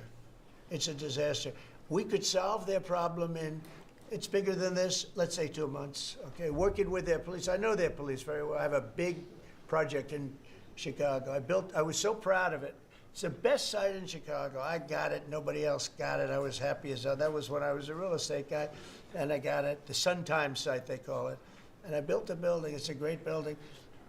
And I'm so embarrassed when I see the kind of crime stats coming out there. So embarrassed. And if I were a governor, a Democrat governor, or mayor or anybody having to do, I'd call up President Trump. I'd say, President Trump, we need your help. We saw what you've done in D.C. in a period of 12 days. This is 12 days. We haven't even started. This is going to be so safe. It's going to be the safest place on earth. And we'll do the same thing in Chicago. But I'd like to be asked, as opposed to just going in and doing it. Because, you know, when you go in and do it, then they start screaming, oh, he shouldn't be here. We don't need him. We're doing so well. And then the better we do, they take credit for it. So it's really pretty unfair. Yes, go ahead. For a lot of victims like myself, a big concern is long-term sustainability. Can you share with the American public about your plan in ensuring that DC is safe in the long term? Longer term, yeah. Well, it's a great question. Number one, we want to stay there for longer than 30 days, as you know. We have an absolute mandate, and I can extend it, but I'd rather not have to declare a national emergency because by that time, I mean, right now there's not an emergency. We've done, as you sort of said yourself, it feels like a different world. We've got under arrest and prosecution, and we've thrown out, taken some, and we're in the process of taking hundreds out of our country that shouldn't be here. And these are hardcore professional criminals. They were born to be criminals, in my opinion, but they're seriously bad people. Murderers, drug dealers, you know them all. You see them all as you walk beautifully to work, and every once in a while somebody puts a gun to your head, because that's what happened in your case. We're getting a lot of them out of the country. We're putting a lot of them in prison because we're afraid to bring them out of the country. They could come back. You know, as good as we're doing, they could come back. We don't want them back. And that's going to solve a lot of it. We also think there should be a presence here for long enough. We should also work with our police department because you have very good police here. Very good. We're working very well with them, by the way. And we have to work together for a while. We have some people that are very tough and very employs a lot of people. It's going to be as beautiful a ballroom as has ever been built. And Clark is the big builder in this city. They've done, I guess, a majority of the good work, the big work. And we're working with them on the beautification, the fixing up of the roads, the fixing up of the medians, between the roads. So cars. Man, he can talk on, man. That's for sure. He can go. I mean, he can go. I'm trying to find something to grab on and comment on, but he just goes, man. Don't wrap into each other. They wrap into. I have one piece sitting on the ground for weeks. This was a year ago when I had to come in, unfortunately, for fake court cases. And I looked at the condition. We have it fixed up a lot right now. You know, the tents are removed and a lot of things have taken place. But I'd come into this city and I'd say, boy, does it look bad. The filth on the roads, the medians were broken and always laying down and nobody would fix them and all of that. Well, we're going to have new medians. We're going to have a nice topping put on the road. We're not going to rip the roads apart and start a construction project that lasts for 2.5 years as they rebuild the road, which they don't have to do. And we're going to have this place so beautiful. That's going to be a part of it. Now, the biggest part is crime, but it's also a part, you know, when you see a dirty city, it's like I told, I don't know, it became the #1 thing viral. I said my father is a smart guy, he's a great guy, he's a loving, wonderful father, but he could be a little on the tough side. He told me that, son, when you walk into a restaurant and you see a dirty, filthy door going into the restaurant, don't go there because the kitchen's dirty also. When they see a dirty Capitol, the rest of the world, they lose a lot of respect for our country. This Capitol is going to be so beautiful. We're going to have new poles, new lights, new fences. It's stuff that, when you add it up, it's money, but it's peanuts compared to what we're talking about. And we're also going to have great safety. So again, framing, right? He's framing kind of like how they're spending money. So when they're spending money towards stuff that he wants, you know, and again, whether you agree with it or disagree with it, I think it's good to have like good optics, right? When you have people come visit the capital city. But again, like the whole point is the way he frames that is like when we're spending this money, it's peanuts. But you know, when maybe money's going elsewhere that he disagrees with, it's, you know, it's framed a lot differently, right? Mr. President, I wanted to ask you on crime and also a question on foreign policy that maybe other officials can weigh in into. And on crime, Iris shared her story, and you mentioned, you know, people going to dinner. That was a terrible story. I'm just amazed she's here. When the gun is, Pam, when the gun is put to the head, did they ever capture these people, by the way? I kept calling, but I haven't heard back about this guy. It'd be really great if you could maybe give the information. She's very good at capturing people, you know? She's very good. if you could give that information to Pam, would be great. Would you do that? Yes, All right. Wouldn't, you'd love to see them. I would assume you'd like to see them captured. sure. You can't, you just can't. For years. Yeah, take a good look at that. So, Go ahead, so go ahead. Just a few weeks ago, I was out to dinner with my husband, and then, we're taking the metro back, and then we get attacked on the metro. They're throwing things, some teenagers, like throwing liquid at us. Oh, they're throwing things. They throw, how about where they chop down the granite curbs and the concrete curbs, but the granite curbs so expensive. Those granite curbs, nobody uses them because they're so expensive. And you see a guy chopping them and handing out big chunks of them like a brick because they couldn't get in because people were stopping them from walking out. A little bit unusual when you're walking with a bag of bricks. Generally speaking, Sean, that's not a good sign, right? That's not a good sign. But they now come in with hammers. They can disguise a hammer, and they start pounding the concrete and the granite, and they hand out chunks. And those people take those chunks and start throwing them at cops, or they stand on the top of bridges and they drop them down into the windshield of your car, and you get killed running into a light pole. It's those days are over. I wanted to ask you, Governor Hochul, Kathy Hochul, said that she spoke to you on the phone, and you said you might send National Guard troops to New York. You mentioned that. So will you? I'd love to do it. If she'd like, I get along with Kathy. If she'd like to do that, I would do it. See, look, New York has difficulty like other, and I don't want to make this I want to make this like friendly, but the places we're talking about happen to be virtually all Democrat run. Now, take a look at your 25 places that are most troubled. Everyone, except maybe one, and it's way back in number 24 or 25, but essentially 25 out of 25 are run by Democrats, and cashless bail was a disaster. When they did that, and I believe it was instituted first in New York, but when they did cashless bail. Yeah, cashless bail. I'm sorry, if you commit a crime, I'll agree with him here. If you commit a crime, and you're going to be able to be let out on bail, you should be able to, but then again, you could argue that, people that have money can get out. I feel like you should pay a penalty. If you're going to get out, I think paying money should be the thing.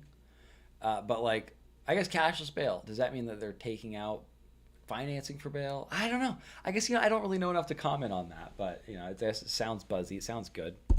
That was a tragedy for this, because that's when it really started getting bad.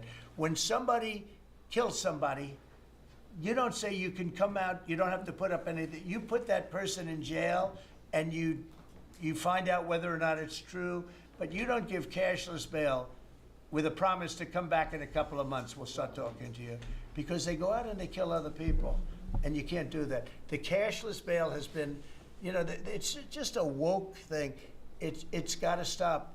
You see that, Christy, better than anybody. It's got to stop. It causes unbelievable, and we're doing that. We're stopping it in D.C. I would love to have the governor of Illinois call me and say, look, we have Sorry, guys, spit in their face, and they're not going to do it. People get bad in a good sense. So I'll be able to play with our governors. You feel very, because safety and big sense. About Lisa. Doing is protecting criminals. Okay. About Lisa Cook. You have spoken out very strongly for a long time about what you see as the weaponization of government. Yeah. Is your administration weaponizing government by digging into the mortgage records of officials you don't like? No, they're public. You can find out Good question, right? I don't know. those records. You can go check out the records yourself. And you should be doing that job, actually. You wouldn't do that because that's not the kind of reporter you are. But you should be doing that job. I shouldn't have to be doing it. If you did your job properly, we wouldn't have problems like Lisa Cook. Go ahead. You were going to say something? So would you be Go. trying to fire Blue? Lisa Cook if she had voted to lower interest rates on national Please. security? I think we have to have lower interest rates, yes. A follow-up question for you and Madam Attorney General. Yeah, we kind of came at her a little bit, but that's the thing, you ask a question he doesn't like, and then he'll kind of come at you a little bit. That's kind of standard procedure. On national security, we've heard from Stephen Miller yesterday in the Oval Office that there are street criminals here in D.C. who are actually found to be doing business with transnational criminal cartels overseas. Right. And we know who they are, and we know who they're doing business with.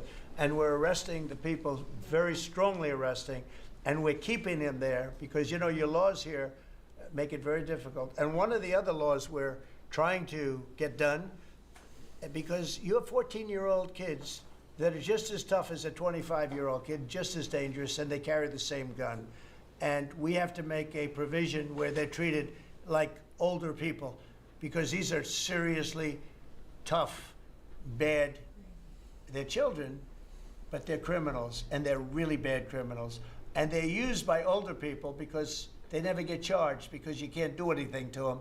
But we are getting that changed, Pam, I hope, because you have 14-year-old kids that are evil, they're sick, and they have to be put away. Something has to be done, because you can't have a society where they're allowed to walk the street. You know. Holy shit. Someone clip that one, dude. That's funny, man. That's a funny clip. One sec. Go back for the clip. I'm not going to clip it, but that's a funny soundbite. Come on. Hope, because you have 14-year-old kids that are evil, they're sick, and they have to be put away. Something has to be done, because you can't have a society where they're allowed to walk the street. You know that better than anybody. Donald Trump, lock up the 14-year-olds, you know? I mean, I'm sure there's, you know, I'm sure he's specifically talking about, I believe, the laws around, you know, jailing certain age groups. But he's like, 14-year-olds, they're evil, you know? That's quite a fucking soundbite. That's funny. On your way to Alaska. I can't believe it. You're not tired holding that? Look at this. How strong are you? How strong are you? Look at him. He's been holding that thing for 3 hours. You're a good fisherman. Well, thank you. Go ahead. On the way to Alaska, you had mentioned that there would be severe consequences if Vladimir Putin did not agree to a ceasefire. Yeah. After that summit that was rolled back, given the negotiations, is he back on the clock now? I want to see that deal end. It's very, very serious what I have in mind if I have to do it, but I want to see it end. I think that in many ways he's there. Sometimes he'll be there and Zelensky won't be there. You know, it's like, who do we have today? I got to get them both at the same time. But I want to have it end. We have economic sanctions. I'm talking about economic, because we're not going to get into a world war.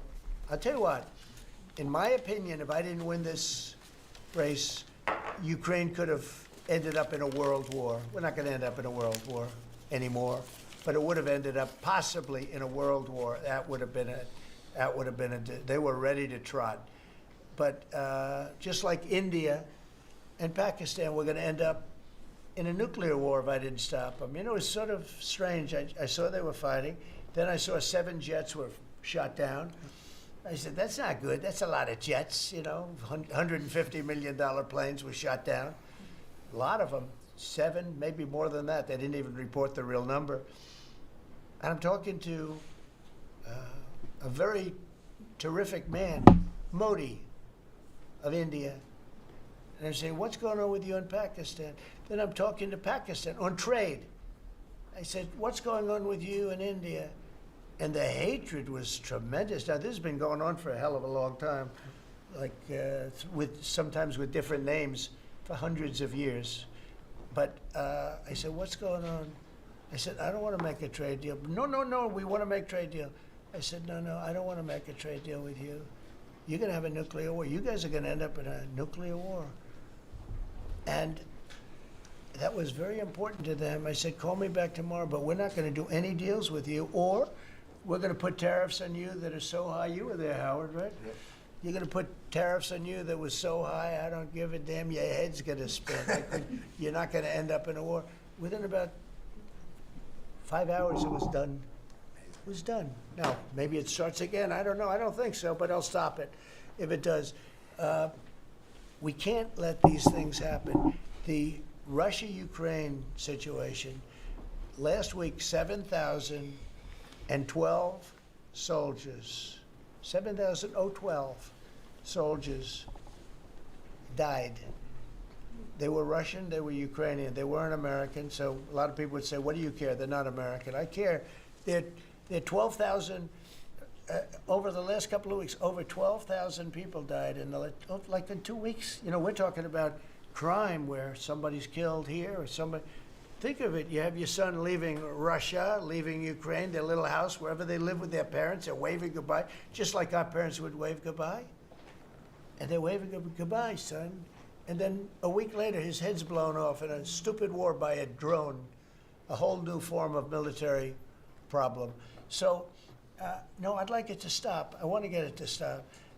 And it will not be a world war, but it will be an economic war. And an economic war is going to be bad. And it's going to be bad for Russia, and I don't want that. Now, I have to also see, because not everybody, Zelensky's not exactly innocent either, okay? It takes two people to tango, and I say it all the time.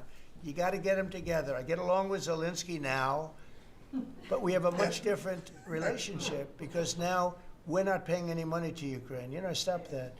We're paying money to ourselves. What's happening is NATO is buying all of the equipment and paying in full. But even with that, forget about that. I want to get it stopped because it's a lot of lives that are being lost. Every week it's 7,000, 5,000, 6,000. I get the reports, and I see battlefields. I'd rather not see them. And you read about Gettysburg. You read about Gettysburg, and you see those 600,000 people. But in that war in particular was really bad, like 150,000 or something, just dead body. I'm seeing the same. I see pictures. I see satellite pictures of heads over here, arms over here, legs over here. And this is like a modern age. It's no different than the worst wars that I've ever seen. And if I can stop it because I have a certain power or a certain relationship, I had a very good relationship with President Putin. Very, very good. That's a positive thing again. And I think I'm probably the only, Steve Witkoff would tell you I'm the only one that can solve it. I don't know, you've told me that a few times, unless he was saying that just to build up my ego, but it's not really. I have no ego when it comes to this stuff. I just want to see it stop. See, at least he shows a little sliver of awareness right there where he's like, hey, that little comment by Trump tells me a lot. That he actually is aware of people trying to stroke up his ego, He likes it, but I think he's also self-aware enough to know that that's what...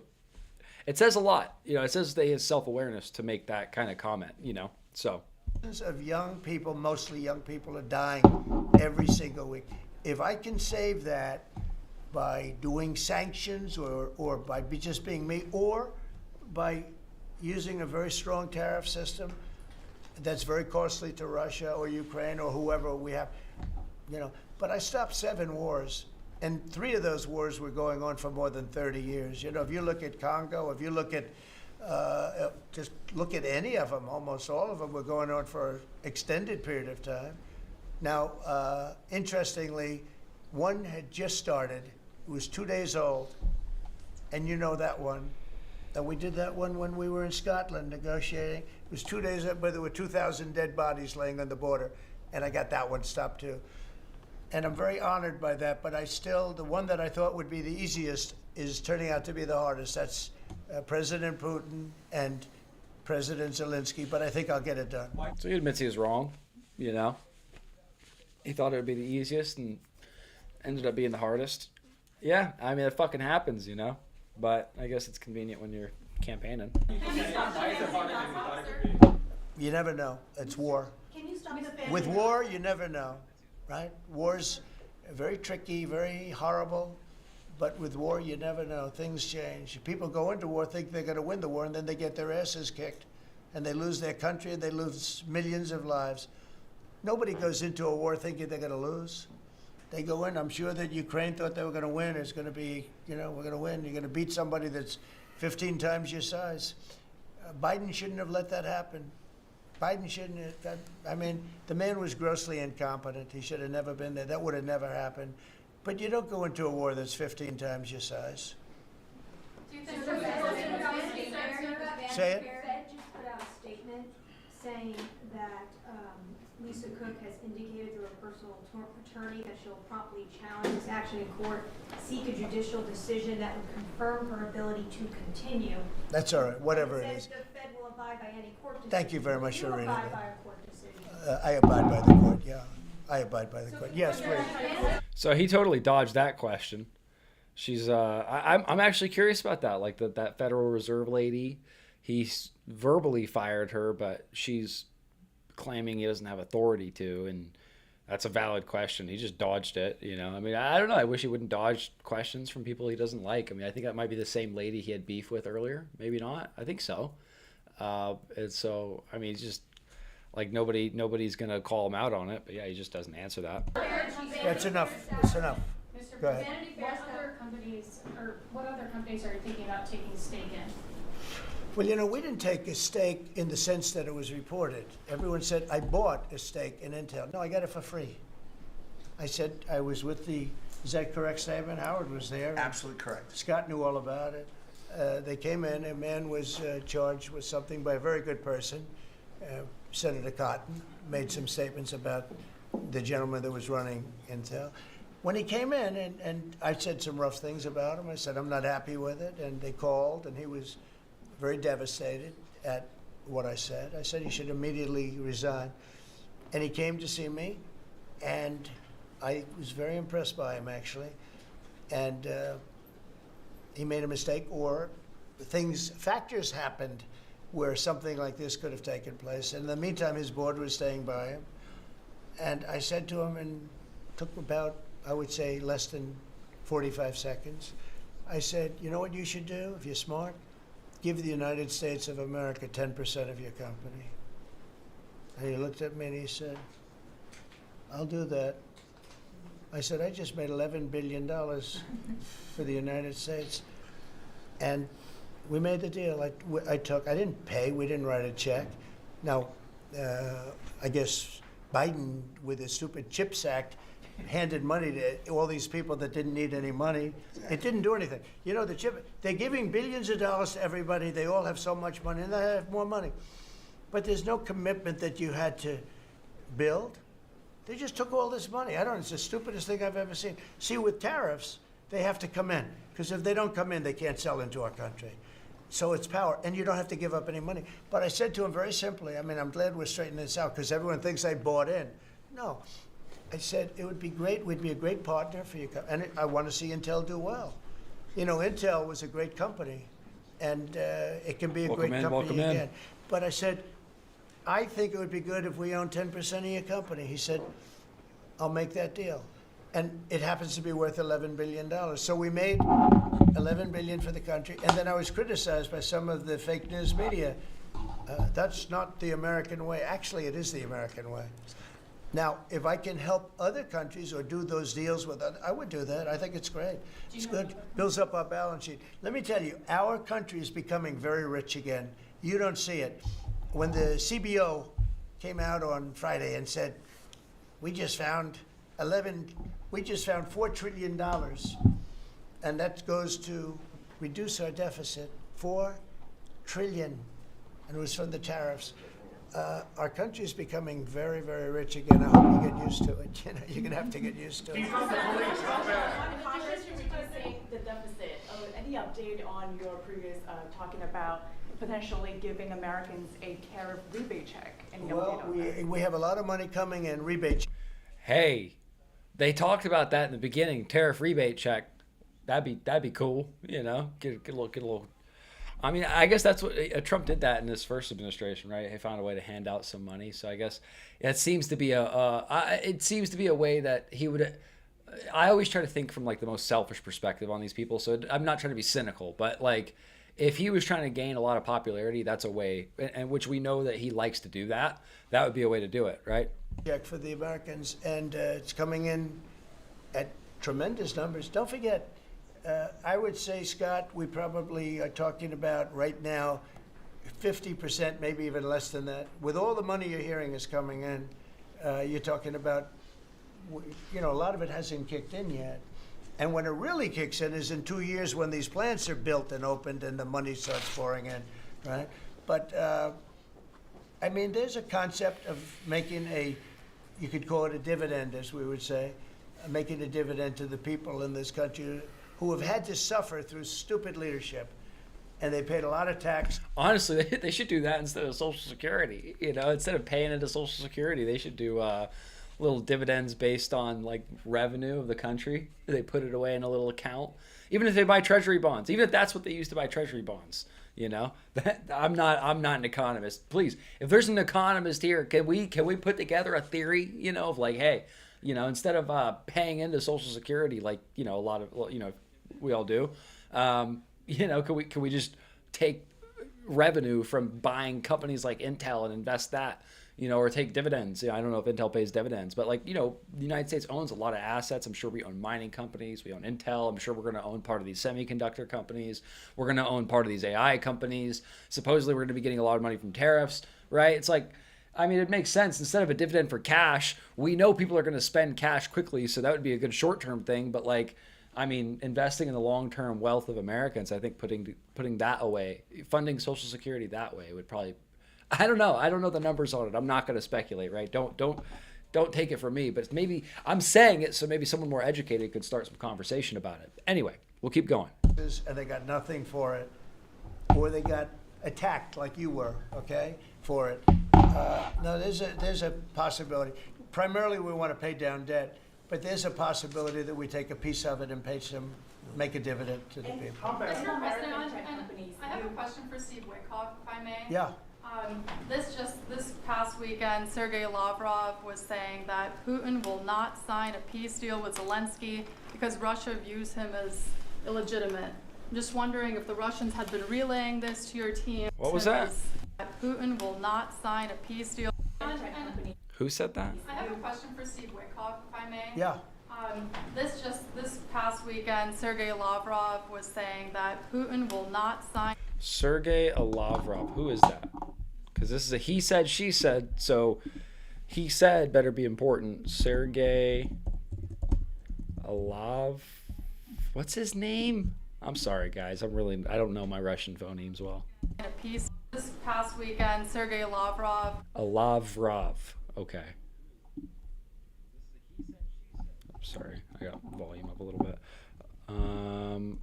Rav. Okay, let's take a look-see. Okay, yeah, this guy, okay, yeah, this guy's high up in the Russian government. I've seen this guy a lot. I didn't know that was his name, Sergei Lavrov. Okay, if he said that they don't view Zelensky as legitimate, you don't got to be a fucking expert to know that that's not good for negotiations, does that mean that they would, some people say that the United States has been using Ukraine as a proxy in the war against Russia. So, if that's the case, I don't know. I that's where I won't speculate. I'll let you guys speculate. But, that's interesting. That seems pretty significant, right? That seems like that guy. If that guy said it, that like this is a situation where if this person being a government official says it, that's pretty significant. It's a lot different than like if a speculator, a press person said it, or a personality said it. This is an important representative. So okay. Was saying that Putin will not sign a peace deal with Zelensky because Russia views him as illegitimate. I'm just wondering if the Russians had been relaying this to your team, if they view Zelensky, as a leader worth signing a peace deal with, if they will go to the table. Doesn't matter what they say. Steve can answer, but I can answer too. Doesn't matter what they say. Everybody's posturing. It's all bullshit, okay? Everybody's posturing. Steve, Hello. do you have a different answer? I agree with you, sir. Hey, dude, that's a way to put it, right? I don't mind the delivery. I'll say that.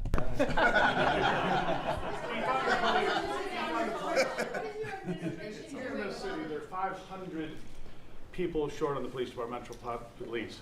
In New York City, it's 3,000. In Chicago, it's 1,300.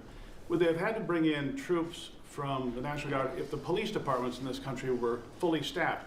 Defund the police. How bad did that turn out for America? It's an interesting question. I was surprised when I heard how many police were here. It's not a really big area. And I think they said they're down to 3,200 police or something like that. I said, that's a lot of police. And I was a little bit surprised because to me that's a big force. And it's not a big area, but it is what it is. There's a lot of crime. You have a lot of, don't forget, you have a lot of police that weren't allowed to do their job. Sure. When I came in, as you remember, we made tremendous strides in a little conflict that we had going at the time because I allowed our military to make the decision. I said, you can make any decision you want. I gave it to the colonels in the field. I gave it to the captains in the field. You remember that where everything went through Biden, meaning one of the people, and everything went through Obama before him. Everything went through. They had to make the decision as to whether or not to attack the Taliban.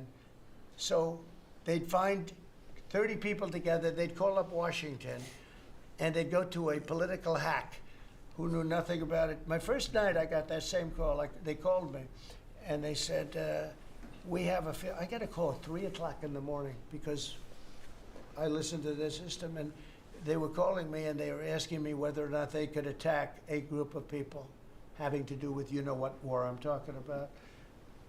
And I said, I know nothing about this. Wait a minute.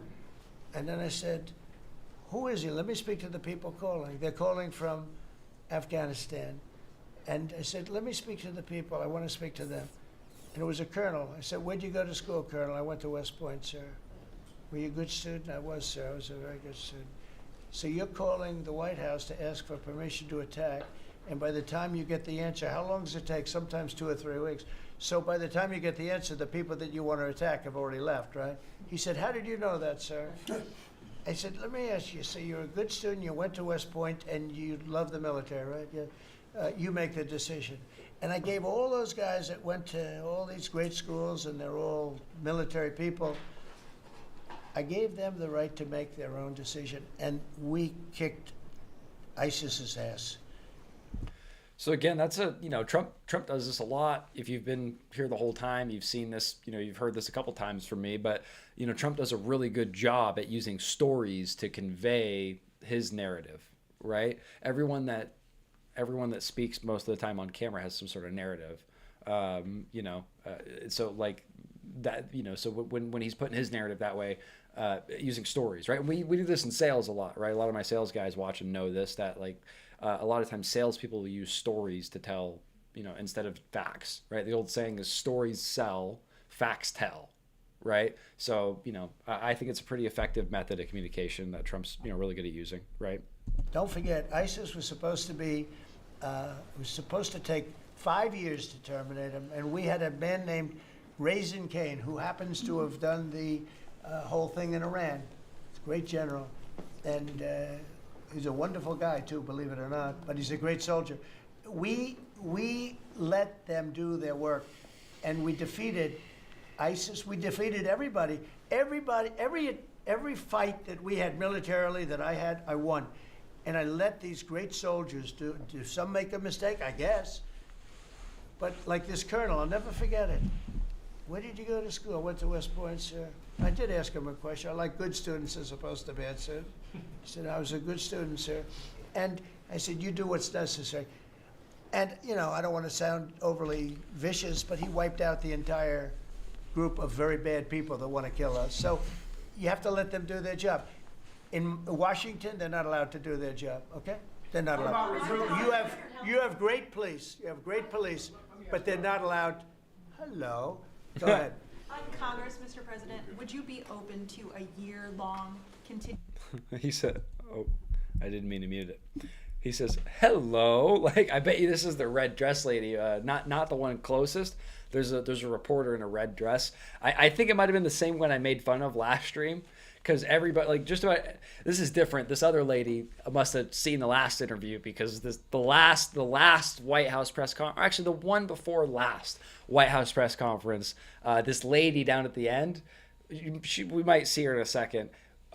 Zoom back in the video, you'll see her better. But basically, the lady at the end over here wears a red dress, and in the last press conference or whatever, it was kind of similar, where everybody was wearing black and white and blue, and then she's the only person wearing a red dress, and Trump loved her. You know what I mean? She's very flirtatious, so I thought it was funny. But anyway, yeah. So we'll see what she says. I'm always open to whatever is necessary. Here's the problem in Congress. You have Democrats that will never vote for anything.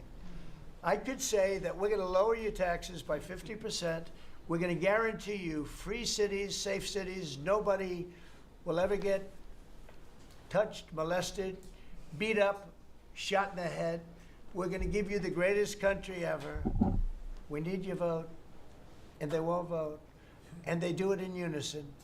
The only thing they do good is cheat on elections and unite. You know why they unite? Not because they're good or they're loyal people. They unite because they're afraid. They're afraid of the radical left. And you can't get their vote. So we have a vote coming up at the end of September, and I think we're going to pass it because we have the majority. And I think almost every Republican will vote for an extension. Because no matter what deal you make with these people, look at Schumer. He made a deal a year and a half ago, and after making the deal, he's been almost run out of the party. He's not the same man. He's not the same man. He's finished. He aged 20 years. He's become a Palestinian, by the way. Oh my God, dude, that's fucked up. But Chuck Schumer, and I wrote him a letter. I said, Chuck, that was really great. Thank you very much. And somebody gave the letter to the press, not me. And he was destroyed because they thought I was being sarcastic, and I wasn't. He made a great decision. It kept our country open. It was a positive. But you can count on almost no vote. I mean, I see things. I'll give you an example, crime. So we're going to pass a bill to stop crime. We may not get one Democrat vote, okay? We may not get one. So when you say continuing resolution, I guess so, and it's going to be passed exclusively by Republicans. Mr. President, why do you mentioned in Iowa that you wanted to see some changes to the H-2A visa program for Got a little fucking little riffraff going on with the reporters. Passed exclusively by Republicans. Mr. President, why do you mentioned in Iowa that you wanted to see some changes to the H-2A visa program for farm workers? Right. You mentioned in Iowa that you want to see changes. Do you want to see that before the fall harvest? Well, I love both groups, and we take care of our farmers, and we also take care of the people that want bad people out of our country. And we're working on something that's going to work really well. We take care of our farmers, but we also have to take care of those people that voted for me because they don't want criminals in our country. And we're working on something where we can take care of both. Mr. President, you were talking about the CBO report that two of your cabinet members were talking about. I remember back on Liberation Day, many of us reporters covered your detractors, people saying that it was going to explode the deficit and therefore explode the debt. Who all has called you to say I was wrong? That's very good. You know the answer to that. Okay, yeah, please go ahead.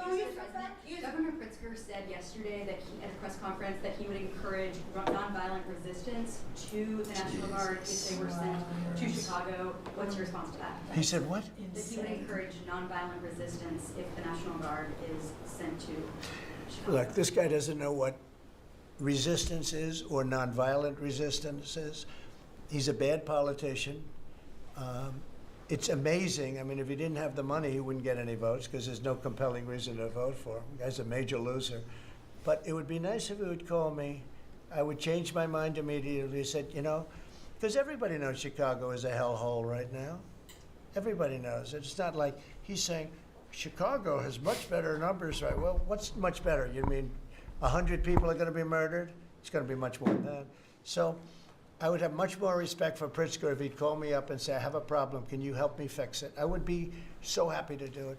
I don't love, not that I don't have the right to do anything I want to do. I'm the President of the United States. If I think our country's in danger, and it is in danger in these cities, I can do it.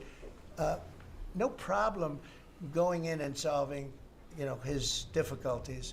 But it would be nice if they'd call and they'd say, would you do it? And we do it in conjunction. Now, we work very well with the police because we naturally get along with the police. So the police and us work really well together, whether the mayor is opposed or whether, I mean, you have a really rotten mayor there too. He's got a 6% approval rating in Chicago.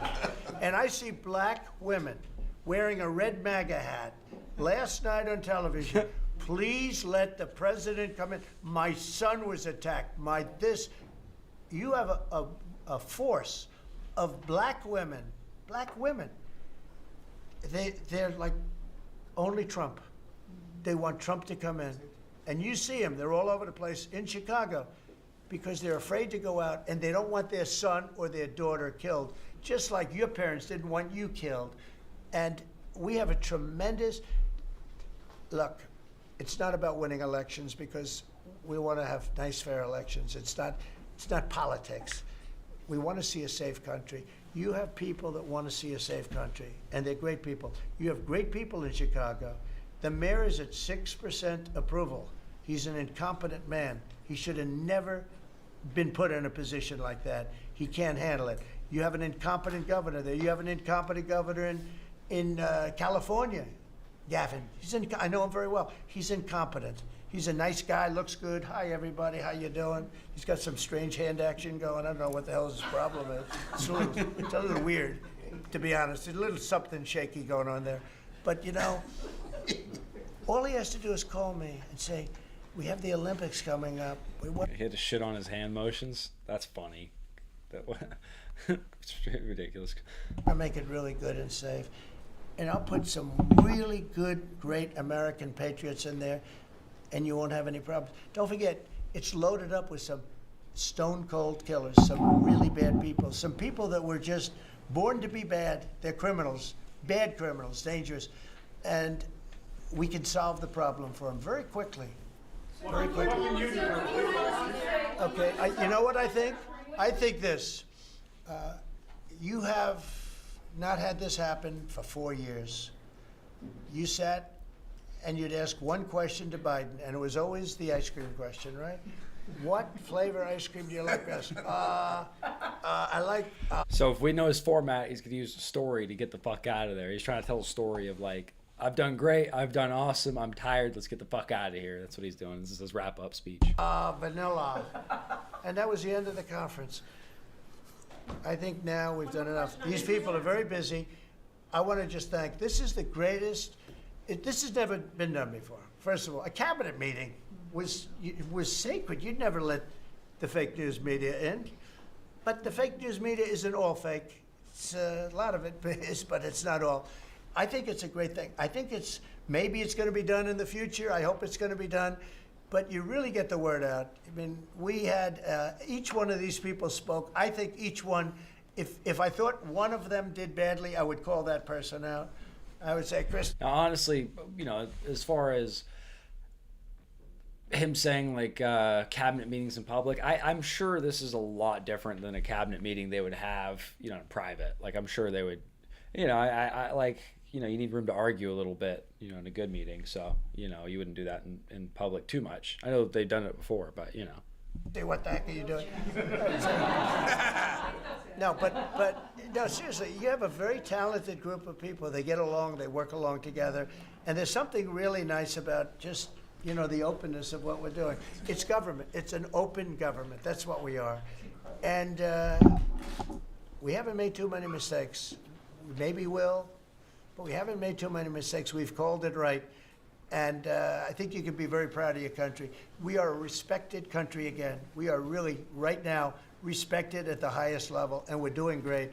And we're a very rich country again, very rich. And that's a good thing, because when we're rich, we can take care of poor. And that's what we're doing. And we're taking care of crime. And I hope, just in finishing, I hope that Illinois, I hope that New York, I hope that California, I hope they call me and they say, I'd love to have you come in and help us out. I will be a totally different person with them. I will respect them for doing it. Thank you all very much. Thank you, everybody. All right, guys, real quick, the gist of it, and then I'm going to wrap it up myself. So the gist of this one, let's see. Where are we at? Okay, there we go. Okay, to summarize real quick, they had a lot of promo going into development in AI, a lot of development going on supposedly in the auto industry, a lot of growth going on manufacturing, especially in like the EV and battery space, which I thought was interesting because they're kind of anti-solar, anti-wind, but like EV battery manufacturing for auto specifically, you know, is happening, or maybe batteries manufacturing for car. I don't know. It was EV and battery specific too, but a lot of auto manufacturing, you know, updates. Oil and gas drilling, you know, is expanding. You know, at least, you know, this is Labor Day, so they were going to be skewed toward it a little bit during this cabinet meeting. But jobs, you know, were a big focus, right? The growth in jobs. There was a little bit of weird conflicting. They had some conflicting information on the jobs reports, at least from what we were looking at, because we were checking it.